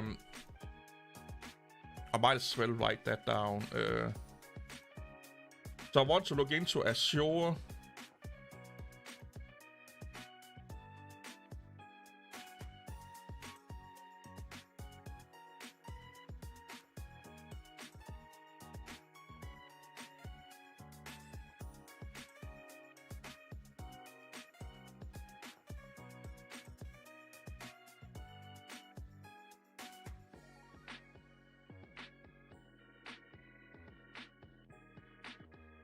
There was something else I wanted to do. There was a program I wanted to work on, but I already did that. I did that. Yeah. Just need to claim it. Yeah, but the company I work for is not like, it's not a software company. It's a company that needs to do software to do the things that they do. Because there's no software out there that do the work for them. Or that do the things that they need to do. And other companies that do the kind of same thing, they are also doing their own thing because there's no software that there's no commercially viable software or any of that nature that you can just buy that can do the things that they need a software to do. So they are a company that has an IT/support/infrastructure department and a software department all put together, basically. So I do a lot of the support and infrastructure and stuff like that when needed, which is really rarely now that everything is up and running. So I mostly just fix, if there's a scanner broken, a printer broken. I do maybe that once every maybe once a week I fix a little thing that takes 10 minutes. Or if there's a computer acting up, I look at if an employee leaves or comes, I set up a new laptop or computer for them. But it's not something I do all the time. I spend more time actually doing admin work and development work and stuff like that.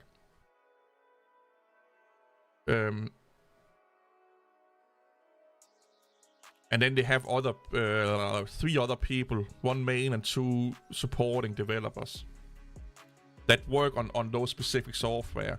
And I make some of the the small tools, I make them.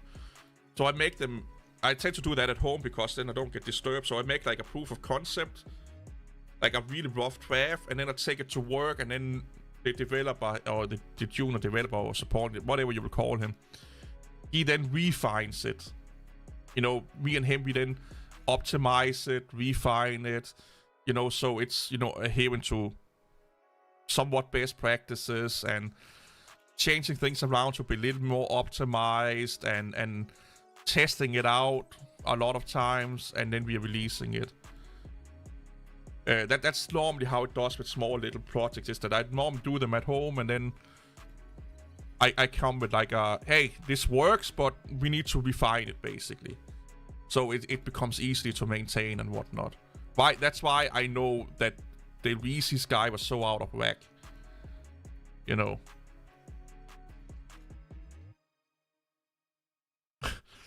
plus Linux things you need to know. Yeah, right. It's probably that Richard Stallman is God.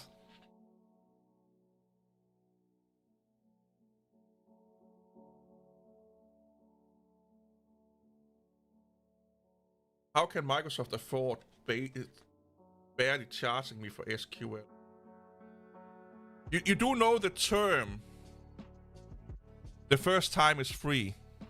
That's how it is. They want you to get into the ecosystem. Like I said, we have an SQL server now. We already think about, messing around with authentication servers. And we have ideas for other products in the Azure lineup that we want to use. So that's how they get you. And of course, they also hope that you will scale. And the more we use it, the more we, of course, are going to pay. But yeah, they do. Microsoft do a lot, and Microsoft has always been good at lure you in with a lot of great deals, so you get hooked. The first one is on the house, kind of thing.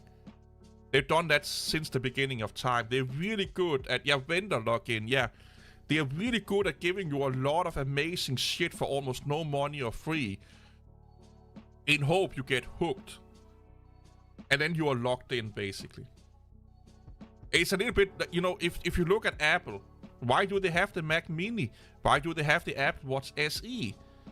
Yeah, granted, they are somewhat expensive, but they are not super expensive. Like, you can, like, if you can save up for like a decent computer like gaming PC, you can save up for a Mac Mini because they are more or less the same price. If not, the Mac Mini is cheaper.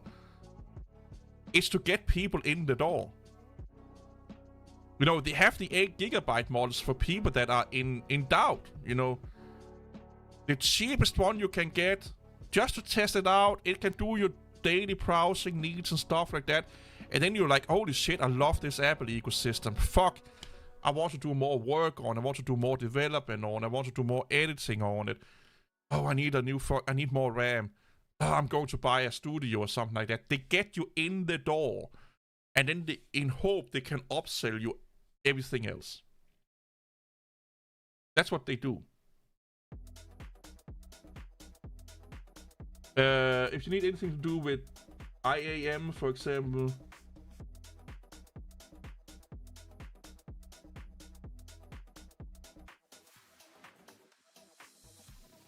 I have like an icon, the little fucking heart icon that's covering your.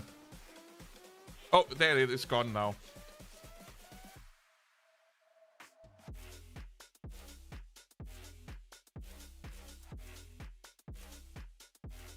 What is IAM? Am I just being stupid or not?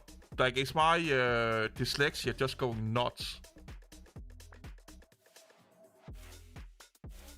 Yeah, Fireship is a good shit poster, by the way, yeah. It's not something like that. It's more just like Active Directory kind of thing.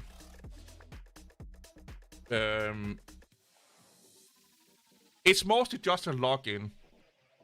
We need a authentication server for logins. We may need that. We're not 100% sure if it's needed. I want Azure AD, but that's for another reason, because we already are using that to do a lot of like what is it called? Licenses management and stuff like that.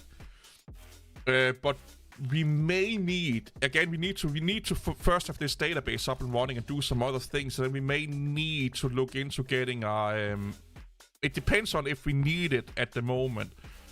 But if we scale, we probably need it, but just a login authentication server or something like that. So we can handle different logins for different software. Because some of the software we have right now, there's no user login. We are looking into something called Arid or something with E. The guy at work, he said that would be perfect for that. Because he's dealt with it before. And it's basically just think about it. I think the way that, like, super simplified is a little bit like having, you know, like 1Pass or something like that. But it just helps us dealing with logins for different software. And then they use that as authentication server in the backend. Because I think what we mostly need is the access management, not so much the identity. It's just like the access management, like who can get access and why. We don't really need to know who they are, and we should do that. If I'm being honest, we should have a lot more like identity access control, which probably wouldn't mean that we could look like identity and access management probably will make sense. But you have to remember, it's a startup, for lack of a better word, and they did a lot of things shooting from the hip for a long time. So a lot of things has been done in maybe not the best ways, but they were the fastest and they worked, and they needed to do it so they can actually keep up with demand for what they are doing and stuff like that. And we are now slowly trying to migrate over to do it properly. And that means doing things a little, you know, different, migrating things over to new things. And you can't do that overnight, so it has to, you know that you have to do it like one step at a time, so people can, you know, get used to the idea of doing things differently. And yeah, identity and access management is probably something we need something like that. We need better, you know, access management for just the computers in general and stuff like that, because it's more or less set up like a desktop computer. You know, it's how it's, but it makes sense. You know, it's the fastest way of setting things up. Is just treating everything as a desktop computer. We have desktop computers that are running software that should be run on a server because it runs 24/7.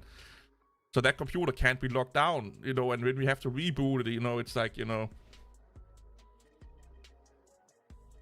Yeah, it's a weird thing because then you get into the odd, like the human aspect of it is like, well, if this is how we have been doing it up till now and it works, and it's like, yeah, things works now, but it won't work forever. You know, like, a lot of the reasons why things work as it does right now is luck. You know, like no bad thing has happened yet. Let me put it that way. And it may never happen. I hope it never happen, because I'm the one that has to deal with it. But we might as well prepare, and that's what we are slowly doing. Again, what I was trying to explain to Reese's, you need to build the foundation. Like, you need a good, strong foundation for everything. IT, software development, infrastructure, you need a good foundation. And when that's up, that's the thing that takes the longest time. It's also the thing that costs the most money. When all of that, when the foundation or backbone is done really well, everything else becomes faster, cheaper, and more manageable. You know? Like, you're making an investment in hope. Again, this is not guaranteed, but in hope that if you build up your infrastructure right, you know, good, instead of just patching everything together, it makes it easier to scale. It makes it easier to do new things. Makes it easier to add on and all of that. And cheaper. And that's one of the reasons why we went with Azure versus having a random computer standing, you know, that just, because we had that at one point, we just had an old decommissioned desktop computer that ran Microsoft SQL Server, and we didn't turn it on for 2 months, and then we turned it on, didn't do anything, and everything broke on it. We couldn't get the server up and running again, at all. And we did everything the same way. We couldn't get the server up and running again. And that was kind of like where I said, like, you know what, we're going to the cloud, because we don't want to deal with this shit that we set up a server and then something has to happen like 6 months later and we have forgotten everything about it and now we don't know how to do it, or so we're going into the cloud. So we are taking steps, hopefully, to do that, you know. So it makes sense to do that, you know, if you're doing like a proof of concept or you're just testing something out. You don't do it for something that actually means something. And when we did that server was just to test something out. We made a proof of concept thing that was dealing with AI and stuff like that. That was doing some AI recognition shit. And we were testing that one out, so AI, OCR, and all of those kind of things, using a webcam, basically. We wanted to test something out, and it worked. It was not great, but it worked. And we learned a lot from it. We had an employee testing that system out, and it turned out to be awful. They were really dissatisfied with it, and it actually did not make that person's life easier at all. And it turned out that the technology was just not there yet. And then we came up with another idea that we're working on now that seems to be a way better way of going about doing the thing we need to do. Because we were overthinking it, and we were overdoing a thing. We again, that's something humans tend to do. We tend to want to be smart, you know. We want to do the smart and sexy thing. And then we forget that, yeah, that's cool and all, but what is the simplest way of doing it? Because we want, you know, oh, AI, we have to use AI. The boss was all about AI, and we want to satisfy the boss, of course, so we wanted also to use AI, and it's just like, do we really need to use AI, at least for now? And it was like, no. Because we were thinking about training our own AI models, because that's what we needed to do to make this work. But that meant that for about a year, we had to just run learning algorithms. Basically, almost for a year, for all of the situations that we needed it to do it in, with the hardware that we have access, because we don't have access to like supercomputers and shit like that. And we were like, do we really need this now? No. We need the back end, because we were focusing on the sexy shit, you know, the front end part of it, so to speak, you know, the thing that you can see and feel and touch and do stuff with. But we didn't focus on the back end or the foundation of the whole system. And we're like, why the fuck don't we focus on that? And then when we have the foundation up and running, then we can see what we actually need. Oh, it takes a long ass time to train an AI. Or, well, a machine learning language or model. It takes a long time. You know? I don't know how long OpenAI took to train their model. But I know that, like, you can, like, if you want to train, like, if you're talking OCR, because I looked a lot into OCR, it's basically text extraction from images. If you have the font, you know, like, you know the font, like, you have the font file, you can do that quite fast. But if you can't get the font file, and you have to, you know, train from a lot of pictures, it can take a long ass time. A long ass time, depending on, of course, what hardware you have accessible to, you know. Yeah. Luckily enough, our boss know that you need training data. The thing is that I had to explain to him that it will take a long time. So it was a matter of, it turned out to be the wrong direction to go right now anyway, but if we had to do it, he just have to be willing to spend the money that it will take doing it. And he just didn't want to, and it kind of, like, he shouldn't, because it would not be, like, I don't think it would even work. Yes, we would have a model that could do a thing that we wanted to do, but even with the technology and the equipment that we have nowadays, that model, even trained as good as we could make it, it will not be good enough because other limitations. You know, the technology is just not there yet. Temple OS is best OS, yeah. Oh, yeah.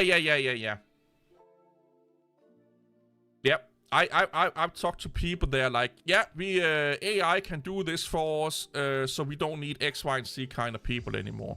And then they try it out, and it just turns out to be shit. People are overhyping AI too much. It's the new hot thing, you know. You know, it's the new buzzword, and everyone wants to be on the new buzzword. And here's the thing. Here's the thing. Companies that put AI into something to do with the company that's on the stock market, they get a massive increase in stock prices. Because people will then invest more in those companies just because it has AI in them. So why the fuck should they not do it? And that's why I say this is a bubble. People see stock prices goes up because they just mention AI, because then more and more people are willing to buy and invest into their companies. And they will, and then they figure out that it has nothing to back it up with, and it will crash. And then people will be overcautious about AI/machine learning, and they will be like, yeah, maybe we should not touch this. And then it will stop being, or not stop, but it will slow down development for both AI and machine learning for many years. Probably a decade or so. Before people are over the whole burnt finger experience. So all of the innovations that we're doing right now in those areas could potentially come to a stop because of all this overhype. Where if we just was realistic about what was going on, we could probably keep a lot of the momentum going for a long time. I will not call it a winter. I will call it, like I said, probably a decade or thereabouts. Because that was what happened, like I said before in this stream, that happened in the .com boom. They printed money. Because if you did anything .com, your stock prices went up, people were willing to invest and buy. And venture capitalists was willing to invest into your company because your stock prices went up, because you're researching into .com or having .com, something on the internet. And then they figured out most of it was smoke and mirrors. Then everything crashed, a lot of people lost a lot of money, and customers and users, of course, of the internet got really scared. Why should we use this? How can we trust it? Last time they promised us this, they gave us nothing. It was basically just smoke and mirrors. So almost nobody was willing to do almost anything on the internet for almost, I think it was like 5 or 6 years or something like that. You know. Nobody was like, it took a long time after the .com bubble before people are willing to buy anything on the internet again. Or invest money into the internet. So that meant that for that period of time, the internet was basically not standing still, but not a lot of things was happening.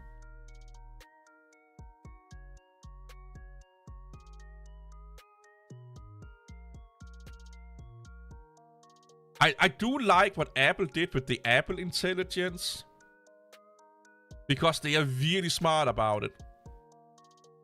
Because it's not artificial intelligence. So if they don't deliver on it being artificial intelligence, they are not lying to you. It's really fucking smart. They're really covering their ass.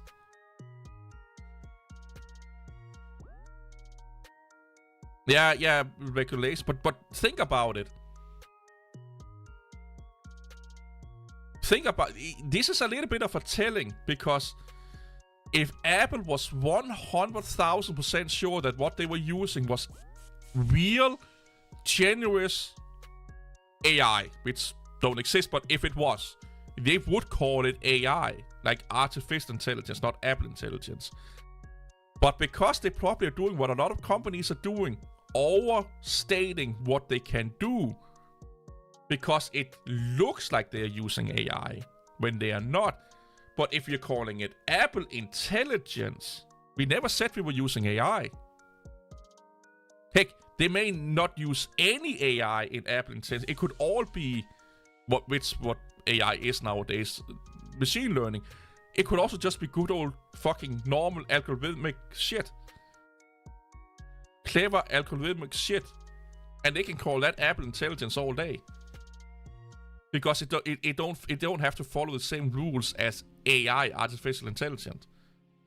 So they are like, either they are really smart about covering their own ass, or they are indirectly telling everyone that the world is lying to you. Because it's not artificial intelligence that you are using. Imagine if Apple low-key was calling everyone out. Imagine that. That they're like, yeah, we are using the A and the I, but we're not calling it artificial intelligence, because we know it's not artificial intelligence. We're just calling it Apple Intelligence, which means clever algorithm things. Or LLMs or LMs. So they are like low-key calling everyone out that's using AI.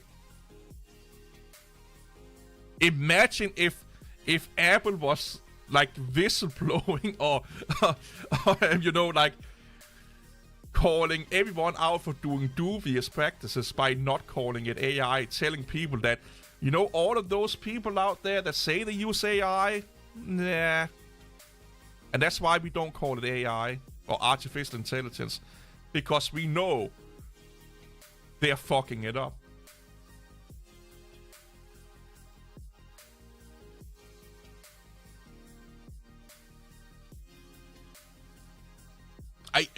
I don't mean it's because they other people's product are shit. That's not what I mean. I mean, what if Apple know that everyone is lying about AI. Imagine that. What if Apple know that most of the things that people call AI to the consumer and are selling as AI is not AI. It's not even LLMs. What if that is the reason why they did this? That's what I mean by it. Not that the average consumer don't understand it or trust it or all of those things. What if they really are just being like, yeah, they are not selling you AI. They say they are, but they are not. They may not even be LLMs. A lot of the time. They may just be normal standard programming. And that's why we won't call it AI. Because then if the bubble bursts, Apple is immune. Because it's not AI, it's Apple intelligence. It's not artificial intelligence. So Apple is immune now if the AI bubble bursts. Like, are they playing like 4D or 5D chess with us?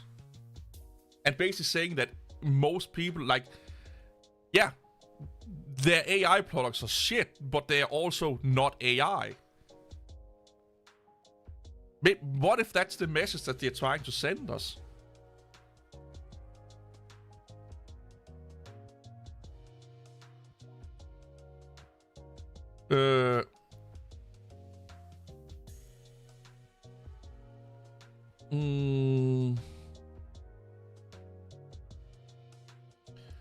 Oh yeah, they definitely do know a lot about the limitations. They do. Of course they do. But like I said, what if that's not their main goal? Their main goal is to somewhat be like, we know what everyone else is doing. And we know a collapse will come. And we want to save ourselves from that by calling it Apple Intelligence instead of artificial intelligence. Because people will then be put off the word artificial intelligence, but not the word Apple Intelligence.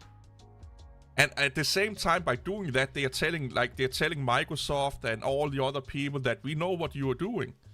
We know you are fucking things up. Yes, you're making a badass, not a badass, but a shitty product. And you're lying to your customers. Imagine, like, and I say this because Apple is not known for being good to their customers.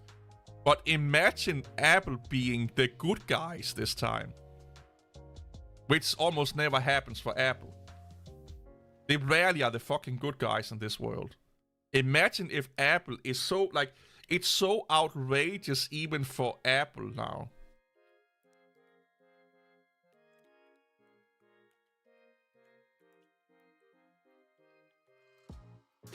Yeah, exactly, that's what I'm thinking, yeah. And let's be honest, they're not doing it to be good. They are doing it to save their company for when or if the bubble bursts. If the hype bursts. Like I said, well, we didn't call it, we don't have artificial in our name, so we are not the same. It's not the same shit. You don't have to be afraid of us. You don't have to be afraid that we are lying to you. And like I said, companies has already been, called out on lying to customers. Where they said they would be using AI and they did. It was just stock standard programming. Like, I'm really interested to see how this pans out, because with all the hype AI has, artificial intelligence, not AI like the words A and I, but the name artificial intelligence. That's what have the hype right now. It's, to some degree, the A and the I, but people really buy into it when you say artificial intelligence. That's what they really are buying into. Those two words have so much money power today. And it would be stupid for Apple to not utilizing it. Unless, like you say, they know something we don't. And they are now calling everyone out on it. And by doing that, they are then indirectly also being the good guys for the consumers for a little while at least. And then when the bubble bursts, they are like, hey, we told you so, that's why we call it Apple Intelligence. Which is basically just Apple machine learning / algorithm. I have, again, I could be so fucking off base here, but I have a sneaky suspicion. Because it sounds too good to be true. I don't think we have ever seen in the computing world this big of a leap in technology. I'm not saying it will never happen and it can't happen, and we have had big leaps in technology before. But remember, what did we have before OpenAI? It was AI in gaming and stuff like that. Now we have basically, with OpenAI, we have an AI that is human-like. And because people don't understand that it's human imitation, they get fucking plasmed about it. You know, they get all, oh my god, it speaks to me like a human. And they don't understand that it's basically just searching Reddit and Stack Overflow or Stock Overflow and the internet and putting it together so it sounds nice. They don't understand that. That's what they have done. They don't understand that all pictures that are being generated is because they trained their model on all of the pictures available on the internet. Even though they say they're not using copyrighted shit, of course they are. Like, of course they are. They're not. They think they think that without having access to those training sources, it will still do this. Like the average consumer think that without let's just say stutter shot, you know, the image thingy, they think that without any images on the internet, those things that are producing pictures would still produce those pictures. That's what the average person think. That's what most people think. They don't understand that you sit and you feed it information. You know, you feed it other people's work.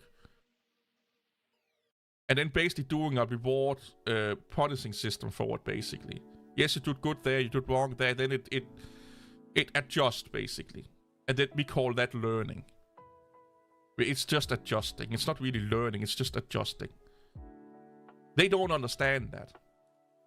They don't understand that if everyone was using ChatGPT, when the next model is coming out and there's no answers on anywhere on the internet because nobody asked anywhere else on the internet, then Chat AI or OpenAI.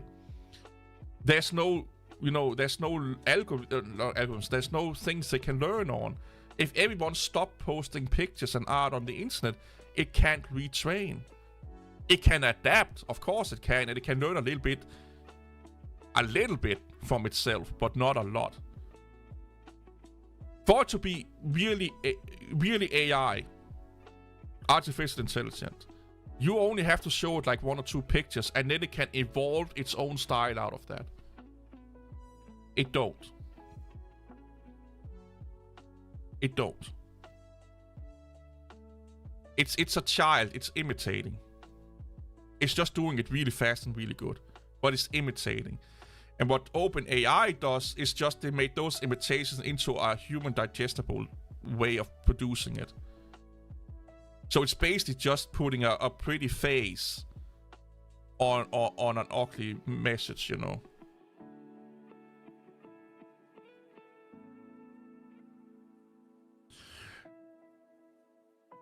Walker, if you think that they have not used,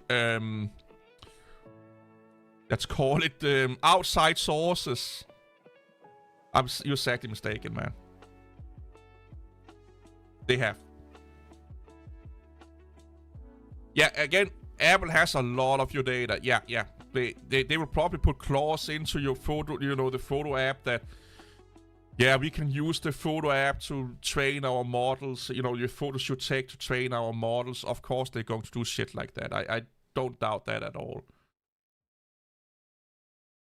You know.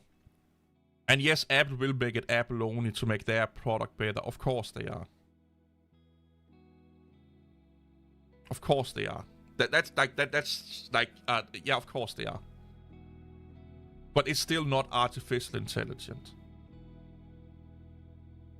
And if Apple didn't have access to that data, they could not do it. And Apple will probably also be the company that can do most with this, like machine learning algorithms, because they have the most access to most data. Besides Google, of course. I think Google will have more than Apple. But the thing is, Apple users already know Apple have that data.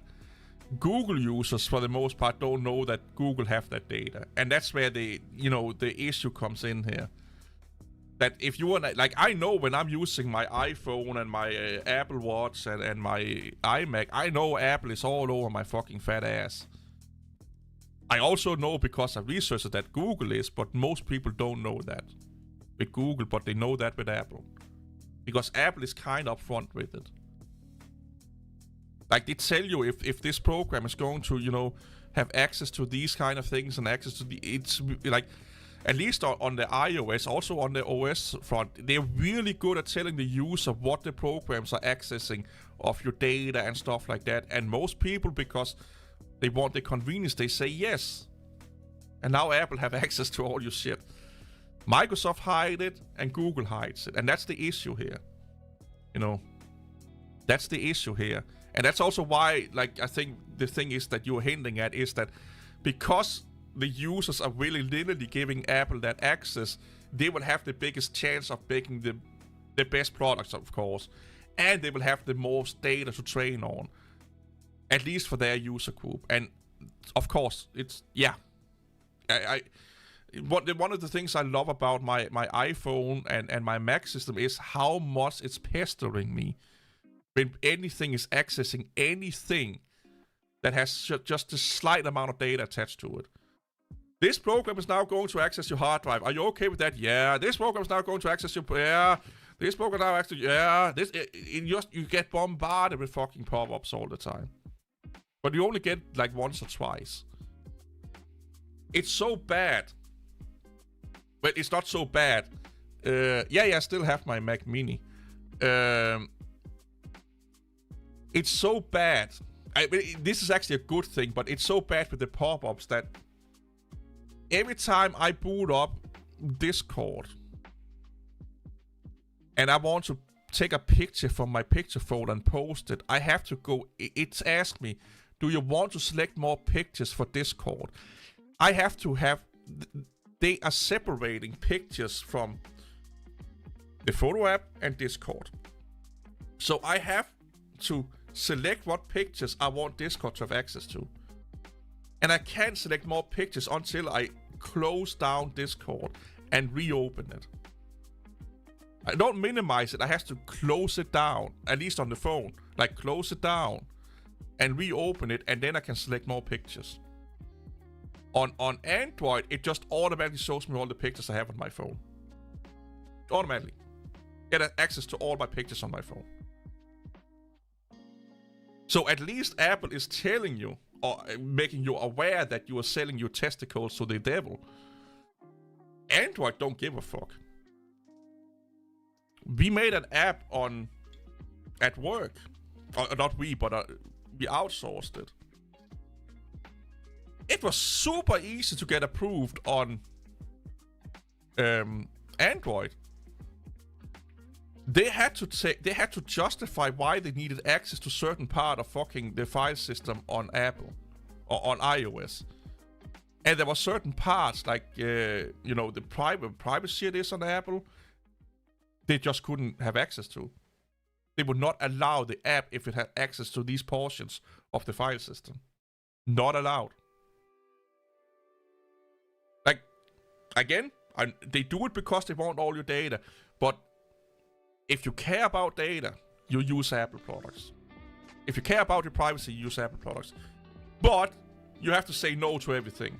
It's a little bit of a double-edged sword.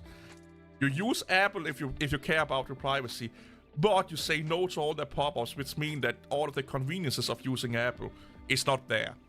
Because they are not talking with each other anymore.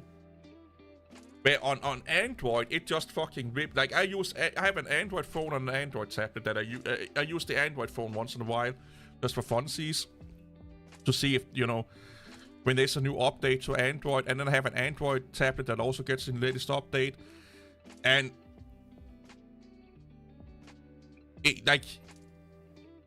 I didn't know how much shit apps takes of your data without you knowing it until I started using my iPhone.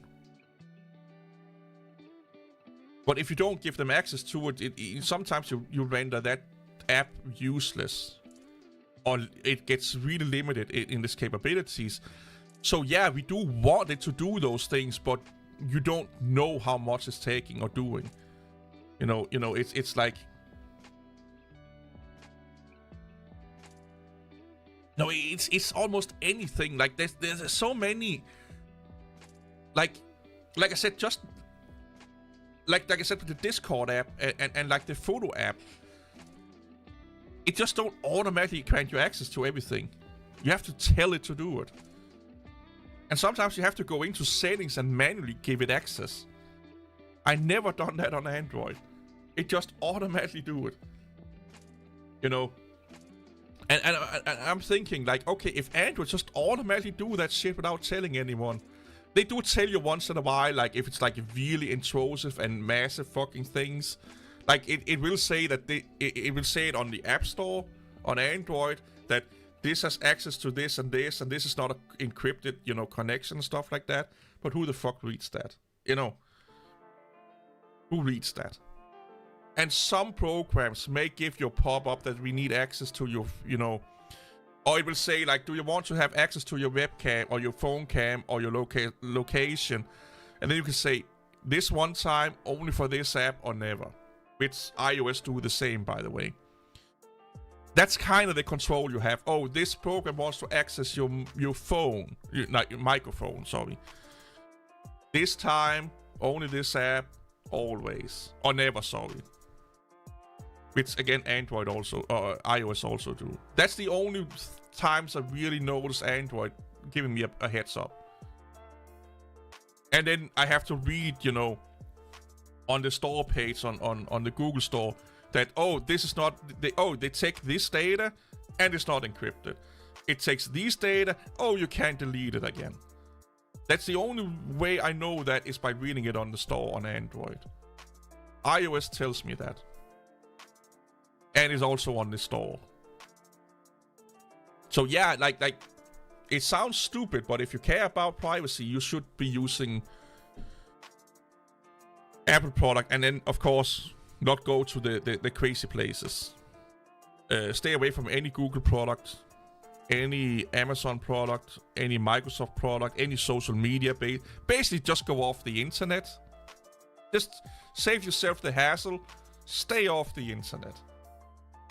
Only do phone calls and text messages, even those probably are getting fucking, well, at least on Apple's side, they're getting stored somewhere in the cloud. Not the cloud, but Apple have access to that to some degree. So yeah, it really surprised me. Apple even tells me they have their own like password manager. It tells me if my email has been compromised. It will give me a pop-up.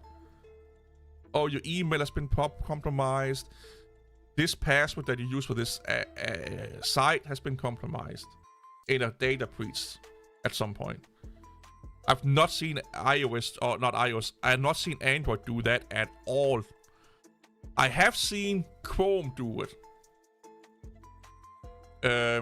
Because they recently got a password manager in Chrome. Here. This one here have done it for me. This one here has done it for me. But only if I'm using Chrome. And I think because, of course, Edge is based on Chrome, I think that does it also. And Firefox does it also. Okay, gotcha. But you need to open your browsers or use these browsers and these password managers. iOS do it with everything. Apps. You know, apps. Not just web browser sites, but apps, applications. So if I'm using a password for like a Windows app or a Linux app to log into something, it won't tell me if it's not stored in here, if they don't have a web page where it's stored in. And there's a lot of places where you don't at all use a web page to log on, but you make an account and log on the program itself, and you never leave that program. iOS and Apple protects against those also. Not other systems do. Yeah, if you really care about privacy, you should move into the mountains, cut your own fucking trees, chop your own woods, hunt deers or something like that. But who the fuck... Like, this is what I really find interesting with a lot of those, like, Linux nutcases, is that they really care about privacy. But they could not live without the internet. They could not live without door delivery. They could not live without a credit card. They could not live without the convenience of the pizza delivery guy, again, door delivery, and shops.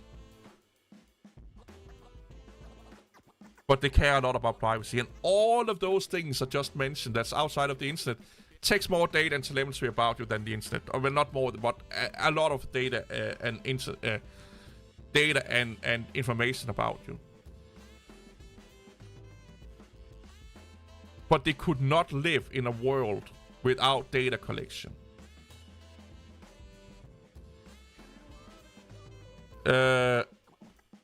Oh, Apple Password works with Windows. I did not know that.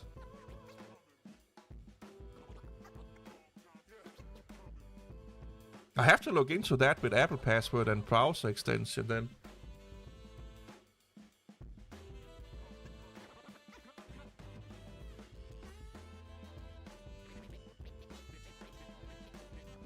I like it to be like, I don't particularly like using like password managers because I find all of them insecure by default. Having all your shit in one place on the internet is really bad. Like, the most secure thing is actually having it written down in a book at your table. But then you don't get warnings if it gets breached, of course. Then you have to have like an auditing program that you're running, or pay for one of the services that makes auditing on your, your shit, and then you have to feed them your passwords, basically. So it's kind of like, do you want the convenience of being told and having, a manager do it for you, and then also tell you when shit goes wrong, which is a little bit less secure? Or do you want maximum security, but you don't know if your password is, what is it called, leaked or not? That's kind of where you are. Do you want to know if it's leaked or not and be kind of less secure? Or do you want to be like, do you want the password to be really, really secure and have it in a book at your table, but don't know if it's been leaked or not? Because today, this is the thing. Today, the Dropbox is massively insecure, by the way. But anyway, today, having your password and your email leaked is not super bad if you have 2-factor or 3-factor authentication enabled. Because they still need to have access to those things. So you need a really good authentication protocol or app. And if you do that, most people not bother trying to crack your shit. Because those authentication apps are somewhat difficult to get hold of, or spoof and stuff like that. Again, it is still, of course, it still is bad, and you should change your password if you know that it's out there and been leaked. But the thing that I'm coming at is that always use 2-factor authentication, like as a minimum. I know it's fucking irritating, but if your email and password get leaked or brute forced or something like that, at least they can easily get into your shit because you have 2-factor authentication. It's probably more important than password managers. It is more important, if you ask me.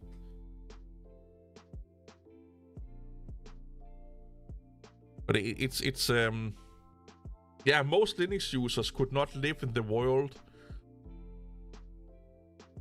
that they want. They couldn't. They could not live in that privacy world with no data collection, no personal data collection, and ultimate privacy, because you need to give up a little bit of information and freedom, or what you will call it, to have a lot of the conveniences we have today. Like, you can't have your credit card without giving up a little thing. Hardware tokens can also be like having, you know, like a USB key with a token on. Anything that, you know, only you have access to. Like the two-factor authentication, a hardware key or something like that. I know a lot of programs use hardware keys where they also have the serial number on and stuff like that. You just have to remember, it's easier to steal your hardware token, like a USB device that's not locked down, than it is to steal your phone, because you still need, you know, your biometrics to get in your phone.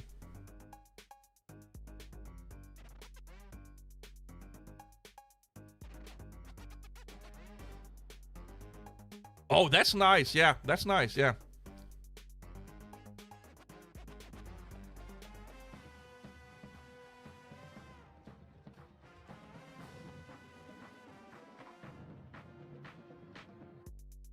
Oh, that's nice, man.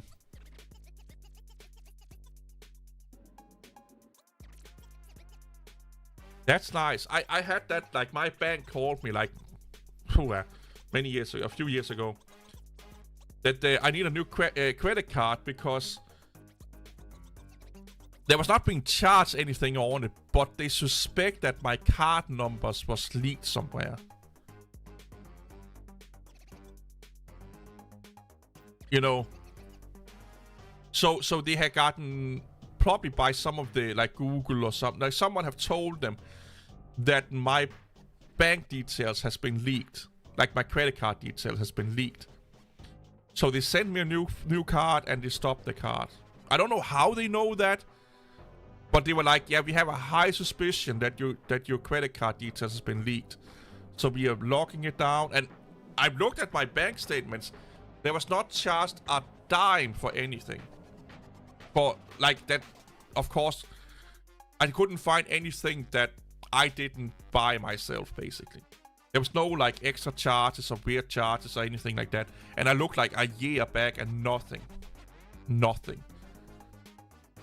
Because I check my bank statements almost weekly. I look at my online bank to see what's going on.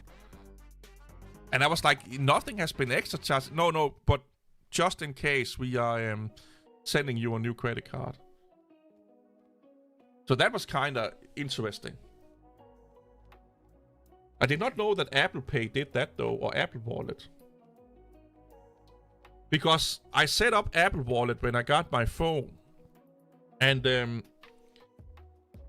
was like, should I set up Apple or Google Pay on my Android? I'm like, for some reason, like, I do it, like, on my Windows machine, I have, you know, my credit card in my autofill here, you know. Like, I have it in here. In my autofill. I'm not logged in here, that's why I can show you all this shit. So I have it in here. So if I trust Chrome, why should I not trust, you know, my phone? Because it's basically the same shit. But I just didn't attach it to that one. But I do have set up Apple Wallet. And I have used it once in a while. But I'm still a credit card kind of guy. It may change. I don't know. I just find it funny to stand there, you know. You have to pay and then you stand there with your fucking big phone over the fucking, you know, beepy thingy. Oh, sorry. And sometimes it don't work and the case is in the way and, you know, you stand there and just fucking man-slamming your big phone into the fucking card reader and then, oh yeah, beep. You know? I just find it, that whole thing a little bit, like when you have your credit card, it's so small and it's just like, you know, it's just more easy to handle, basically. But yeah, I see a lot of people stand there. Then you turn it around and switch it around and can't get to the side and bang it to the fucking card reader, and then finally it says beep, and then they can walk away. But I do see quite a few people using their phones nowadays. You know. I should set up Apple Pay on my Apple Watch, though. I should. Because then I can just use my watch to pay, basically. You know.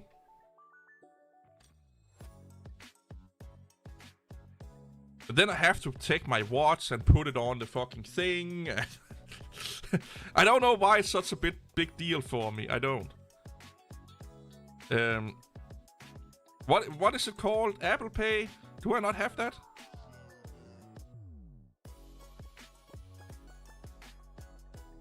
Do I not have Apple Pay?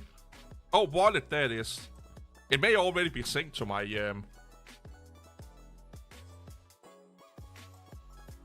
It may already be synced via my phone. Yeah, I do see. So here's the thing. So most people use that near field NFC on their credit card, the little chip. That's what I see the most here in Denmark. The second most are people with phones, using phones to pay with it. The third is watches. And I rarely see people pay with real money now. Like, it's really rare. Tomorrow I need to recycle some, bottles. I do that like once a month, every 2 weeks. Right now I have a shit ton of bottles I need to go with, so I do it quite often right now.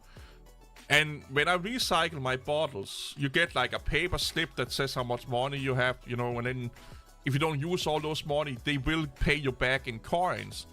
So I still have coins staying around in my, I put them into my, I have like a little pouch, I think you would call it, where I have all my USBs in. And there's a little side pocket, I put all my coins in there.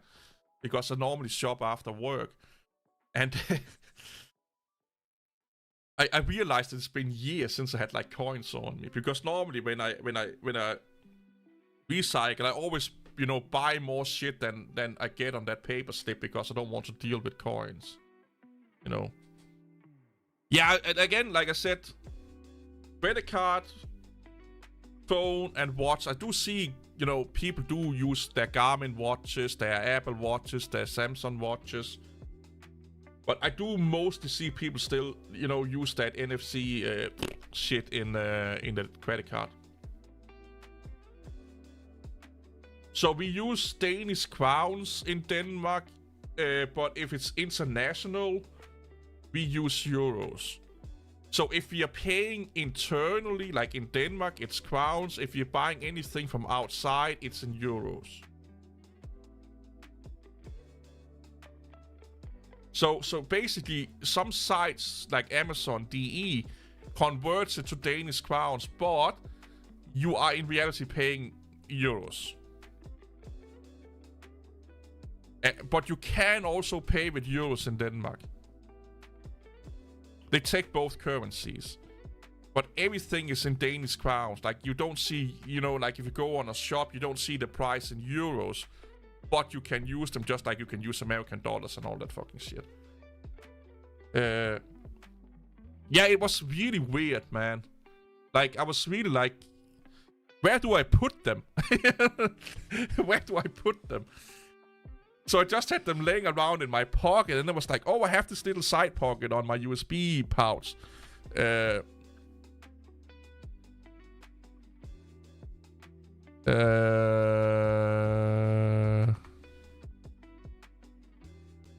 see if I can find which one it is.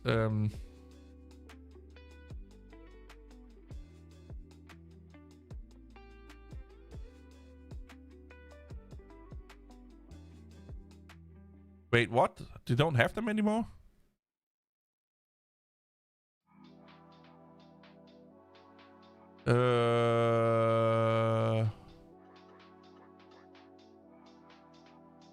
Is it pouches?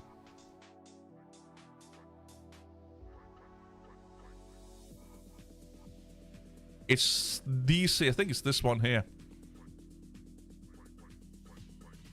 It's just in green.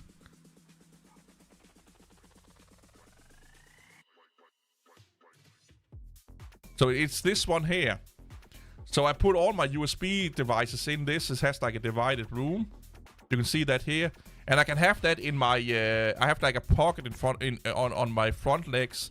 Really small pockets that actually are meant for magazines, but it fits right in there. So I have all my USBs in here, and then I put my coins in here. So it's really like, you know, that's weird.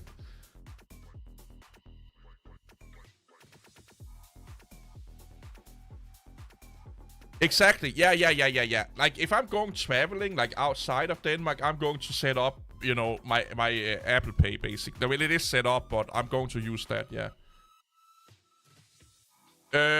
No. I am thinking about, or we have talked about getting one for work though, because the Wi-Fi signal where I sit is a little bit bad. But we have like we did like a quick and dirty wiring job from the router with a Cat 6e cable to this where I sit. So me and the dev have cable. But at home, I live in such a small apartment that it's not even needed, man. But I do know quite a few people that are doing it. But I can highly recommend these pouches here for like small little items and stuff like that. And they are made out of the X-Pack. So they are really doable.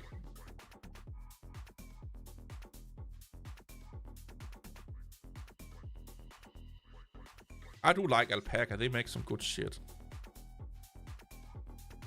I never tried their backpacks.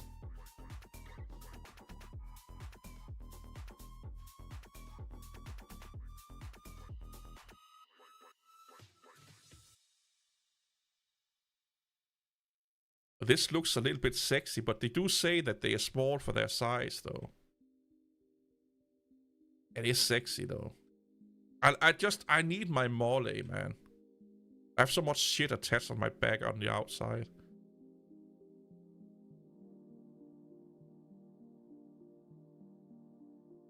It is a neat bag.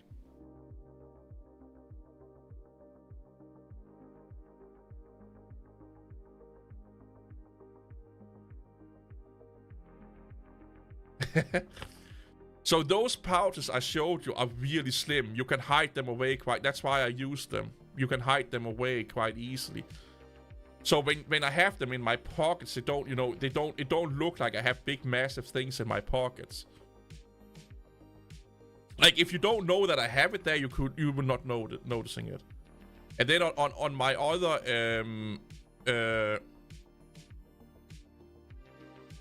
my other side, I have pens and a knife and a flashlight.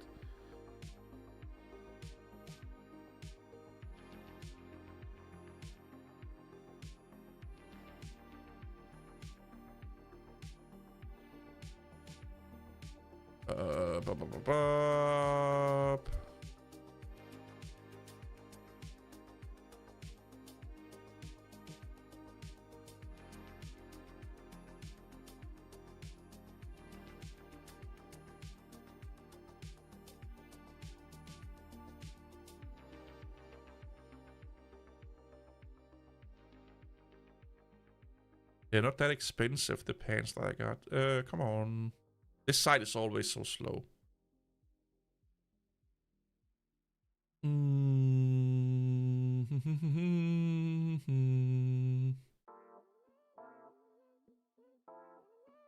Is it those? Because they look like, if you get them in black, I have them in gray, but if you get them in black, they look almost like dress pants. And they have extra pockets.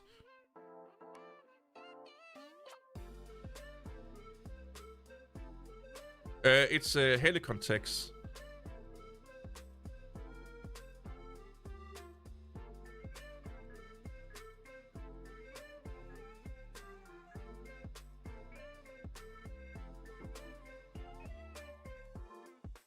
Yeah, it's not these.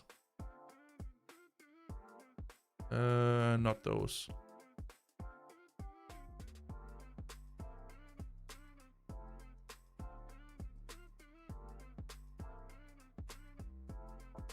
Come on.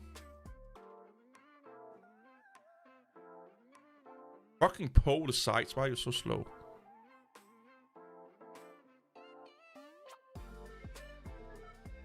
Oh, Linux, no, it's OpenSUSE.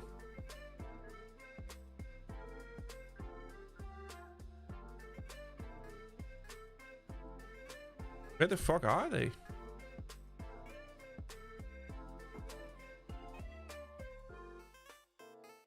Don't tell me they stopped making them.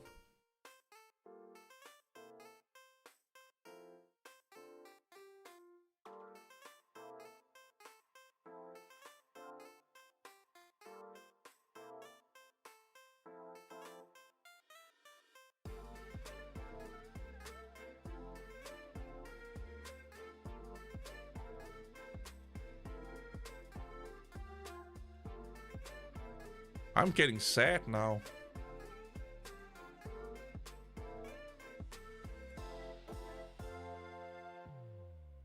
Like, it's...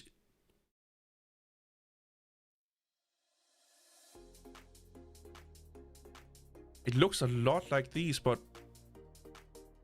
What? The fuck? It's not those. Have they taken those away?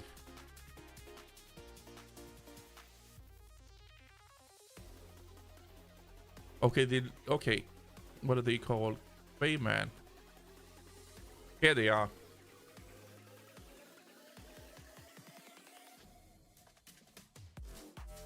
So these are the ones that I have.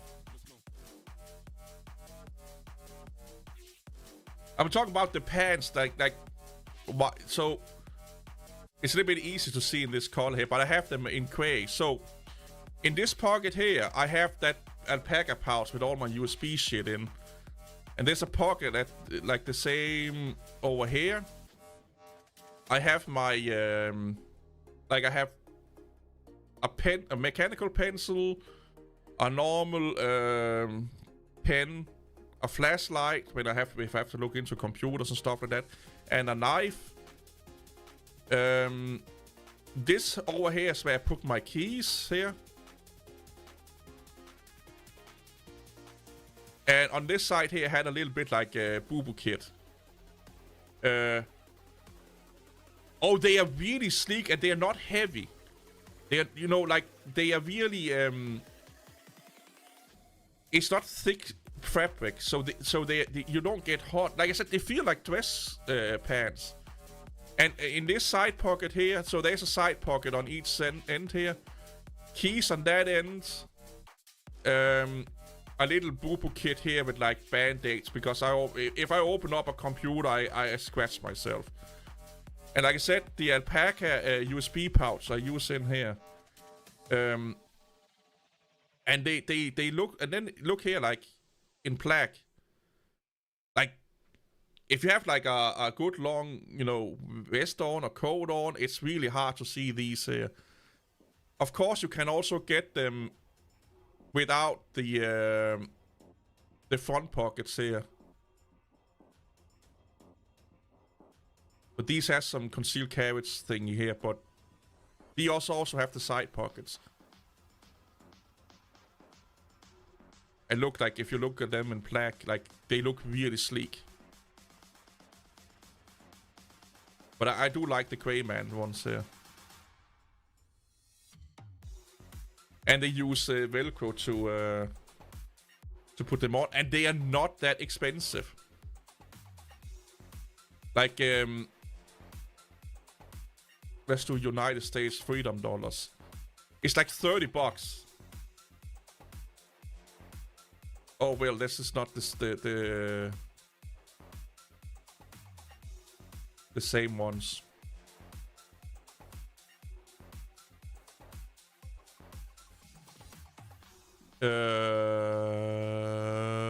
USD maybe. A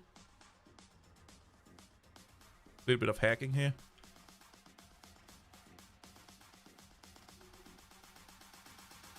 Yeah, it's $55.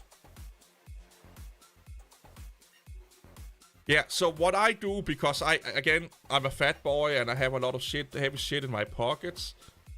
I have a black belt on it where the belt buckle is covered in rubber, so it's not reflective.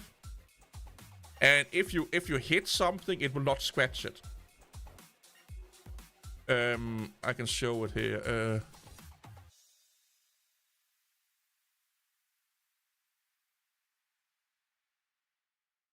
This one here. So I don't know if you can get that over instead, but this one here is rubberized.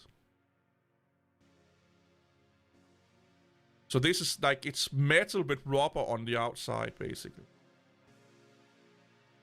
So no, it's meant for like hardcore working, you know, like for builders and mechanics and stuff like that. Especially mechanics that leans against, you know, cars and stuff like that. So your belt buckle would not scratch them. And if you pair them with these pants here in black, nobody can see that you have a belt on. My pants are these one here in gray. Which remind me I need to wash them tomorrow.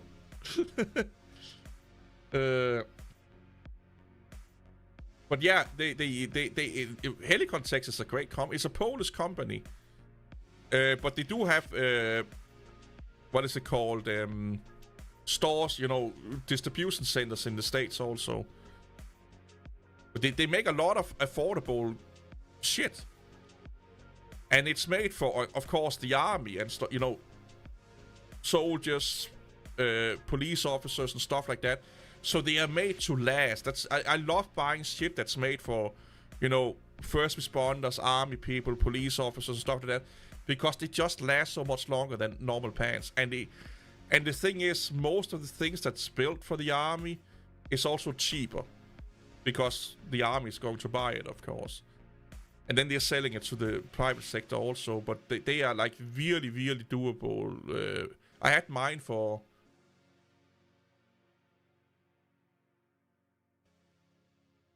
holy shit, over a year now, and you can't see that they've been used.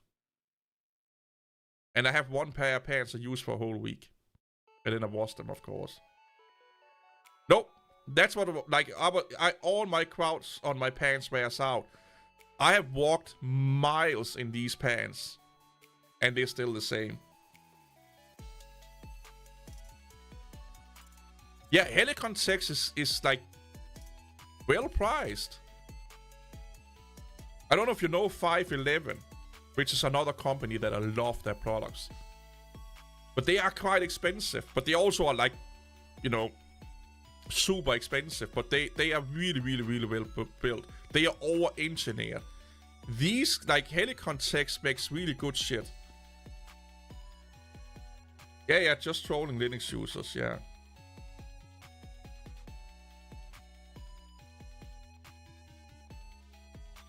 And they are like, I have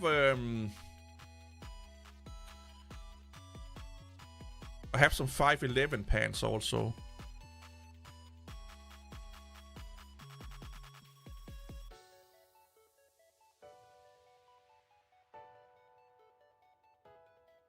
Yeah, 511, I love those. I love those also. Did I not? I did click it. Didn't I?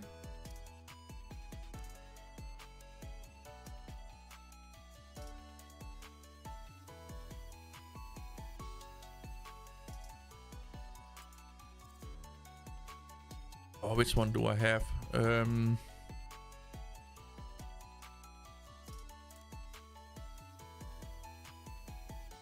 I bought them during Corona, and I bought them for one reason only.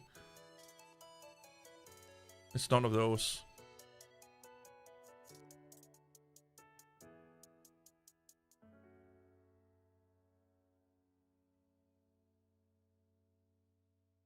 Where are you, buddy?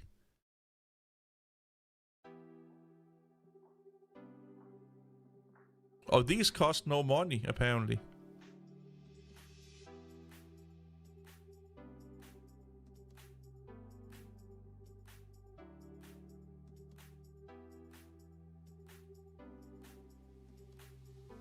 It's not EMS. The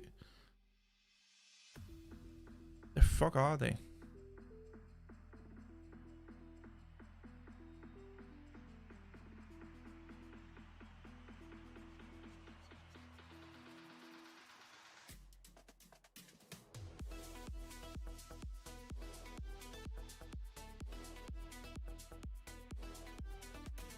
Hmm?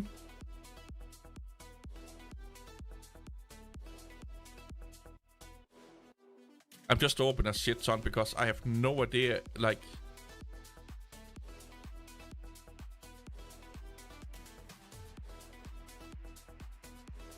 It is cargo pants. Oh, is that why I can't... Am I under...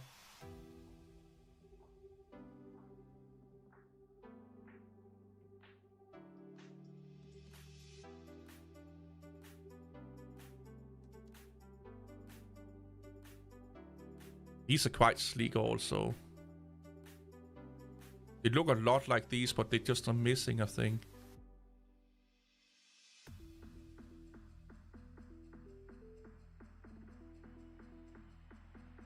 I don't think they have them anymore.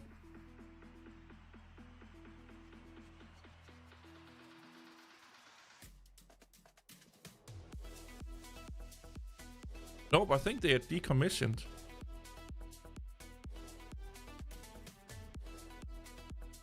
Or it could be those.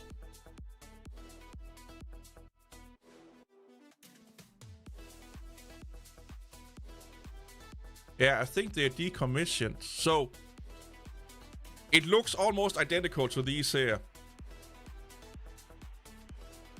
They just have the long pants here. But they have a little pouch here in the front that's meant for a gas grenade. And it fits perfectly a sanitizer bottle. So that's why I bought them for like doing Corona, because I can have like a sanitizing bottle in here. What I do like about them is that the back end here, they have like I think the Apex, or it's the Striker that has them also. Oh, of course I can't. Where's your butthole? Yeah, it's not those. That's not your ass. And they also have these pockets here. Oh, I'm getting so upset if I can't get those pants anymore. Because their back pockets are amazing.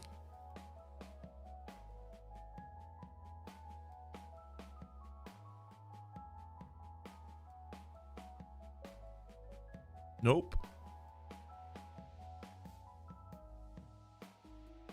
Nope. We're looking at a lot of guys' ass today, apparently. Nope. Nope. Nope. Nope. Nope.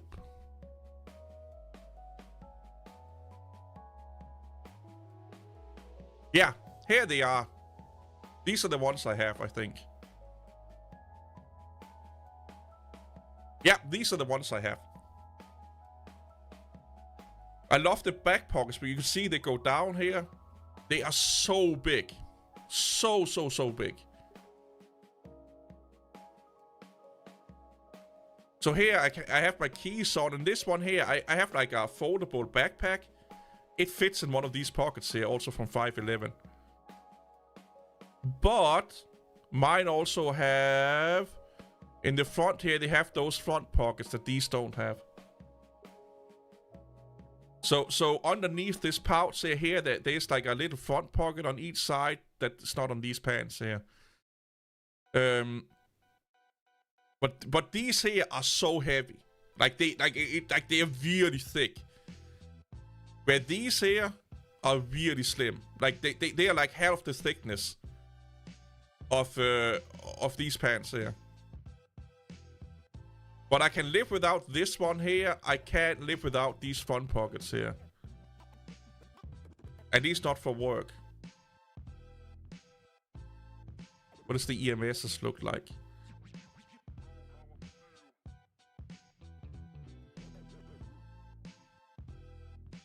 Yeah, Helicon Tex is great, man.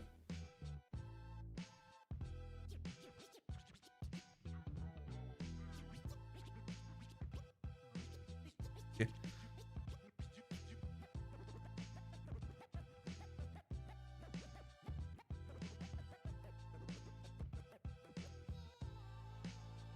But yeah, I do like my 511, but man, these pants, like for the fit and comfort and the price, it's hard to say no to them, man. It's hard to say no to them. I actually have a few Helicon Tex shit. So I have a mix between Helicon Tex and 511 stuff. So I have a 511 Rust 12 that I use for work. Like a backpack, and then I put my laptop into the area where the hydration platter should be.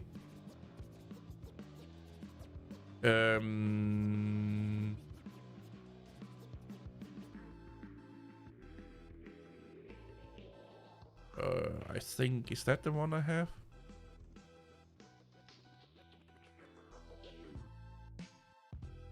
Probably pouches. There's some other stuff I need from I want from Helicon Tex.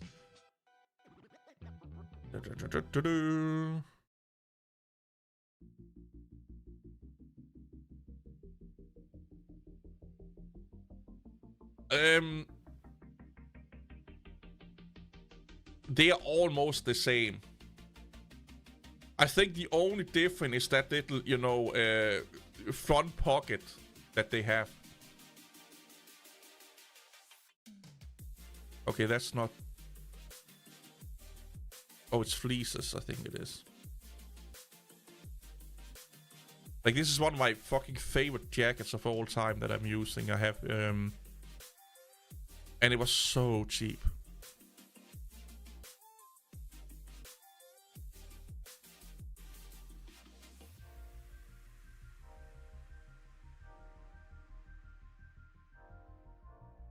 I don't think they have it anymore.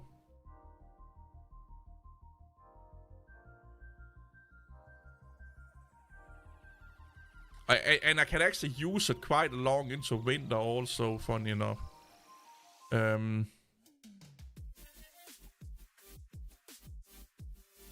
Yeah, they don't have it anymore. It reminds me a lot about this one here. Instead of having pockets down here, I have pockets up here. At the chest, 2 large pockets. And then if you open them up, there's like a perforation, so you can use it as a way of getting air into your jacket if you're overheating and stuff like that. So basically, kind of like this one here, but just closer to the middle. And it looks like the black one down there. And it was really cheap. But yeah, it looks like they don't have it anymore.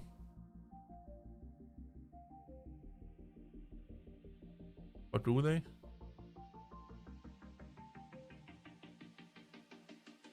Yeah, it's definitely not that one.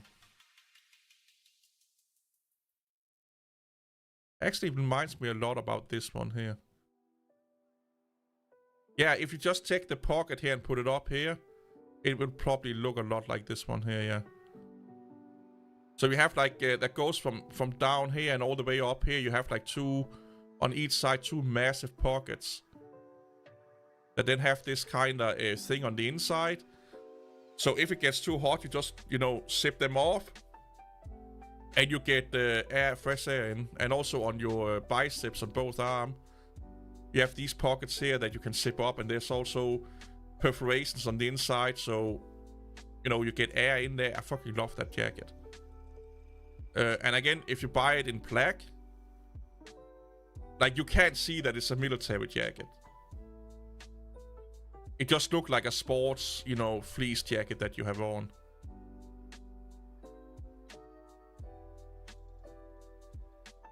But yeah, it's again, for the price, it's been last me for like, oh my god, 4 years now. And I paid about this for it. $50 I paid for it. And it's severely comfy and warm. And then I have...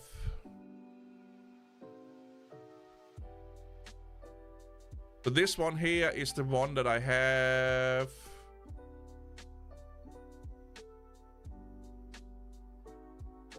in this pocket here. I have this one here with some band-aids and stuff like that.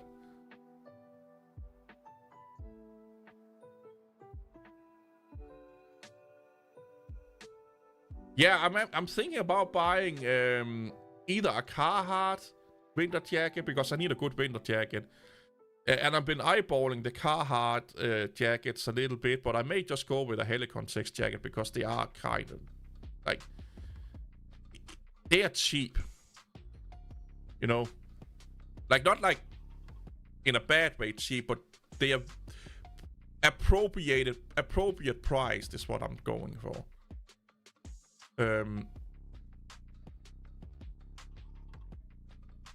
They also have uniforms and soft shells and windstoppers. Oh, these are expensive. But yeah, I'm thinking about getting one of these instead, because they are a little bit cheaper than a Carhartt.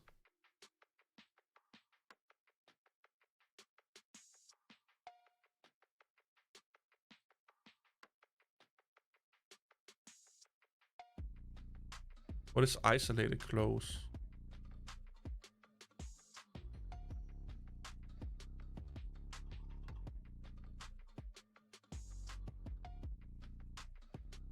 Or get a poncho.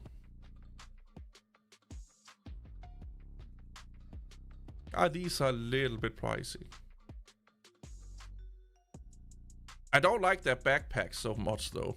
They are a little bit like, nothing beats a fucking 511 bag. And 511's backpacks is also really good price, to be honest.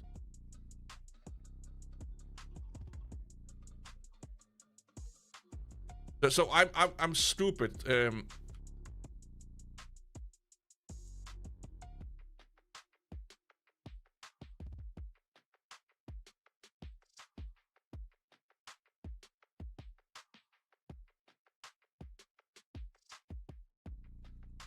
So I went from one of those here. Why can't I? So this is a really tacky backpack. But it like the layout of it is just really stupidly like there's almost no pockets in it, funny enough. They are so unuseful. I went from one of these bags here, and they're super waterproof, to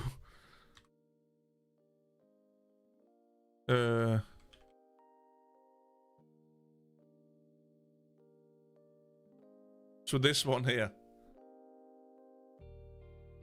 And this one here, I can get 2 of these for the same price as the Black Amber. They are on version 3 now. But it is a sleek, neat looking backpack. It looks like techy and minimalistic and shit like that. And it is also bigger than this one here, but I can have more shit in this backpack than I can in the other one. So I attached like a bottle holder on the side, a little bit of an extra pouch over here, and then I have all my techie shit in it. And instead of putting my laptop in here, because then you have to deal with all this shit. Where is it? I put it in this little hydration platter space here. This fits a 14-inch laptop. You can fit that in here. Like a Dell Latitude 14-inch can fit in there. It's not elevated from the ground if you put it in there, though, so you have to remind that. But again, if you have this in black, you barely see that it's a tactical backpack. And again, half the price of this fucking here. Way more doable. Not water resistant like this one here is. But it just holds more shit because there's more pockets. And you can attach stuff on the outside. So that's what I go into an office with every day. And these pants here. In Greystone. But I tried so many backpacks and I always come back to these Sloss backpacks.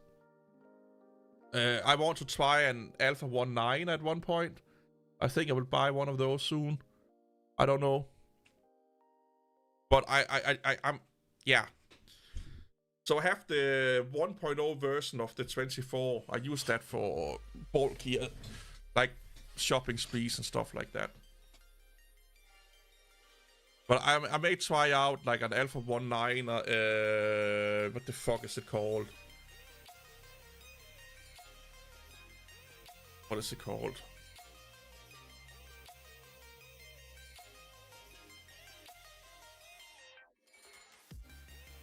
Evade. There you go. They just updated that. So I may try this one out. Because it's a little bit bigger. And it has a lot of like pockets also. And it has like hydration or bottle holders on the side. But I'm going to miss the mole, man. Because you can like... If I need more space... Where's my 511? If I need to go shopping and I need more space on the inside, I just take what's inside and test that on the outside. Because I have a lot of mole pouches in there with tech shit in them. And I have a first aid kit I can just put on with a carabiner. And then I have all, I have all the inside I can fill up with shit. And then when I come home, I can take what's on the inside out and put the things attached on the outside back on the inside. I can't really do that here. And that's why I love Mole, even though it's like, in quote, tactical. Is the fact that you can take a lot of the shit you have on the inside and attach that on the outside if you need the space on the inside. You can't do that on a lot of techie bags, and it really drives me nuts. Because the alternative is that you buy a really big bag, like a 35 liter, to accommodate those rare times where you need a lot of space. Where if you have this one here, it's quite a small bag, but because you can attach the insides on the outside, you can actually carry more. You're just carrying more on the outside than on the inside. Because of I have gym clothes and all that fucking shit, I can't go under 25 if I can't attach shit on the outside. That's the absolute minimum. And then I can't use it for shopping or anything like that. Yeah, I've seen a lot of people like the Linus Tech Tip bag. I just don't like it so much because it's made out of polyester. And I abuse my bags like a motherfucker. Like, I throw them around, I sleep on them. Like, I use them as a pillow sometimes. And sit there. Because I live in a one-room apartment, so when I come in, the first thing you see is my bed. Because you go directly into my kitchen. And in front of that, there's my bathroom. And then on the side wall of my bathroom, there's my bed. So I just put my bag on the bed. And then sometimes if I'm too lazy and I don't want to make the bed, I just use my backpack as a pillow and then I fall asleep. And I use them. I go stone collecting sometimes for a friend. I use it to carry stones. Like 10 plus kilograms of stones. So I really misuse, I really abuse my backpacks. So I tend to go, more over to these kind of backpacks because they can take the abuse. Like this is like a 1000 and something D, like 1050 D nylon. This is X-Pack. It should be doable, but I don't know. But yeah, it is a sexy bag, though. It is a sexy bag. And Alpha 19er makes good, like, doable bags. But these are fucking... Ooh. I may need this one. I do like collecting patches. Is this new? I've never seen this one before. This is kind of cool, though. Where's the patches? I need the patches. I like my patches. Where are you?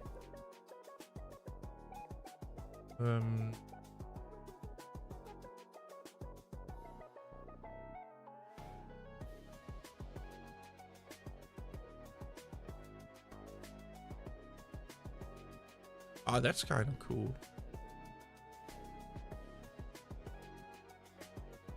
I have this Spartan kind of thing also on my back. Oh, they got new ones. See, I love putting shit like this on my back. Oh, Sovet, that's a good fucking company, yeah. Which one is it? Like the medium or large, or extra large, or which one is it? I've been eyeballing one of those for years, man. I just never, like, bought one. Maybe I should.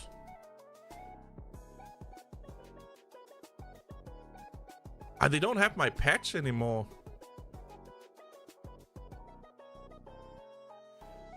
So I have a patch on my backpack that says Keyboard Warrior. I have this one also. They don't have my Keyboard Warrior patch. Yeah, that jerkery Lars I've been thinking about, yeah. But the Jäger, that's actually how you pronounce it. Now I'm thinking about it. Oh, they don't have my Keyboard Warrior patch anymore. So it's a patch with a guy with night vision goggle on in front of a computer that says Keyboard Warrior. I just found that super hilarious. So I have that on my as my pouch. And then this one here. And I kind of debating on getting this one now. And this one also. Natural Born Hunter.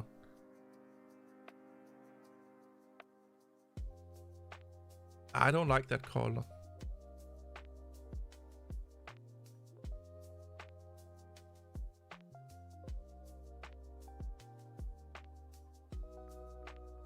Is that a pizza? Hot and tasty delivery.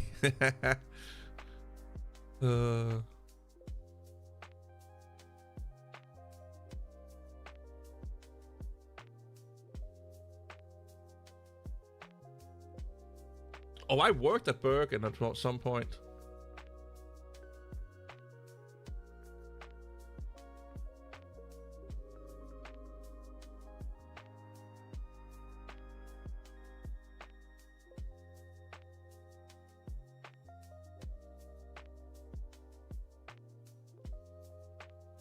I may need to buy these two here.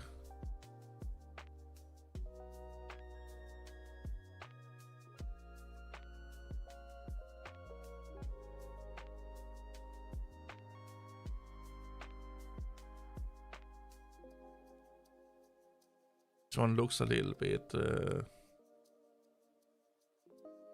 not. Oh, I already have that up there.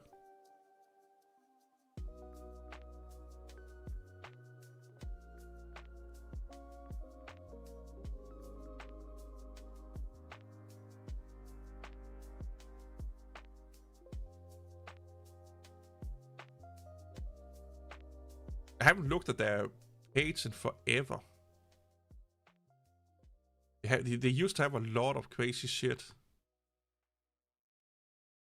They updated their sites. Sauna tents, holy shit.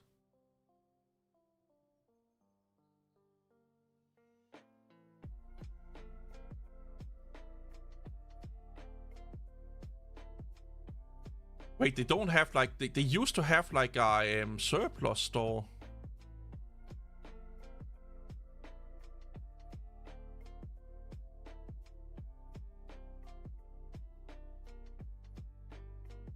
Okay. So you used to be able to buy old backpacks from them and stuff like that.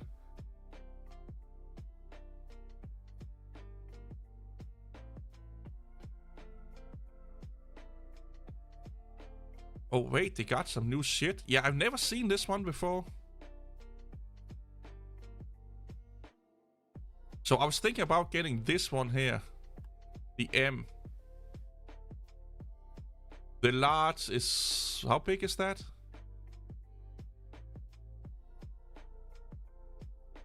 Oh, smiley.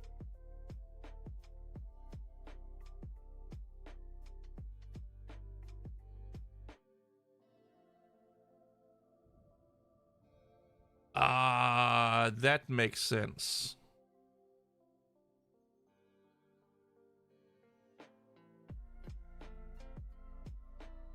Yeah, this one must be kind of newish, right? Because I don't think I've ever seen this one before. Oh, the LS50. That's too big then. I was looking at the 30-liter one. This do look like a great hiking backpack, to be honest.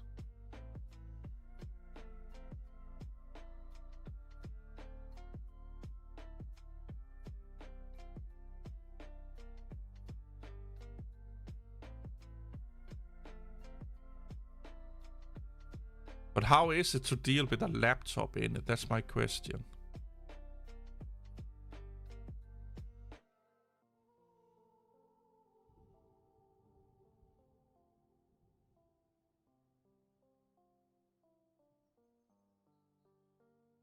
Need more pictures.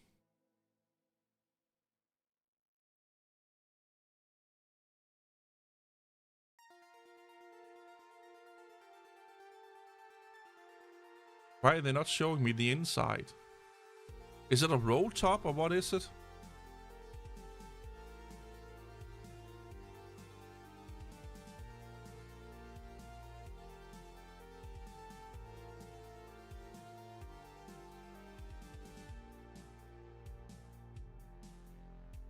Ooh.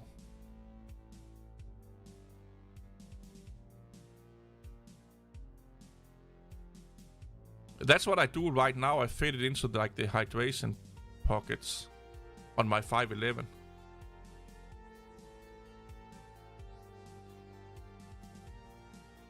Yeah, this is the one that I was eyeballing for a long time.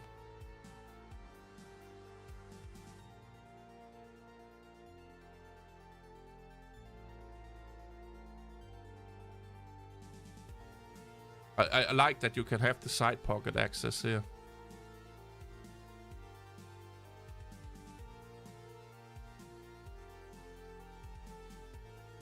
But I don't think, like, if I take this with me to work, they probably think I'm going to, like, kill everyone at work or something like that. Like, have a nervous breakdown and shoot all over the place. But it is a neat backpack. I probably will get that frame also.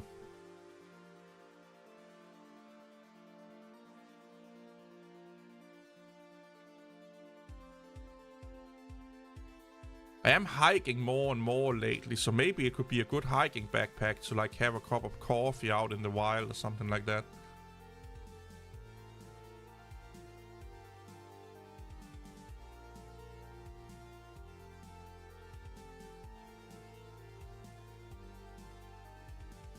There's something nice about simplicity. You know? Wait, it's done in polyester? Oh, it's only the webbing. Yeah, they are like I've seen people have them for years.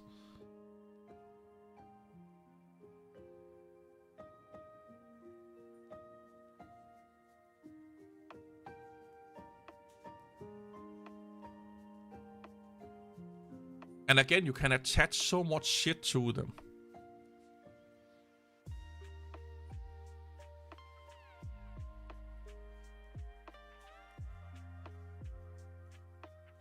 Finland is fucking nice in the summertime. Like,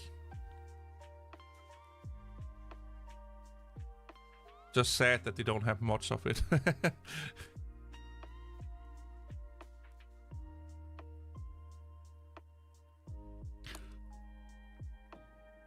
Oh boy.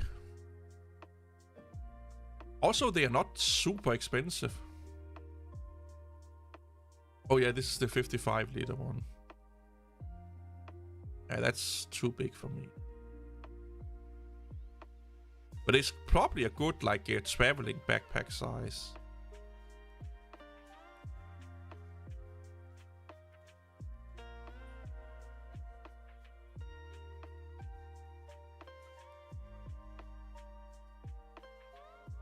I've thought about getting some of these though. Have some, you know, tech shit in. Maybe like for first aid. But the thing is that they are not like waterproof, so yeah, that's maybe not a good idea.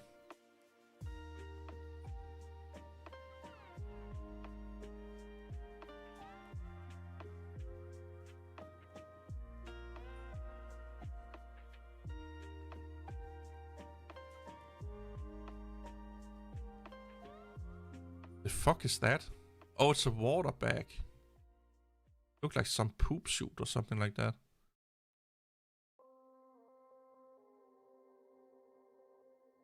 Yeah, I won't be for long. It's almost midnight here and I need to wash clothes in like 10 hours. Yoink.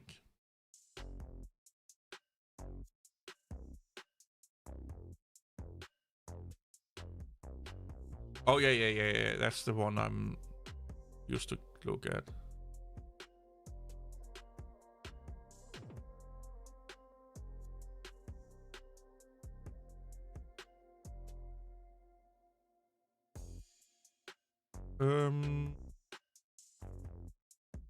Let's see what they have in their surplus store. It's been a little bit slim lately.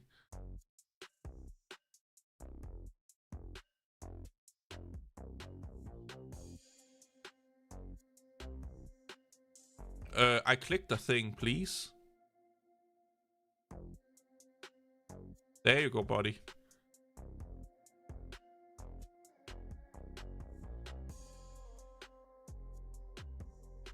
Oh, the Samsung tabs are actually really nice.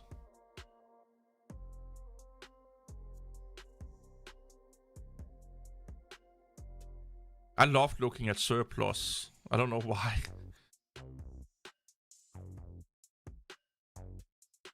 Sometimes you find some good shit in here.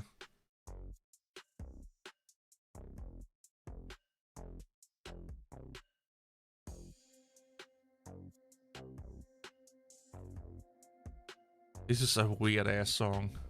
Alligator King.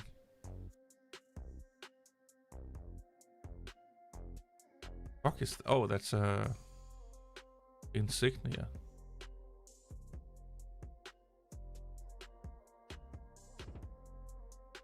What the fuck?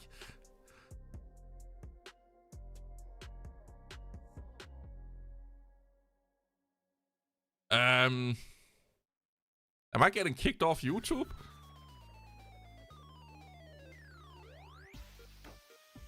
They don't have any like interesting bags. They all sold out.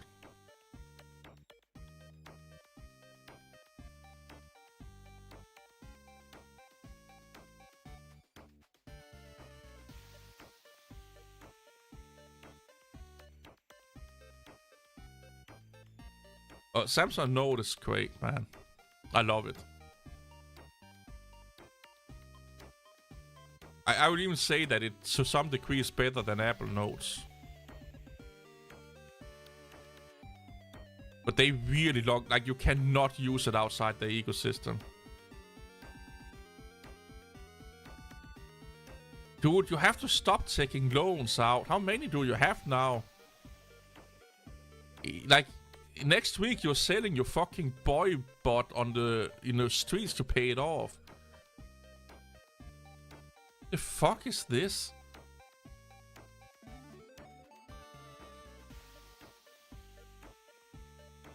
Commando underpants. Oh, probably should not do that.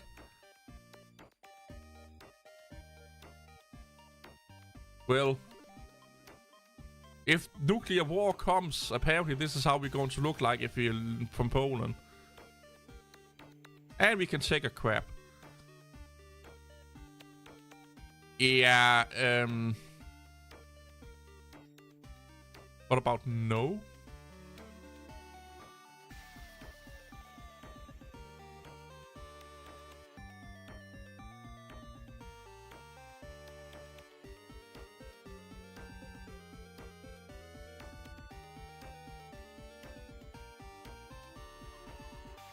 How do you sync to your Linux computer with OneNote?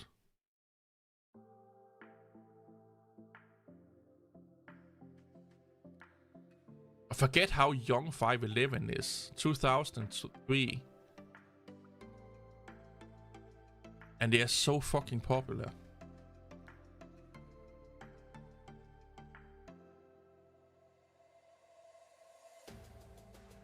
Oh, the web app. That's right. I totally forgot about that one.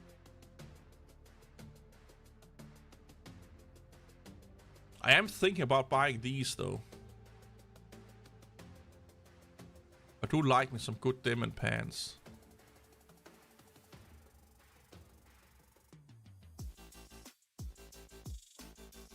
And they have like all the pockets I need also.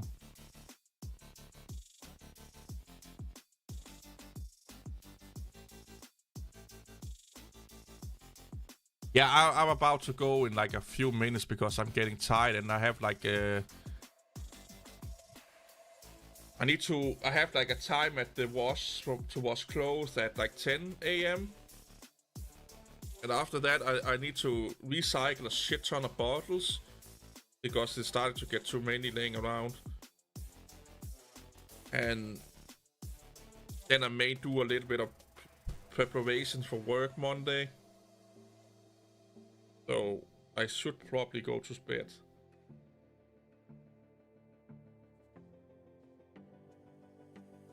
But apparently we are looking at man bots. Good old man bots. And also the guy that I wonder if he's going nuts on Discord. The guy that I banned. Oh no. Nope. Nope.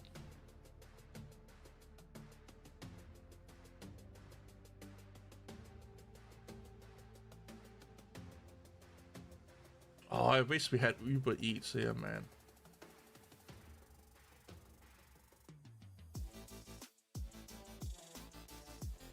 Yeah, someone just spurked out like a motherfucker because he apparently don't know what the fuck he's talking about. And he just wouldn't shut up. You know, one of those that, I'm the smartest person in the room. Kind of people.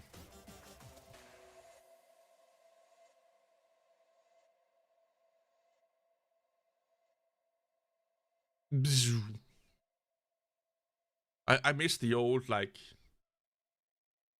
I used to make Linux say a lot of sounds when it booted up and booted down, but who the fuck wants to listen to that? But I did that in the beginning. That was quite fun.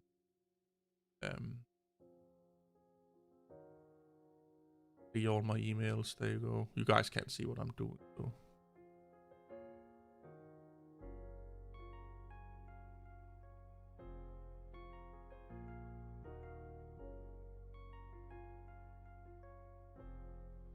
We have nothing close to any of that here in Denmark, so I can't, you know. Because Slamer likes to stalk the female drivers. Then he can go out and be, pretty lady, you have me food. You want to come in for a lick taste?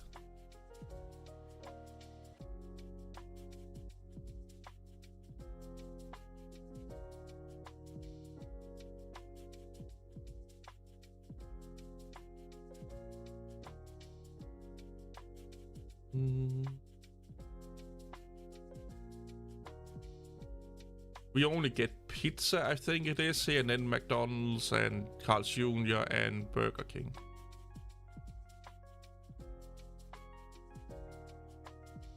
Oh, Lamer just came here for the man bots.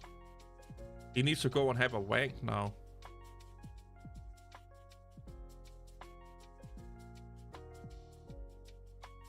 Well, all is good. Nothing has yelled at me on the internet yet. Give it time. Give it time.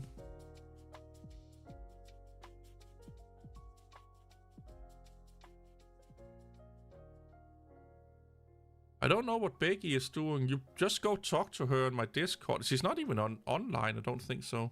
Is she streaming? I think she's streaming. No, Asmongold is streaming. I don't know, I've not talked to her in months. I don't know what she's up to.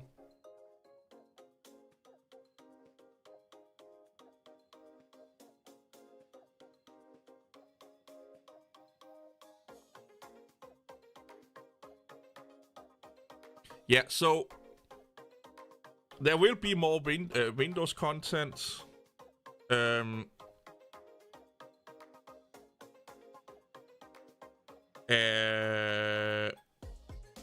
just have a lot of backlog of Linux, anchoring Linux people, because it's just so fun to do and easy. But I do have some Linux videos. Doing a custom Windows ISO will probably not be done. Because, first of all the obnoxious Linux people will come in and ruin that whole experience for people. And if you teach people how to do something like that, it's a never-ending support request. I did that with Linux one time. Made a tutorial on how to make a Linux ISO, and I had people DMing me, and not DMing me, emailing me on how to change the wallpaper. Like well, actually this year I haven't gotten any comments on that video, but I used to get, like, years after that video was made, people asking me, and there was a guy from India that wanted to pay me $5 a day to build a distribution for him.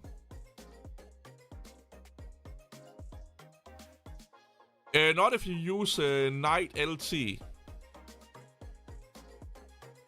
Or NT Lite, sorry.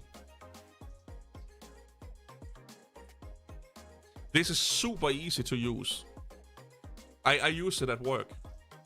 I made a custom ISO at work. And I update it like every 6 months, because you can download the latest updates and put that into the ISO. And you can also do unintended installs of software if you want to. Yeah. He wanted to pay me $5 a day to build a distribution for him. And here's the kicker. He already had made a website promoting and selling that distribution for companies and hospitals before he had a distribution.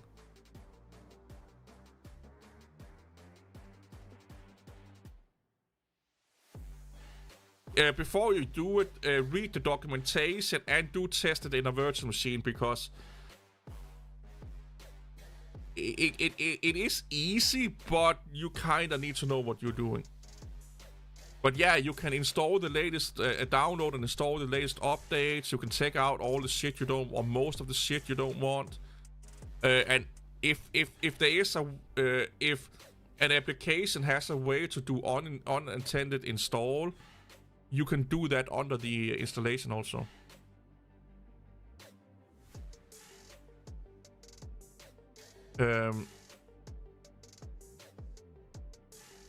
But other than that, it works like, and then you can also remove like the TPN requirement.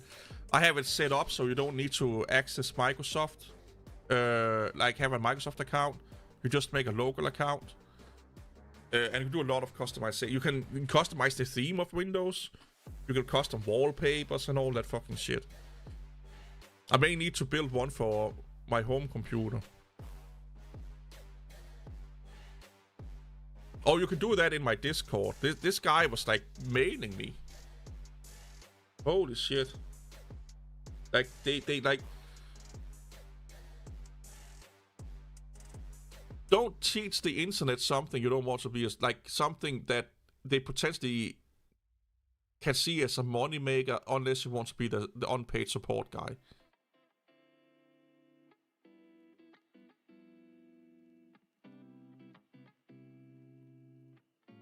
Yeah, this program will take away a lot of the stuff that you don't need. Rufus can also take away TPM and online account creation for you. But you have way more control with this program here. And the free version is good enough. The only thing it does is it's just doing the creation stage. It just prompts you once in a while so you have to basically click OK. But other than that, it works perfectly fine. And all you need is just having a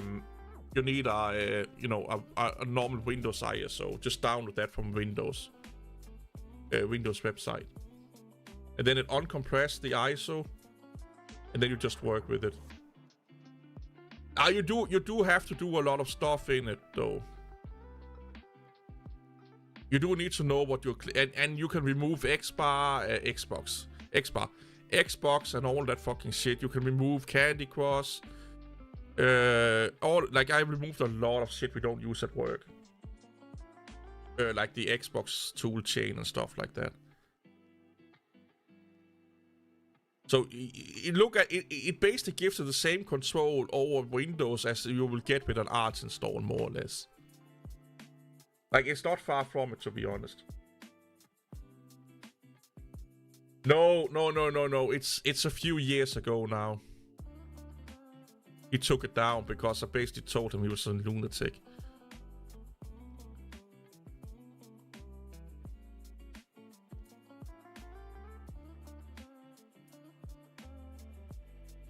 It's just like a custom. You can just customize the living shit out of Windows, basically.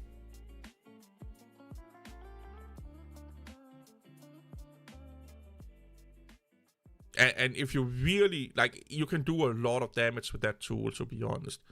So if you go really in deep, like if you really learn how to use it, yeah, you can have the most streamlined Windows ISO you have ever dreamed of. I think you should be able to put in group policies into the ISO also. Because it can set up auto user creation and stuff like that.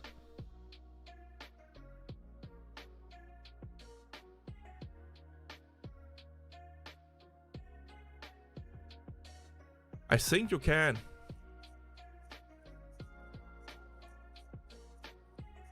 Yeah, it's a legit tool made for IT professionals. they sell it like it's blessed by the Microsoft guards, or what you will call it. But you normally, I can't remember the config file you normally would set up for Windows to do auto rollouts and stuff like that, where you tell it, user accounts and passwords and all that fucking shit. You can do the same with this one here. There's a whole section during the process where you can set up everything, like user account services, Active Directory, and all of those kind of things. I need to look more into it again, because I did it like early this year, and I haven't like looked into it because I have needed to update my ISO. So I can't, like, it's a little bit like fuzzy. I can't really remember most of it, to be honest, because I used it like 1 or 2 times, and then I had an ISO that worked, and then this is actually quaked. But I may install it tomorrow while my clothes is washing, and then just fuck around with it. But what I mostly did was I took away the check for TPM and the check for online connection, and removed the requirement of doing a Microsoft account. And then I download the latest updates and push them to the ISO. And if there are drivers, on, like let's say you want to make an ISO for your PC, it can look into your PC and download those drivers so they are pre-installed on that ISO also. So to some degree you're cloning your PC, or at least cloning the drivers from your PC. So that would help if let's say you're setting up 10 Lenovo laptops or something like that. And then you don't need Windows to, download all the drivers. I think you can, yeah. Yeah, it's really powerful. Really powerful.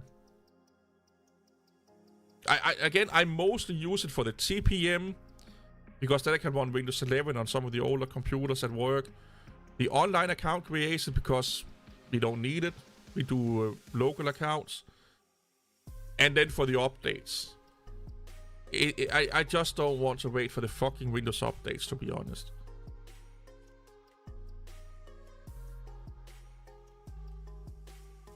Yeah, I don't think it's that expensive. I'm thinking about making my boss buy it for work. Because we could actually use it quite a lot to set up. And I do use the ISO I made all the time. Yeah, and it works on Windows 10 and 11.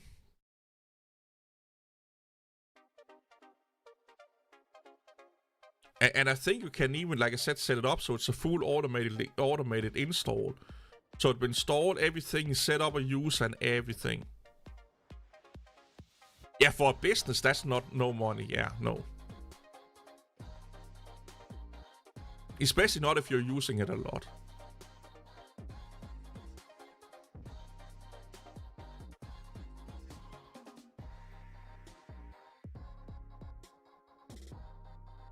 Stripping it? Oh. I just, like, after I dealt with, like, I deal with Windows a lot at work, and I play around or fuck around with macOS at home. Linux just seems so old. Like, every time I boot up Linux, it just feels like I'm going 10 years back in computing. It just feels like I'm fucking around with, like, Windows 8 or something like that. And then I'm dealing with the same issues I dealt with in Windows XP. Where things worked and then they didn't work, and sometimes they work, and just super inconsistencies. Way more inconsistencies than they are on Windows. The only good things about Linux that I love is I can go into the terminal and go nuts in there. But I can do that on Windows also, so... Like, I use Winget a lot. I just built a program that do a lot of Wingetting for a new setup computer. And that basically automated. All of the software needs to be installed.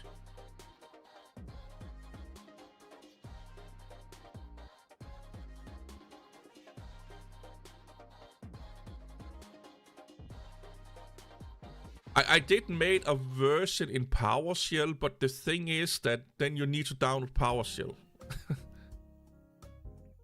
Because I made it for the newest version of PowerShell. The one I have right now is 100% pure Python. And you can package Python into one file executable.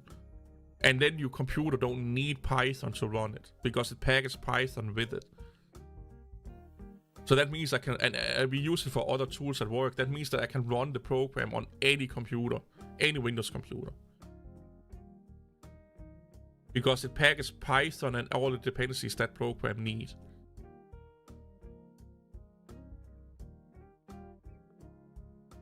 So now I just have to find a computer. That's something I want to do when I'm alone, is to test that program.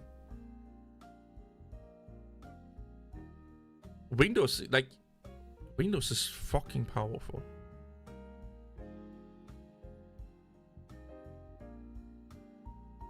Yeah, I should read. Yeah, I've heard about that book. Yeah, I should. Yeah, I should read that. Yeah.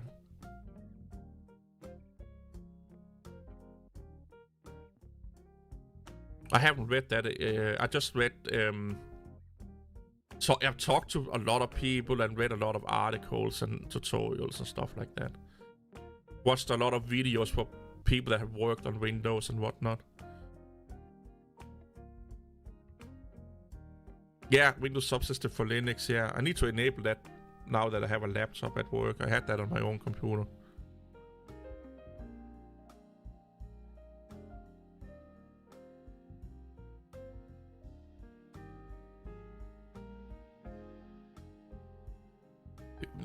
Like the only benefit I see for Linux in the world today is that it's so super customizable. Like down to the kernel customizable. Which then also make it, again, oh, this is a Christmas music, which then also make it really good for servers, IoT devices, supercomputers, because you can really cut a lot of the fat away. Where on Windows, there is a lot of bullshit you have to deal with still. You know.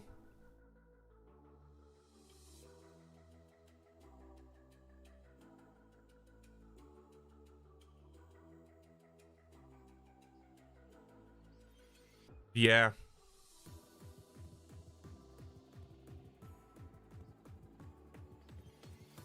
People love to say that you can do everything on Linux that you can do on Windows. Yeah, but you can also do everything you want you can do on Linux on Windows. You know, it's like, why should I change? Like, that's the question you have to ask people. Or ask yourself, why should this person want to change? And if you can't come up with other reasons than freedom, owning the software, and all of that bullshit, there's no good reason. Because nobody cares about that other than you and other nerds like you. Like, your cashier at the shop don't give a fuck about owning the software and freedom, this and... That's what hardware are you running Windows don't run on? If you're running an older computer, you're running Windows 10 and still support it. And Windows 10 will probably get an extended support cycle. Because it's massively used. There are people still using XP in companies. People don't care. They really don't care. They really, really, really don't care. Yeah, I know about that OS, yeah. Have you ever worked with QNX? I used to mess around with that quite a lot back in the day.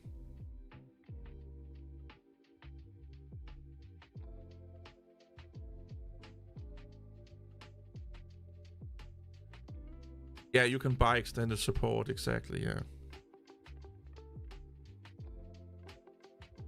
If you like embedded and real-time OSs, try and look into QNX. It's a really interesting... Yeah, QNX is really big in like hospital equipment and cars and stuff like that. And it has a really interesting history. So QNX, like in Xenon.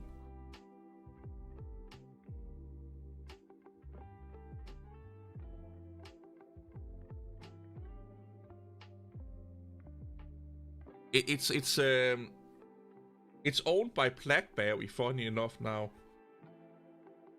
But back in the late 90s, you could actually download a version with a full-blown desktop environment on it. Because they wanted it basically to do a little bit what Linux did, but they want to have like a dev station for people. But it's a really specific OS. Like, it's super, super unique and specific.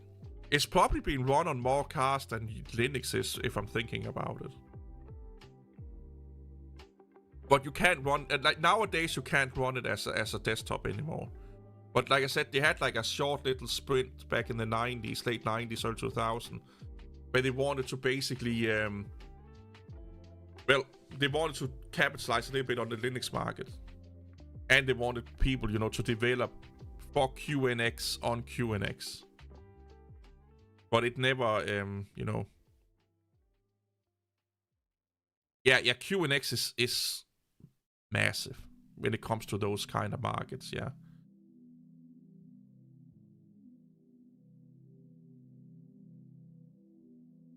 It's stupid how big it is. And how little people know about it. I have a video called Nobody Care What OS You Run or something like that, and I've run more OSs than you have, and then I showcase all the OSs that I have run that I can remember. All the way from Amiga to QNX, BOS, Haiku, Minute OS, Colibri OS, OS2, Warp, all of those fucking things. QNX is open source as far as I know, and it's highly customizable. Like, not like a desktop customizable, but as a kernel and OS customizable.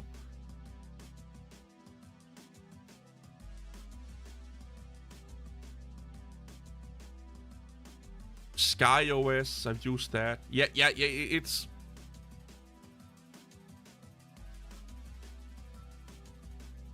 it's hard to comprehend how insignificant 4 or 5% of a market is. Like, it's not nothing, but it's also not something. Like, a CEO can lose his 4% of the market by wiping his ass with the wrong toilet paper. It's not unheard of companies losing 5 to 10% of a market overnight.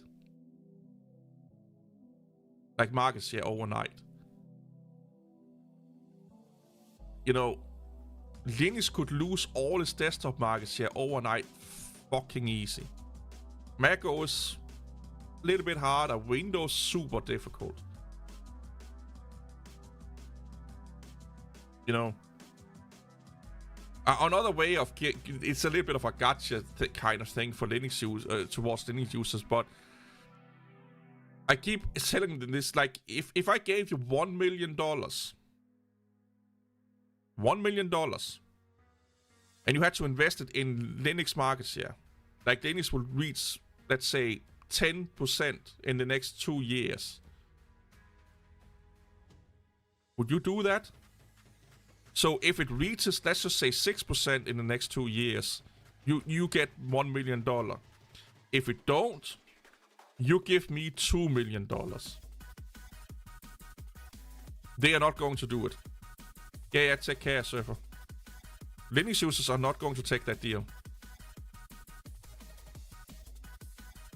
Of course, you can customize Linux more than Windows. That's, like, no doubt about it.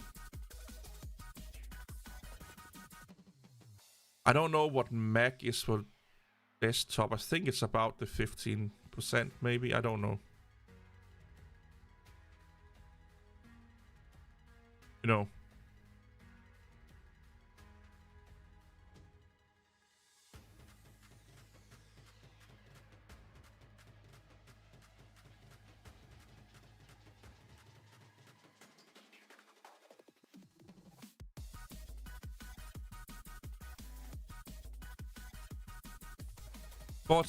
So about 15%, yeah.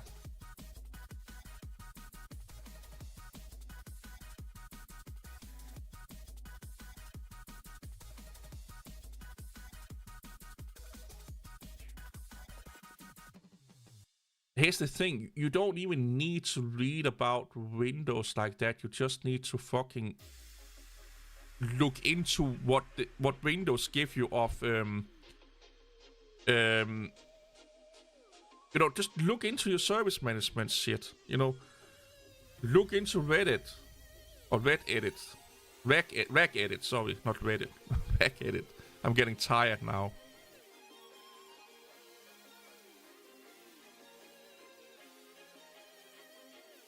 Okay, so there is way more than 1.1 billion PCs per laptop because Windows alone have over 2 billion desktop users. So I made like a rough calculation last year, I think it was. And with the numbers that I could find from that was that Linux had around 180 million users. Around 180 million users. Which is not a fucking lot. Okay? It's not a lot. No, the population of Earth is in billions.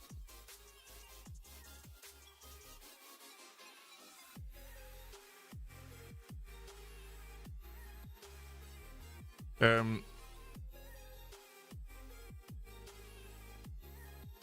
I think what I was looking at was not how many laptops or PCs there was in the world. It was how many people had one or more.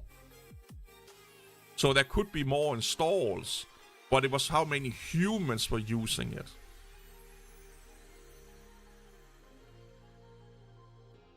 So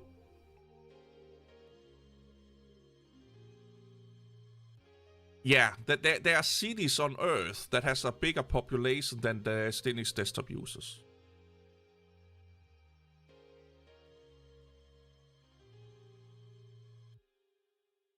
But yeah, like if that's the new number, again, I looked it up either 2 years or 1 year ago, I can't remember it. 44 million is just even a bigger blow to their fucking ego then. Like, it's just a lower number.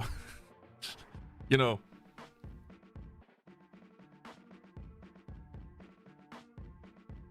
Yeah, I run Ubuntu, I run Fedora, I run OpenSUSE. I have a 7700 Ryzen 7. 32 gigs of RAM. 4060 Ti. 16 gigabyte video RAM. Yeah, you have 4 laptops running Linux, yeah. I don't have any physical computer running Linux at the moment. I used to have, but I don't. I stopped running Linux on physical hardware at home like a few years ago. I just don't see a need for it anymore. It's too unpredictable. Funny enough.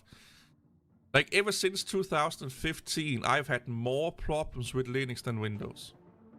And I don't give a fuck about my Windows install.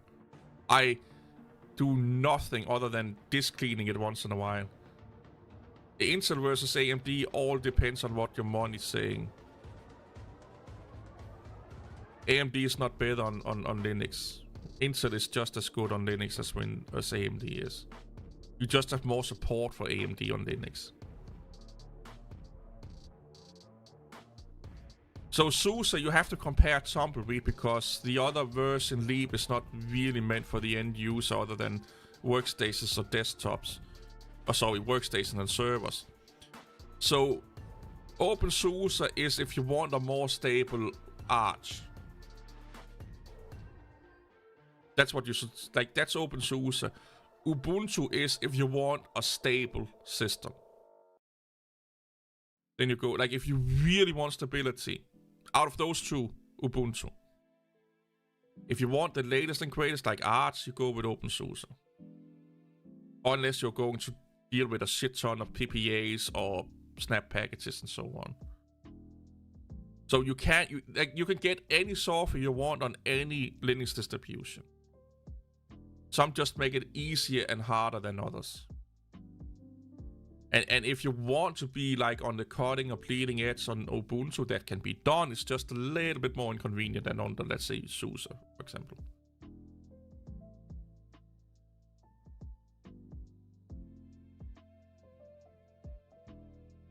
I used to have, all my laptops used to run Linux, but now that I'm developing for Windows, I have a Windows laptop that's meant for development. That's the only thing it does. It's a development machine.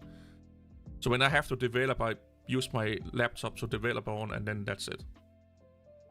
I tried to get Linux to install on it, but it crapped its pants. And it's like a 4 or 5 year Dell laptop, and Linux had issues with it. And I'm like, if Linux can't install without me fixing it on a 3 or 4 year old laptop, I just don't. I'm over that shit. Had it been 10, 15 years ago, I would have no issues trying to make it run. But if I can't just push some buttons and it works, Linux is not ready yet. Yeah, the DistroWatch means nothing.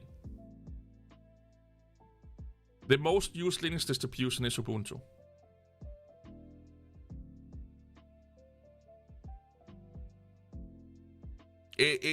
That's again Copium coming at you. Everyone says that Linux can run on every fucking computer, and Linux is the best thing ever, and Linux can be used on just as many computers, and it's just as easy to install as Windows is. I could run Linux from the USB, no problem. It worked perfectly. The install did not. And I don't want to sit and... I know what to do to get it to work. I've done it before. I just don't want to. I don't see why I have to.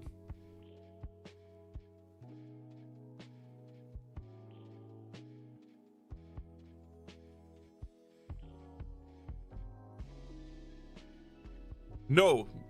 There are more intelligent and smart people on Windows than there are on Linux. Most of your open source software are being developed on a Windows computer because there are more users using the open source software on Windows than Linux for most of the time. Of course, there's not a lot of GNOME users on fucking Windows, okay?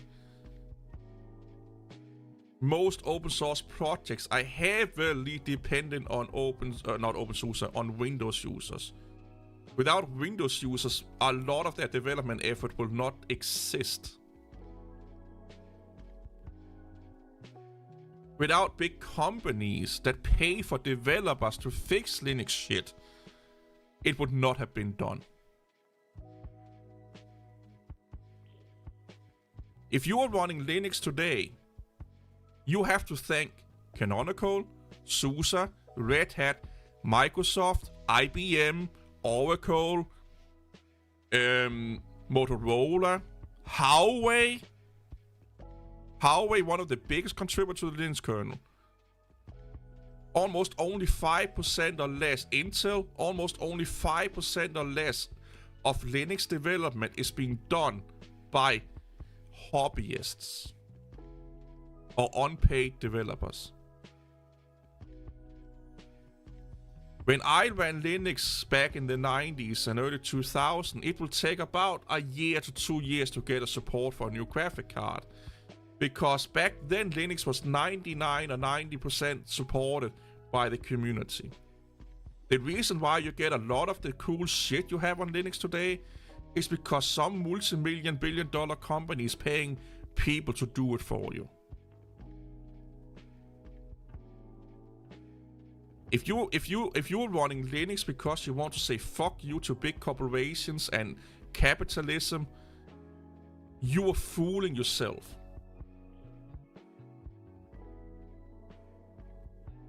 You really are. Google is another massive contributor to Linux.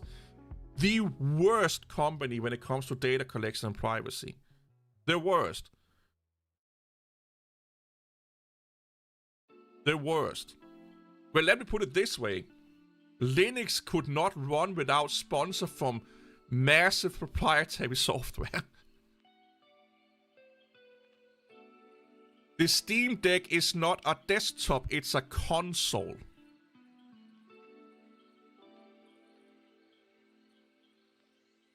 That's simple. It's not meant to be a desktop. Can it be? Yes. It's not meant to be. It's a console. That would be like FreeBSD is more FreeBSD is more popular than Linux. Why? Well, PlayStation wants a version of FreeBSD. Have done it since the inception of PlayStation. So by that logic, FreeBSD should be more popular than Linux then. Again, Linux users has the most stupid and low IQ arguments ever.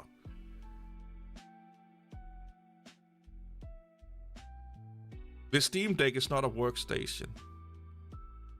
The Steam Deck is an Xbox PlayStation that happens to run Linux, that happens to be able to boot into a desktop environment called KDE. Do you think Valve is spending money on fixing Proton for SUSE? No. They are spending money on fixing Proton for Steam Deck. And if you have hardware that is reminiscent of the Steam Deck, you will benefit from it. Valve don't give a fuck about Linux. Valve don't give a fuck about you.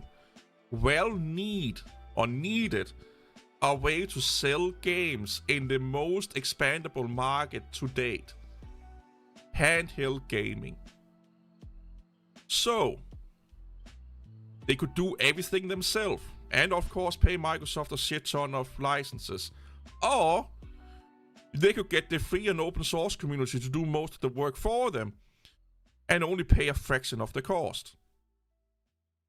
So what did Valve do? They fooled the free and open source community into being that unpaid, for the most part, developers/testers. If you don't think Valve abused the Linux community, you are fooling yourself. No, Valve didn't do it because they wanted, because of the dependency of the Microsoft Store. That was back in Windows 8. They had that concern. I think it was Windows 7 or 8. 8.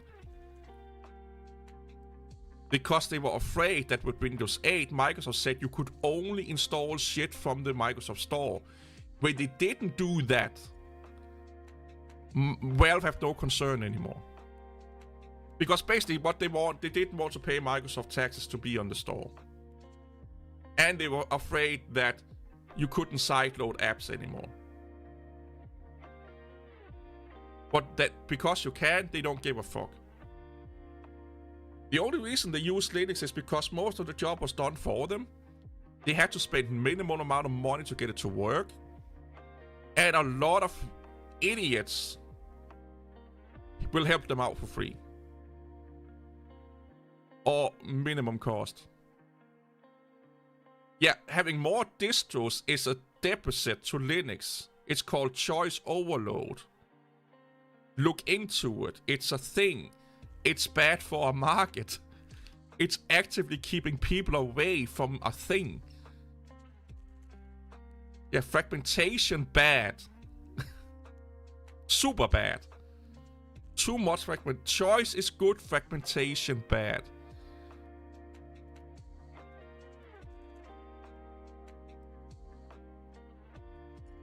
Linux is like, unless you're a hobbyist and developer, Linux means nothing. Open source means nothing unless you're a developer. It's that simple. It's not going to benefit you whatsoever unless you're a developer. The only reason you like open source and Linux is because you don't have to pay for shit. And I know this because good old Elementary OS put up a bar that said, will you please give us $1 for the download? Or 20, or whatever, 50. The Linux community went batshit crazy. How dare you? How dare you? Expecting to get paid for the thousands of hours of development you're putting into this distribution. How dare you? They were mental until the developer said, you do know you can put in a zero in the custom amount and you can then download it for free. All forgiven. All forgiven. And we're not just talking about one of you little angry fucking virgins that were riding their mommy titties. There were being made videos and articles about this shit. Linux users are using a lot of batshit crazy justifications because they're cheap-ass freeloaders. They are living off the goodwill of amazing, strong, dedicated developers. Most Linux users don't give a fuck about the quote-unquote cause. Because if they did, they would have paid that $1 to Elementary OS. They would have paid the money for the Ubuntu UKK or whatever updating tool, where people are downloading and expecting him to do so much work that he had two choices.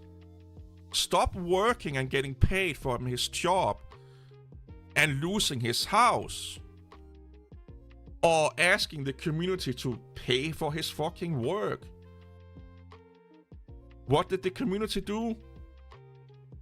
Almost nothing. They almost gave him no money in donation.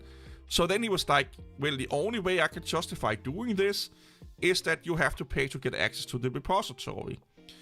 The Linux community went mental again. People forked it, and all the forks are shit. I'm sorry to say it, but they are. What about good old, was it Bizarre Launchpad or what the fuck it is? You're 16, you're broke. Here's the thing. You can earn $2 so fucking quickly. Cut some lawns. Ask your mom if you can do something for her for $1, $2. Like, I made more than fucking that as a 12-year-old. Get a job. You're 16, get a job. Don't be a freeloader at your parents' house. Go get a job.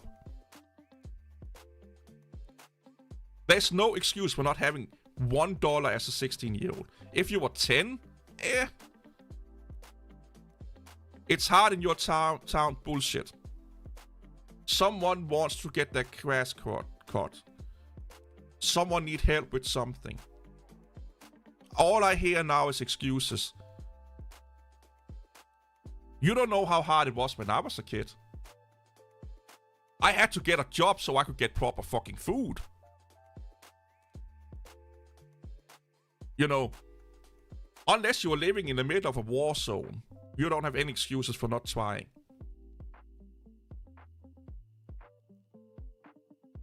Let's go back to the Launchpad kind of thing. You live in the UK. Yeah, I know a shit ton of people and friends live in the UK. You can earn $1. You can earn £1 in a day as a 16-year-old. Or you can at least earn £1 in a month to download Elementary OS. Like, I don't care. Like, you could go outside and collect bottles to recycle them properly. It will probably take you a long ass time, depending on how wasteful people are in your area. It probably won't take you that much time to find £1 or $1, which is less than a pound.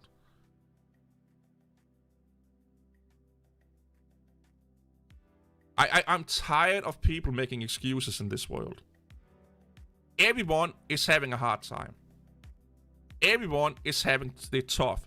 Everyone has too little money, unless you're a fucking billionaire, of course.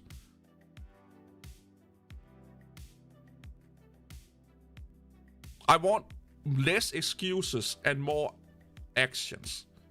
If you told me that I was cutting grass 5 times a day, I'm doing home chores, I'm working after school, all my money goes to help my mom out with the rent, all my money goes out with helping for the food, then I will say, yeah, I get it, you can't afford it.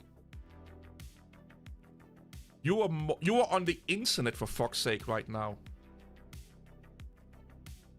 You're sitting here on the internet. Who's paying for the internet bill? Probably your mom or your dad. You don't have it that hard if you have internet. You are actually privileged quite a lot. You have roof over your head? That's a privilege. You know? Here's the thing. If programs cost a lot of money for a home user. It's not meant for a home user. It's that simple. Photoshop is not meant for a home user. Do home users use it? Yeah, but it's not meant for a home user. There are other programs that can do what you need it to do that's cheaper than Photoshop. Heck, you can install GIMP if you want to, or Krita. Again, excuses. Let's go back to the Ubuntu thing. The community yelled and screamed at Ubuntu because they did something that's not open source. It was not open source. Ubuntu had to spend a shit ton of money because it's not cheap to convert proprietary software to open source. Because you have to adhere to a lot of things. You may need to redevelop some shit because the libraries you're using are not compatible with GPL or open source standards. So you have to use others or build them yourself. So Ubuntu spent, I can't remember now, let's say a year and a lot of money converting it to open source. And I have this from mouth of people working from inside Ubuntu at that time, okay? They told me this. And it's been also publicized in articles. They open sourced it. The community did nothing. Nothing. Didn't help out, didn't fork it, nothing.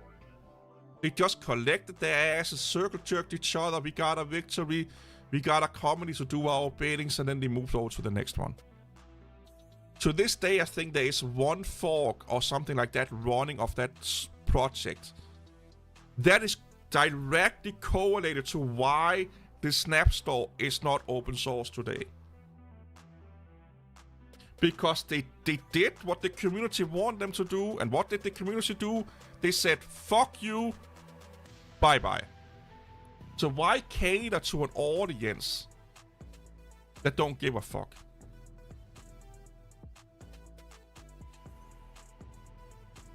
Trust me, the more you look into Linux, the more you open your eyes to this whole open source movement, FOSS movement, and you really understand what's going on. Like, you have a little bit of life experience. You have a little bit of computing, like real life computing experience. You have talked to real life computer users on all sides of using all kind of systems. You will see how meaningless all of this is. How insignificant open source and Linux is for everyone that's not an IT professional or a developer. Linux and open source has no impact in your life whatsoever, other than you can use it for free. You are not the one building embedded systems that run Linux or school application solutions that run Linux. You are not the one setting up hundreds of Linux computers in government places and stuff like that. You're just a home user that don't like Windows or whatever, fucking for some reason think you're on the right side of history. You are virtue signaling like a motherfucker. You think you're better than everyone else because you're not using that capitalistic proprietary shit called Windows. Let me tell you something. Richard Stallman is at best a communist, at worst a Marxist. Okay? His political ideas is socialist communist Marxism. That is what he's trying to force in with his GPL and Free Software Foundation.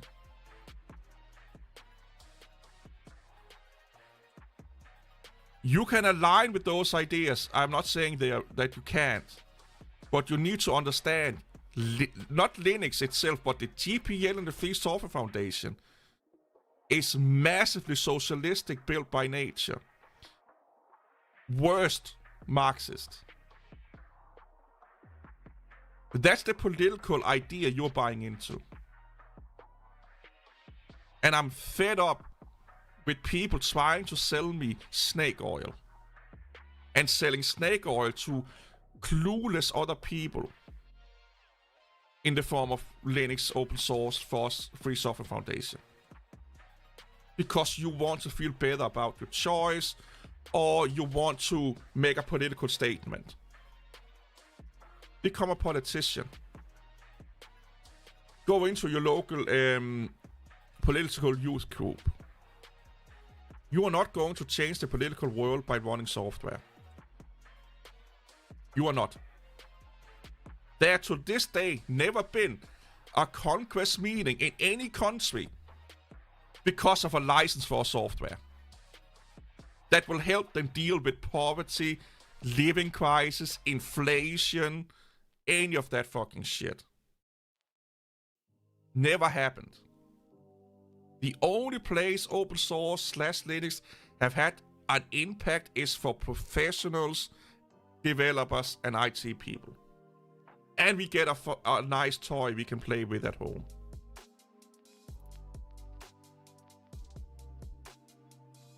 Yeah, but Richard Stallman don't want freedom of choice. Richard Stallman wants his way. He just called it freedom because you can see the source code. But what Richard Stallman wants is what any dictator wants. They want it their way. Again, Richard Stallman has probably, I have a video about this, said more than once that he don't care about security. He don't care about stability. He'd rather have you run a super insecure system. Heck, he'd rather have you run a system that takes all your data as long as it's a FOSS system.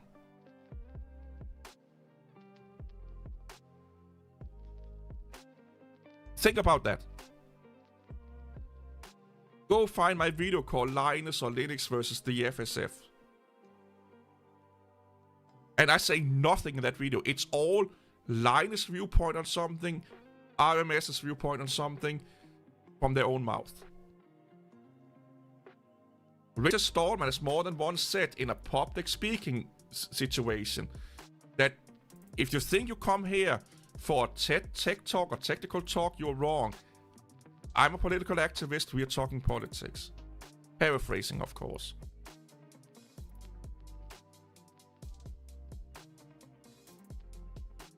Yeah, but the Free Software Foundation is a political movement.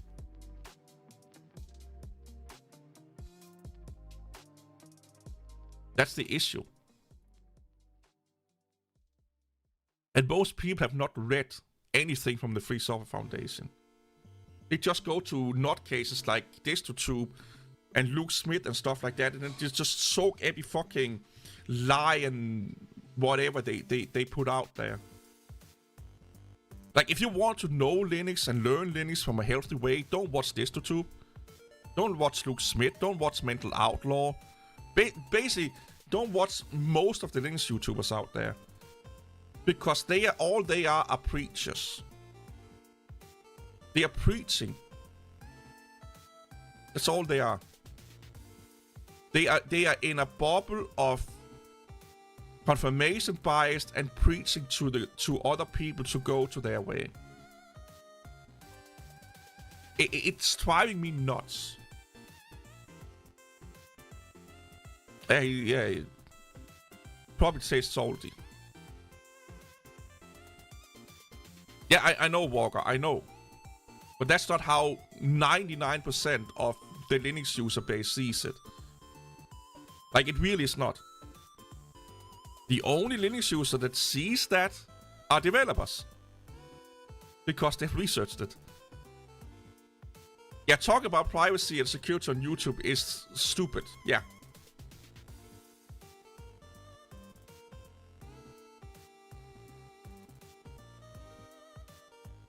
Yeah,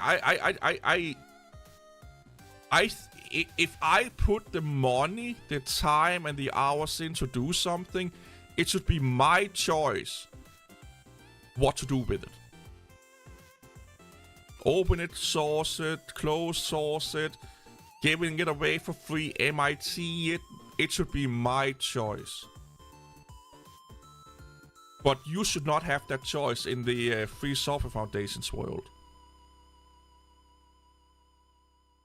The Free Software Foundation is a perfect example of what a lot of dictators do. They're like, oh look, we have democracy. You can vote on whoever you want. But those people you can vote on are all, well, put there by the dictator. It's rigged, basically. You know. You are just so here's the thing. The biggest security risk for any system today, or at least Windows, Mac, and Linux, I don't know about Haiku and stuff like that, but for the let's say the big three, the biggest security risk for all of them is you, not the OS, because Linux and Windows are as secure as each other. It's about the idiot behind the steering wheel. What things are you doing to fuck it up? And it's the same with Android versus iOS. Android just takes way more data from you than iOS does. And it's not telling you about it. At least iOS is like, hey, I'm going to take your kidneys. Is that okay? Android just does it 90% of the time. Because Google is the worst like, Apple is trying to do what Google is doing. Microsoft is trying to do what Google is doing. Everyone is trying to imitate Google. Why? Because Google are the best at it. Google are the best people at taking everything you own and sell it. It's that fucking simple. But Linux users love to promote Google. They all use Chrome or Chromium-based browsers. They all, you know, sit there and like Android this and Chrome OS that. Yeah, you're blatantly giving away your soul, man. You cannot sit and bitch and moan about how bad Microsoft is when you're using a product that's worse. Like it's again the lowest IQ thinking I have ever seen in my life. But here's the thing, you don't see that until you get out of the spell of the Linux world. Because the Linux world is so fucking good at butter you up, jerking you off, sucking you off, putting things in your anus that you like if you don't going it that way. Linux people are so good at making you feel welcome and included, and like you found someone that believes in you and your new home, as long as you drink the Kool-Aid and you continue following their way of life. If you go outside or you start to ask questions, they are attacking you just for asking questions, just like social justice warriors, just like vegans. As long as you are following the party line, you will never have a better place than the Linux community. They will love you to death. They will help you to death. They will carry you. But the second you ask a question, they will start to eat you. Linux for a lot of people is an identity. And when Linux is an identity, they can't see the bullshit in front of them. So when you watch a Linux YouTuber that is not critical about Linux, and that where Linux open source and free software days is their identity, that's who they are. Not a good father, not a good woman, not a good husband, not a dedicated worker. No, I'm a FOSS advocate, I'm an open source advocate, I'm a Linux user. If that's what's most important to them, they are blind. They are locked in a system where they can't see the flaws in it. And no matter what system that is, if someone is like that in that system, that's bad. Windows, Mac, sneakers, chewing gum, condoms, if you are that, if that one thing becomes your whole identity, you are so blinded that you cannot be objective. And you cannot be a good spokesperson for those things. Because you are by nature forced to defend everything in it and only speak good about it. Or if you are being critical, it's like, oh, small little things that really don't matter that much. How often do you hear DistroTube massively criticize every time there is a... What about the SSH security flaw that is in SSH right now? How many Linux YouTubers are bitching and moaning about that? What about every time they find like 10 plus years exploit in the Linux kernel? They may mention it, but then they don't talk about it. If there is a security flaw in Windows, they can't shut their fucking mouth for a month. That's what you get with those kind of people. And again, a lot of people that come at me, but can't you fucking idiot? They're way more successful than you are. Yeah. Because they are talking to those, like they're talking to like-minded people. You know, I'm circle jerking and coming on a biscuit. Come join me. If you join me, you don't have to eat the biscuit. And I will tell you how handsome you are. And then they're all sitting there and circle jerking. And then one person is like, but what about that thing? Eat the biscuit. Eat the biscuit, you fool. Or you're not one of us. Drink the Kool-Aid. I don't get why people can't see that on the internet. And trust me, it's only vegans, so justice warriors, and crazy-ass political parties that have it like that.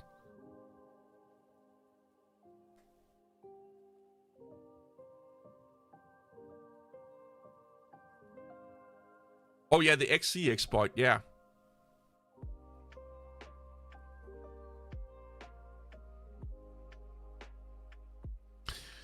Yeah, exactly. I honestly don't believe, and again, we have to remember this, I'm not talking about the professional Linux world. I'm talking about the desktop Linux world. I'm not talking about people in a server room or people getting paid to work on Linux and stuff like that. I'm talking about the DistroTubes of the world, the Luke Smith of the world, where this is their hobby. Or their identity. Those are the ones I'm talking about. Because there is a shit ton of amazing, smart Linux professionals out there that don't want to engage with this kind of things that we are doing right now because of all of the things I just said. They can see the bullshit. They can see the cult-like thing going on. And the desktop Linux users don't give a fuck about open source or Linux. And that's what angers me the most. They say they do, but they don't. Because the second you or someone else require them to do something, they won't. They won't. They just don't. How many have given anything back to an open source project that is a desktop user? Ask them that. That's not an IT professional. Almost none of them will say, I have done it. And that's what fucks me up the most. That's why I can't recommend Linux on the desktop for anyone. Because I'm pushing them into a fucking cult. And I've converted probably more people to Linux than maybe not more than the popular Linux users because they reach a broad audience. But at least I've helped more people in person than they have, more than likely. I've seen and talked to people that have those issues. You know, when I talk to Linux users and past Linux users or dual booters, the biggest thing that makes them not like Linux is not really Linux.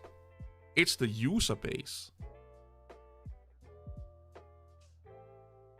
And that drives me nuts.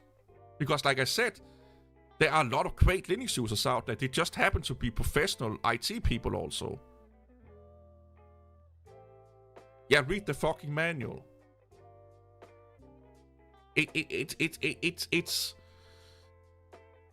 It's mind-boggling how a community can shoot themselves in the foot so fucking much. I said this in the beginning of the stream. All the things you want for Linux, you can only get with more users. Anything you can dream of you want for Linux, more users is the answer. You want more developers to support it, get more users. Make Linux attractive to those people. And the only way you do that is getting a bigger user base. But you won't get that if you treat people like shit like that. Or you are spewing them fucking communistic propaganda almost. People see through that shit. They do. And you want to hear a secret here? It's not really a secret. I used to be one of those spewing propaganda idiot in the 2000s. I used to go into computer shops demanding, I was a Karen before Karens existed, or Karens, demanding to talk to the fucking IT in charge person and bitching and moaning for an hour why Linux was not on the storefront. That was how into this I was. Every job I had, I would debate any fucking IT professional at that job why they should not, or why they should use Linux and not Windows. And all of them put me in my place with really good fucking arguments that made way more sense than the license is free, bro. It's open source, bro. If you do what I did, you get humbled so fucking fast. Because you are seeing how things are in real life. You are seeing how things are being done in real life. And you get shown concrete evidence why for most of the time Linux makes no fucking sense even in companies. When we are talking desktop Linux. Like one of them said to me one time, don't you think we have researched if we can use Linux, if we can save the company a shit ton of money? Do you think we are that stupid? Don't you think that if we could go to the boss and say, hey, we can save this company thousands of dollars a month or year, don't you think we would have done that? Don't you think that would have given us a massive raise? Yeah, of course. Like, Linux users have this weird conception that they think nobody knows about Linux.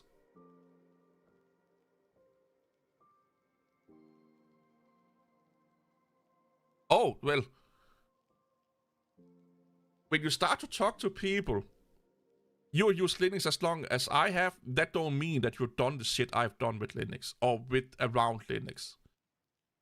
Like, I've driven cars longer than most of the Formula 1 drivers in the existence today. Like, the professional Formula 1 drivers today. Well, maybe not most of them, but a lot of them, because I'm older than them. That don't mean I know more about Formula 1 than they do. Like, just because I've been driving longer don't mean I'm better at it. You have to have done shit. But the internet is so great at this main character syndrome. Think that I am the benchmark. Me as an individual is the benchmark of how everyone else in the world lives. You're not. And I wish all Linux users, because I know I'm not a credible witness because I don't have a diploma on my knowledge and shit like that. But I wish that all Linux desktop users that is a FOSS fanboy or fangirl could spend a day with an IT professional. Because trust me, most of them will come out with a totally different view on what the fuck they are using and why they're using it and how they're doing it. Because all of this shit we think we know, You don't know. You really don't know. You need to talk to an IT professional before you know. And you need to talk to a lot of them. Or for a long time. We can read, we can watch videos and get an idea, but nah. It's like reading and trying to understand how to bake a cake but never baking it. And you can have all the theoretic knowledge in your brain as possible, it still won't replace experience. Experience gives you something you can't get from theorizing. That's why in science you prove, or you set out to disprove theories. Because it's easy to come up with a theory.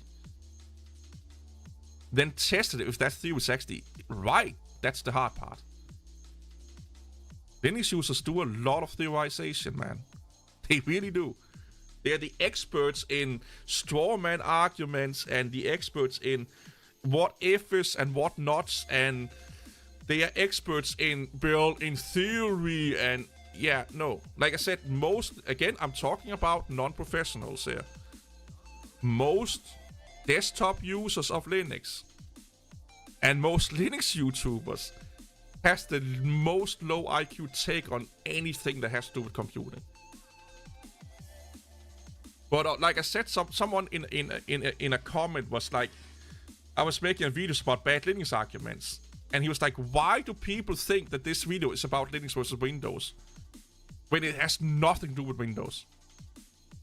My response was, welcome to the internet, the place where it has never been more easy for stupid people to find other stupid people and unite and think they are smart.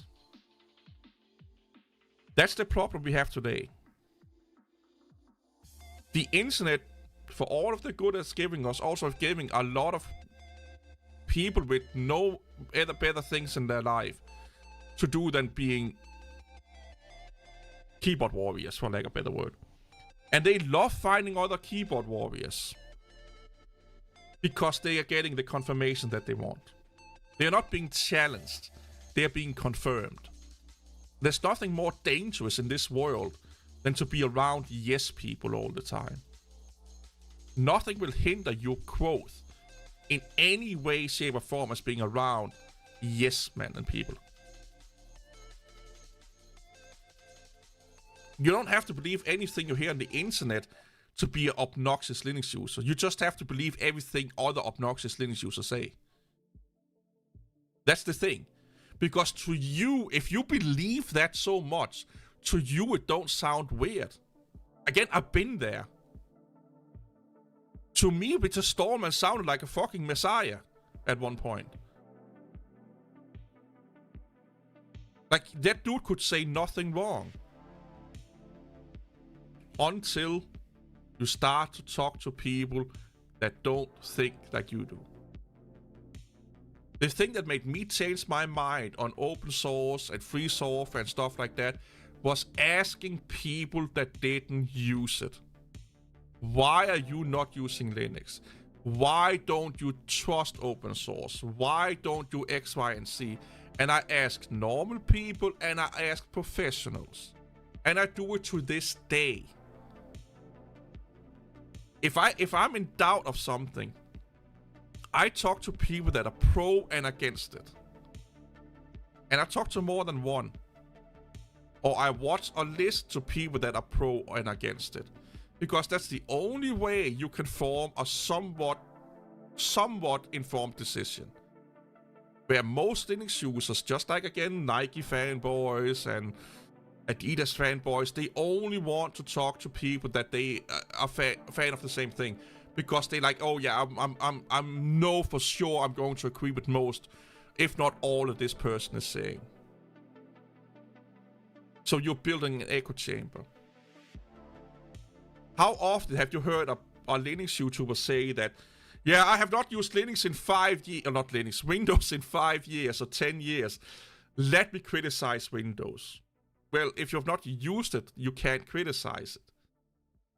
That's another thing that got me away from Linux. I started to use Windows more because I was starting to, I haven't used Windows in 3 or 4 years at one point. I'm like, how can I help people fixing their Windows computers if I don't use it?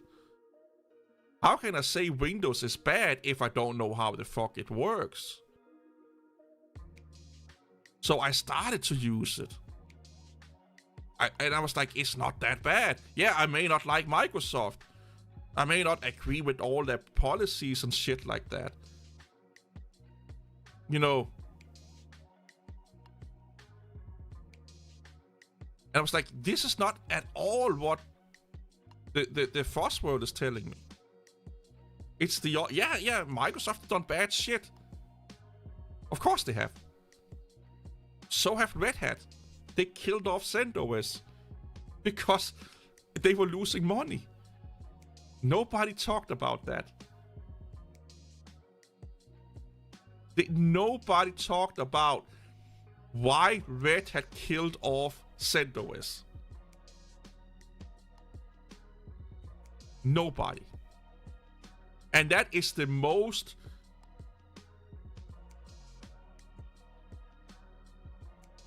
what is the right word? Not aggressive, but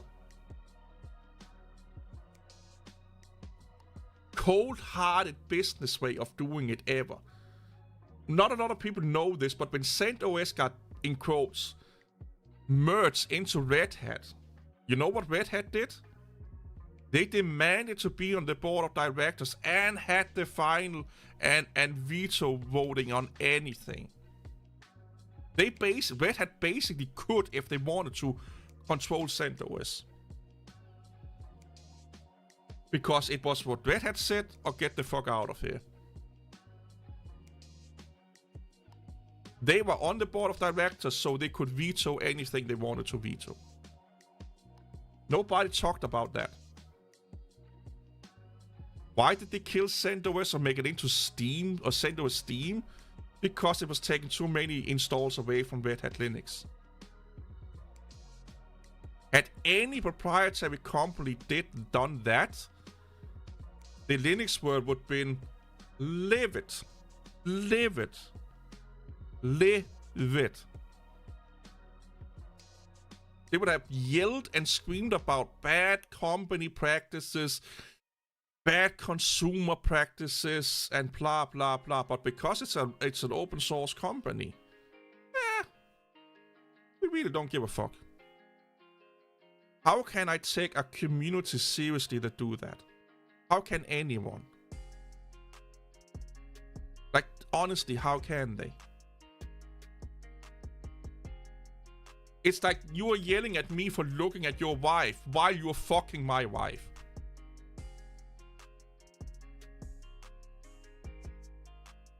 That's the Linux user mentality. Hey, Eddie.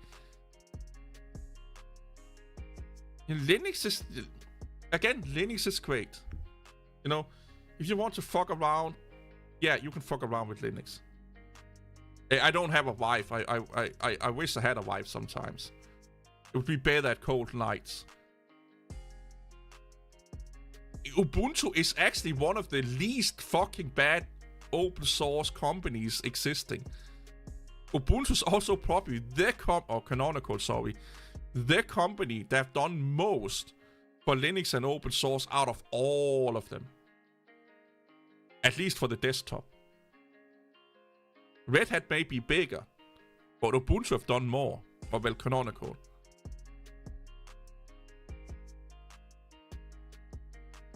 But there are so many like Linux desktop users that have no idea.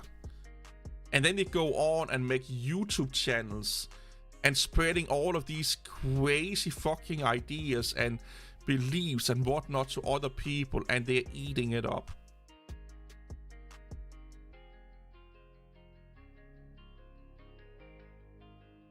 SUSE have had its up and downs, yeah. Osorian is amazingly bad. The developers is, well,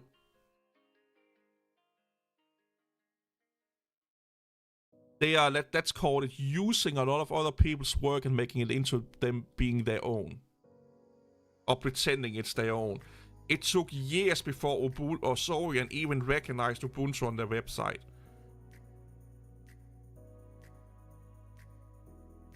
They made it look like the gaming thing, like the gaming profile, or what the fuck it was called, was their invention, basically.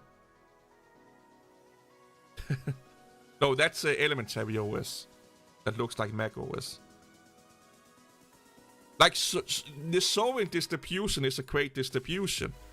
I just don't agree with the way that the developers are hijacking or living off other people's work without crediting them publicly and openly. You have to dig down into their GitHub repositories to see them giving any recognition to anyone besides maybe Ubuntu. And that's why I can't support Sorian. You know, at least Mint is recognizing who they are standing on the shoulders of. Yeah, Fedora Silverblue, a lot of people like that shit. A lot of people like that shit.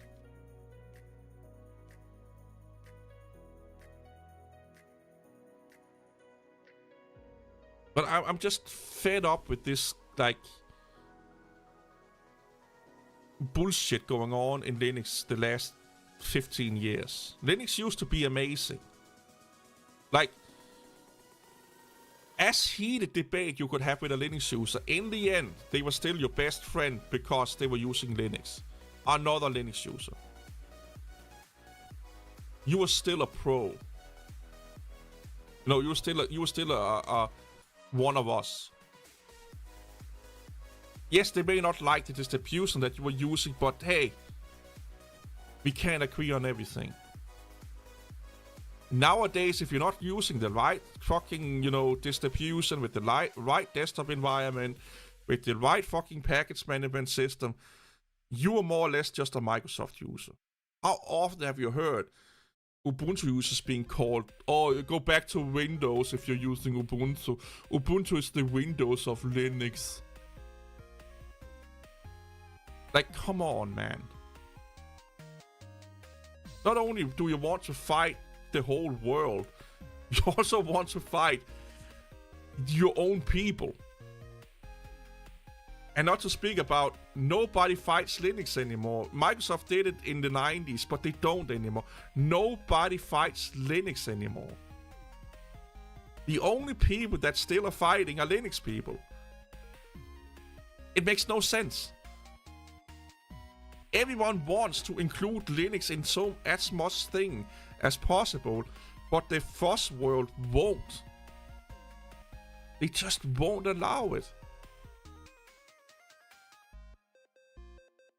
It's so stupid. It's like, I'm getting a aneurysm just thinking about it. It's like, you are yelling and screaming at certain part of the IT community, and you don't understand why they don't want to play with you. Like, social skill lacking much or what? I don't know. How can you sit and bitch and moan about Nvidia and then be like, why are you not supporting us? And then they do support you. You do nothing. What?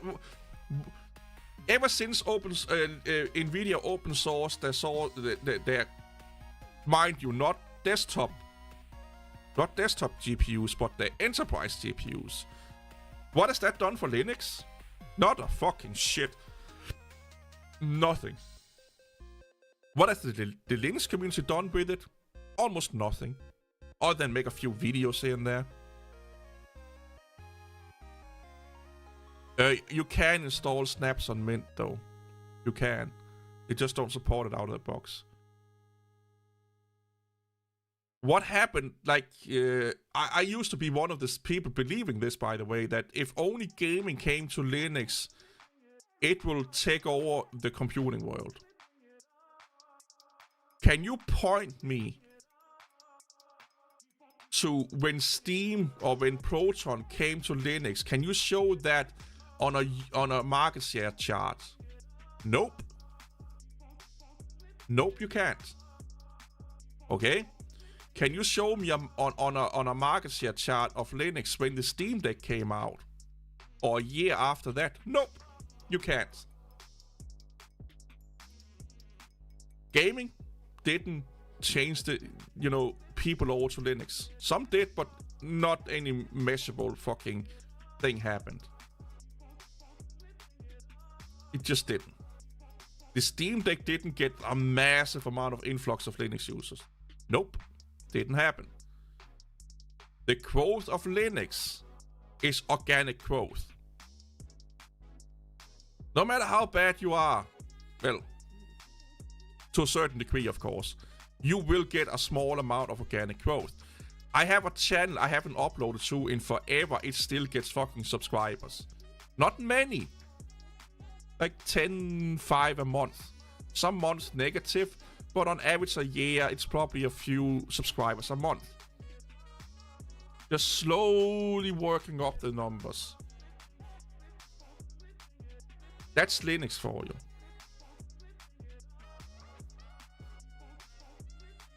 Yeah, but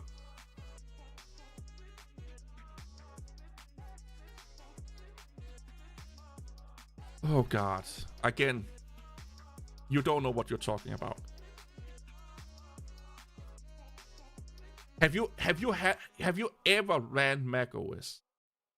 Have you installed Steam on macOS?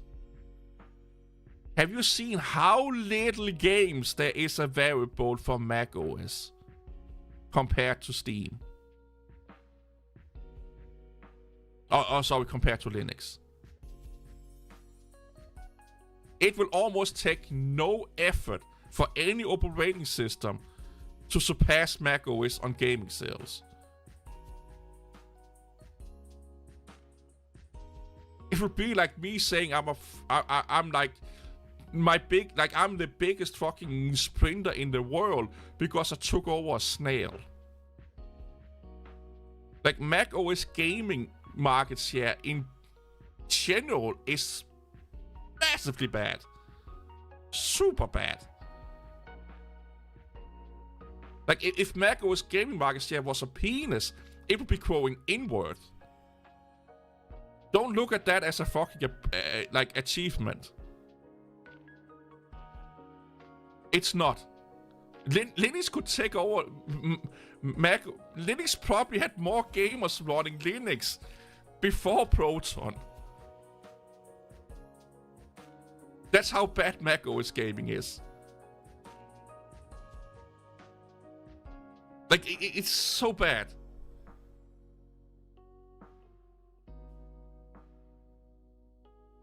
The only reason why macOS don't have a lot of games is because the user base for Mac don't game on Mac. They game on consoles. Like most people do nowadays. Or handheld divided. Mac's focused until recently has never been gaming. Never been gaming. They never focused on gaming. They may done a few here and there, like the original Halo ran on macOS. I played that on macOS, by the way, back in the day for a while. There's been a few games here and there, but Apple has never focused on gaming. Never. Never. Never been something they've been into until recently.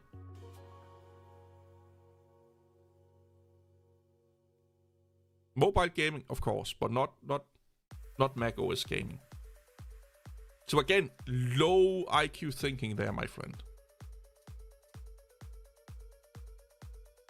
The thing is, the Linux community don't have any good arguments. So they leech on to things like this here, like, oh, we surpassed macOS. Yeah. Of course, that would come. They would be like, yay, I have a bigger penis than a woman. Like, yeah, every guy has. There's probably more FreeBSD gamers than Mac gamers. they make the argument. They make the argument because they don't have any other good argument to make. That's why. It's the same reason why people start to insult you when you're in a debate with them. Like, oh, you don't know what you're talking about because you're stupid or fat or something like that. That means they don't have any good arguments to come back with. They don't have any good counterpoint.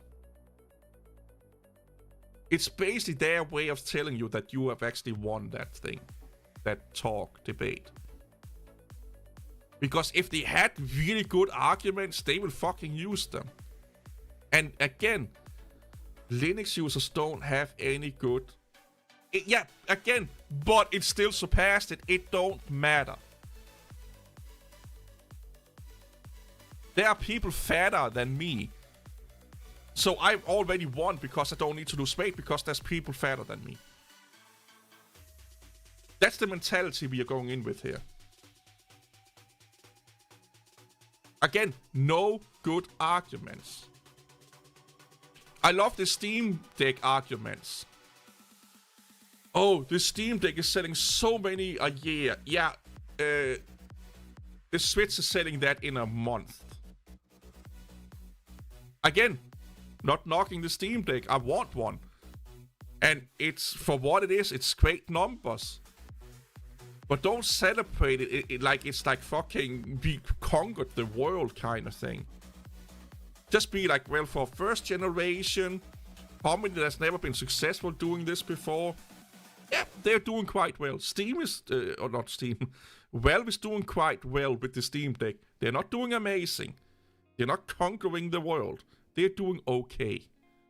They are maybe below average, but they're doing okay. It may pick up in the future, who knows? It may be the most sold handheld gaming device ever, who knows? But as it is right now,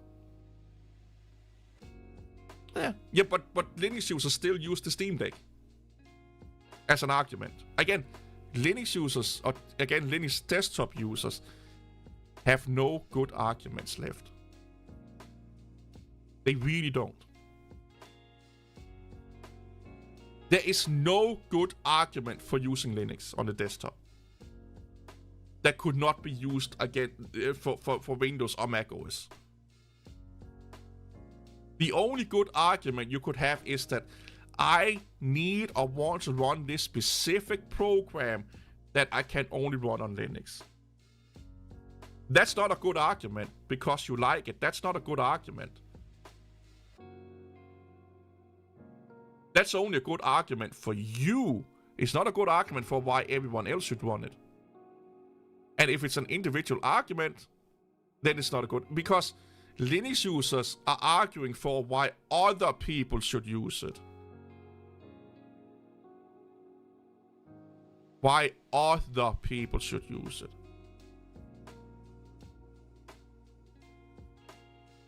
When I'm talking to Linux users, or yes you are. Yes you are. You just can't handle that. That's not the case. When I talk to other Linux users, or I see other Linux users talk to other people in other people's comment sections, they are not arguing for why they are using Linux. They are arguing for why everyone should use Linux, or why Linux is the better OS than any other Windows or Linux, any other OS. That means that you're not arguing for why you are doing it.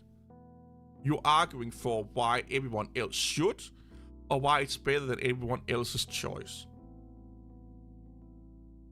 So that means that if you're arguing for why you like it, it's not an argument for why everyone else should like it, or why it's potentially better than anything else. All Linux users are more or less the same. All desktop Linux users are, broadly speaking, the same. Same thought. Like the talk I have with you right now, I've had with hundreds of Linux users. They are saying the exact same shit you are saying right now. Almost word for word sometimes. Almost word for word. Yeah, all Windows users are the same, yeah. They all find value in what Windows give them. Or else they wouldn't use it. It's that simple. It's that simple. You are all using Linux because you all find value in it, but but you also want other people to do it. That's why you are in here right now talking to me. You want to convince the world that Linux is better, or at least as good. At best, best scenario is that you want it to be seen as good as X, Y, and Z OS, which is not. So that means that you want people to know and want to run it. You want them to run it. You say that by your arguments that you're coming with. You would not use the Linux surpassed macOS as a gaming device if it was only talking about you. Because then you would say, I don't care, I like gaming on Linux. You use a lot of statements that's universal and it is applicable to more than one person. And you only used I when you didn't have anything else to come with. And this is typically what Linux users do. Like I said, this is I could make a textbook about how Linux users will talk to you. I can make a checklist. We can make a bingo card. Like, I should make a bingo card one day. It could be fun. You ticked off a lot of the buttons, or a lot of the things. Because a lot of Linux users also want to believe that they are not so into it. And they are not blinded so much by it as they really are. Because here's the thing. If you really are only using Linux for yourself, you will not give a fuck about anything I say right now. You will not try to debate me about how Linux is. I don't think... Well, it's your PC have maybe made a few comments about Linux versus something else, but not much. And that's because he don't give a fuck what my opinion is about Linux. He don't give a fuck about why other people should use Linux, because he's doing it for himself. When you're starting to throw arguments out for why Linux is better, or why it's doing as good as it, or we should recognize it more and stuff like that, you're giving a fuck. You're not just doing it for yourself. And that means that you want other people to think. It's not about you, it's about the perception and everyone else.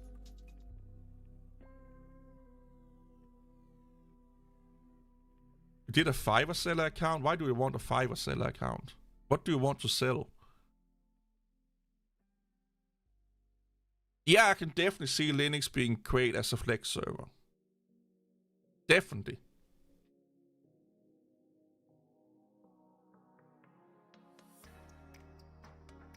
I thought QuickSync worked on... Oh, is it only on Plex that QuickSync is not working? Oh, you make websites? Yeah, go do that. Go nuts.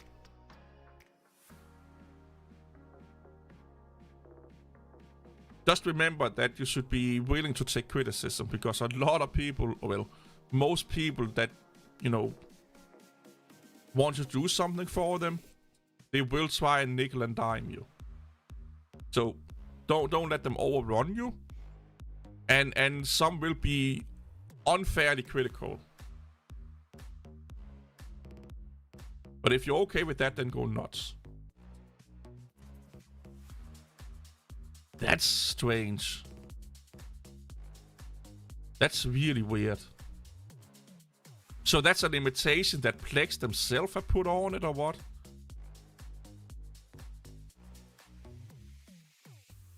It must be then.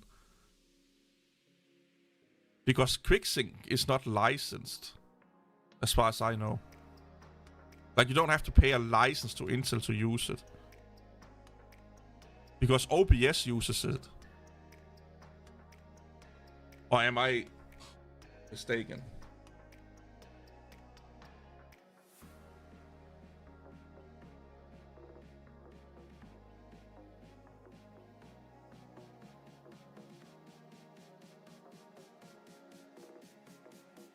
Oh, I get so thirsty when I'm yelling at people.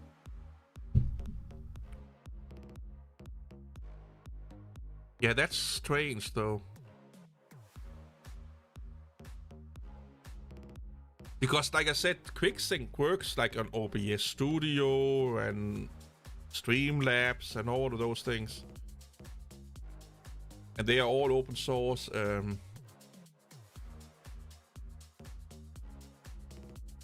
I just drank something. Or drank something, I think is the right word.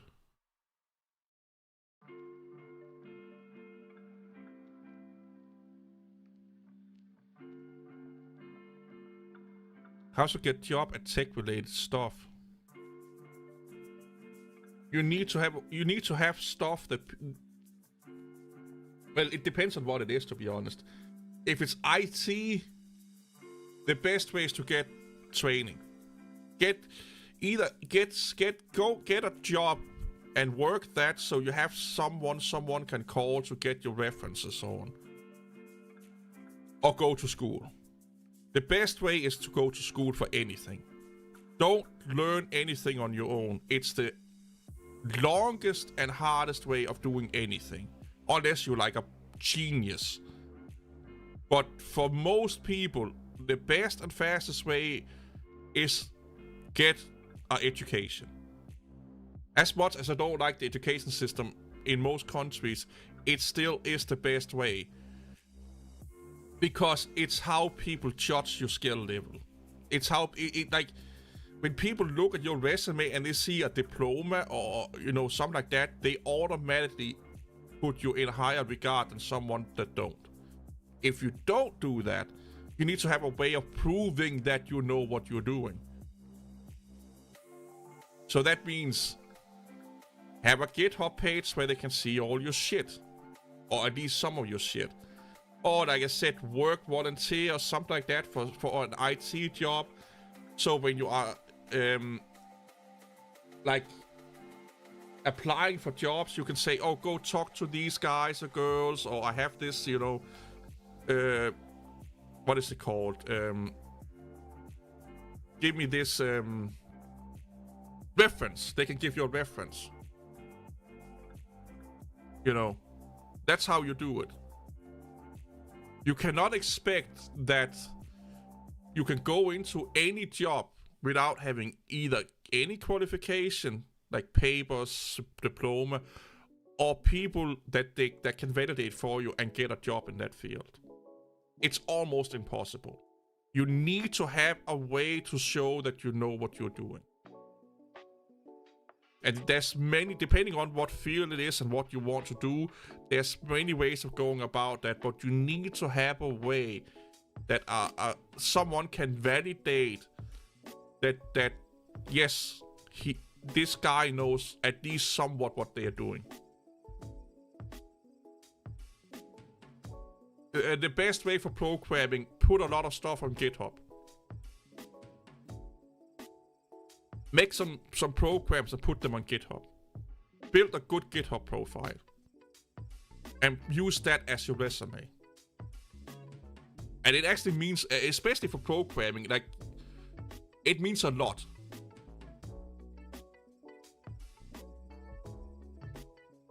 But, again, someone could just have been educated from a more prestige school and you're just shit out of luck. Because it is still a gamble to know if that things on your GitHub is actually you and not copy pasting. Like, I have a really good example. Someone is really hard to figure out what if they actually are doing, like, want to do what they're doing, So I give them tests. And then they do the test without me knowing it. And then I figure it out. And then I look at the thing that they've done, and I'm asking questions, and they don't even want to answer me the questions about the things they've done. That tells me they either copy-pasted everything, or they just, they just, because they were watching video tutorials about. So either they just copy-pasted the shit, or they just wrote everything the person in the video told them to write, and they don't understand what's going on. Both of those are bad. So when people are seeing your GitHub page, make sure you can explain what the fuck they are looking at. So if they ask, okay, why did you do it this way than that way? Or why did you do that instead of this? Or why did you do that? If you don't have any good answers to that, yeah, it's useless. Because what they are doing is they're testing to see if you just copy-pasted everything. Or you just blindly follow a tutorial and really didn't learn anything. They will test you to see if you've learned anything. And a lot of people that want to learn on their own, they just copy-paste more or less. Oh, this works. I know what is going on. And again, that's why I say document your shit. Because then some idiot like me will come and say, why did you do that? What does this mean? And they're like, Well, the tutorial, yeah, but why?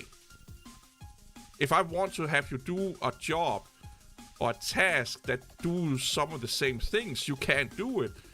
Because then you have to find someone else that has done it and copy-paste their work. So you're basically just a copy-paster. And there's a lot of those out there, by the way. And a massive telltale is if you're starting to hide what you're doing. Don't hide what you're doing if you want to get hired. Don't work on something and then say, oh, I'm working on this, but I'm not showing it to you. Or I'm working on this, and then people ask questions, you don't want to answer them. That's a telltale sign that you don't know what you're doing. Don't publicize something that you don't understand 1000%. Because they will quill you about it. Because it's the only way they can figure out how, what do you know. And a lot of people, they watch those like Zero to Hero videos, or they take like a whatever fucking coding tutorial on the internet, and they follow the tutorials, they copy paste the things in, they may learn a little bit, and now they think they're superstars. And 2 weeks after they did all of that, they have no fucking recollection of what they're doing, because they more or less just copy paste the shit into a document and put it onto the GitHub. And a lot of the things, they don't understand why they did it. Again, why you document your code. Because if you document your code, they can see that you know what you're doing. Because you have, explained it in your comments. You have explained it in your README file. They can say, oh, this is why he did that. Oh, he didn't just copy paste this thing. A lot of people, they think it's so easy to just learn, because it's so accessible to learn nowadays. People think it's easy to learn. It's not. It's boring, it takes time, and it's not sexy. And you're not going to do a lot of fun things for a long time. I did Python for over a year before I started to do things that were fun. Because I had to learn on my own. Over a year. Just sitting there and doing boring ass shit. Reading a shit ton. Watching a shit ton. Learning is not sexy. Learning should be difficult. Because if learning is easy, you are not learning at the right level. You're not learning at the right level. Or you may think you're learning, but you're not. That's why they do tests. You can like learning stuff, but learning should not be easy. It should be hard. because that's where you learn. If it's easy, that means you already know it. That it should not be easy. I gave someone something to learn like a while ago, and they were looking at me like, "Oh, there's so much reading. You know, what the fuck have you expected?" You know, like, what have you expected?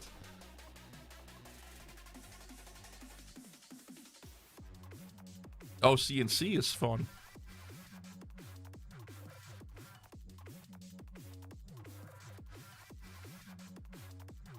I mean, it's attractive. I would not call it attractive either.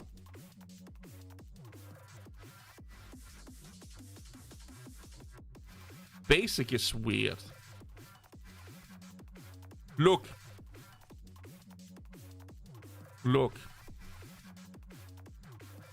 If you really want to make a shit ton of money fast, learn Cobalt. Learn Cobalt. Because a lot of financial institutes is using Cobalt. Your ATM is probably using Cobalt. And most Cobalt developers are dead, retired, or can't remember what they did 20, 30 years ago. 50 years ago. And soon all of them will be dead. Yeah, Cobalt. Yeah, Cobalt. And in maybe 10, 15 years, most of them will be too old or dead. And then there's no one to maintain the massive fucking financial system that is in this world right now. It's a massive issue. It's a massive issue. So if you want a side project and you don't mind working in the financial sector, learn Cobalt. Apparently it's not that difficult to learn. Yeah, I'm going to sleep in a bit. Just a little bit of free advice that I probably should take myself. Hey, 18 months. But yeah, there are many videos out there about how dependent we are on Cobalt and how little people actually know it nowadays. Had I been a smart boy, I would have done that. You know, when I realized that, I should have like go nuts with Cobalt. But I don't like working in the financial sector. I don't like working for those kind of people. I've seen how they are. Anytime you work in anything that has heavily to do with money, it's a shit show, man. Yeah, Cobalt or Cobalt, I can't remember. Like, yeah, you get what I'm coming at.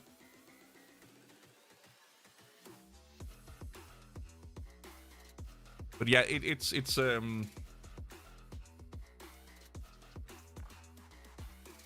thing. It's definitely a thing.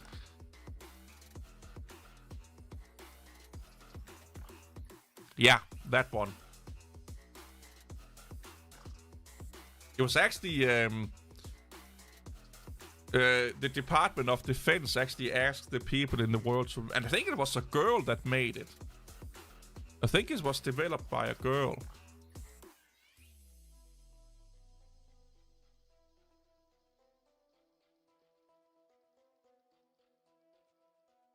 I think it was a girl that invented it. But that's not sexy. Like, working with numbers is not sexy. Like it's not like... Well, it's dead because the people that knows it is almost dead now. And but it's not dead like it's not being used anymore. Almost any financial transactions being done has some Cobalt code running it somewhere. Like, financial institutes use a lot of it. And it's big, massive, old systems, and they really don't like rewriting it, even though they are slowly starting to do it, or some are. But it costs a shit ton of money. So, if you know how to do that, and you don't want to, or you don't mind dealing with those pesky financial people, it could be a good side hustle to have. Until they get everything rewritten, of course. But what they're going to use, I have no idea. Maybe Go? I don't know. Definitely not Rust.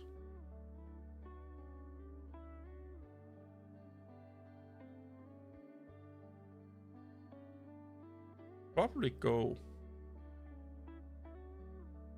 They're not going to use Python and shit like that. Well, they could, but they are not. But Go could be a good contender. Maybe Java, because Java is like massive in the corporate world. Like Java is so big in the corporate world. And banks and stuff like that already use a lot of Java applications. I don't hate Rust. Rust is the Linux of programming languages. It's not bad, it's just overhyped like a motherfucker. And the people that are into Rust follow it like a religion. I had System 76 developers yelling at me because I called Cosmic Desktop a waste of time, and the only reason they did it was because they liked Rust. Which was a joke, of course, but there's a little bit of truth to it. We don't need another desktop environment. But the System 76 people love Rust. And they make any excuse they can to do a Rust program. And Cosmic Desktop feels a lot like an excuse to make GNOME into Rust. With some add-ons to it. And I don't mind it as long as they're just honest about it. And then they are using, again, really low IQ excuse like, oh, it's for security reasons, it's for optimization reasons, blah, blah, blah, blah. Yeah, why not try and fix an existing desktop environment instead of making a new one? Because every time someone makes a new one, we go back to the same old shit. It's unoptimized, it's not as good as they thought it would be, and takes longer than this. Just a mess. Why not try and fix an existing one? Why reinvent the wheel when you can fix something that's kinda not broken?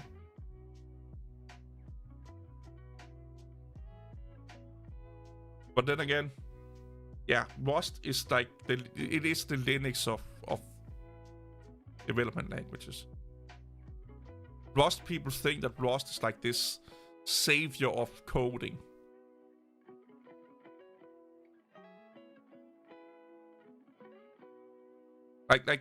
We are not using objects, but you're just calling it something else.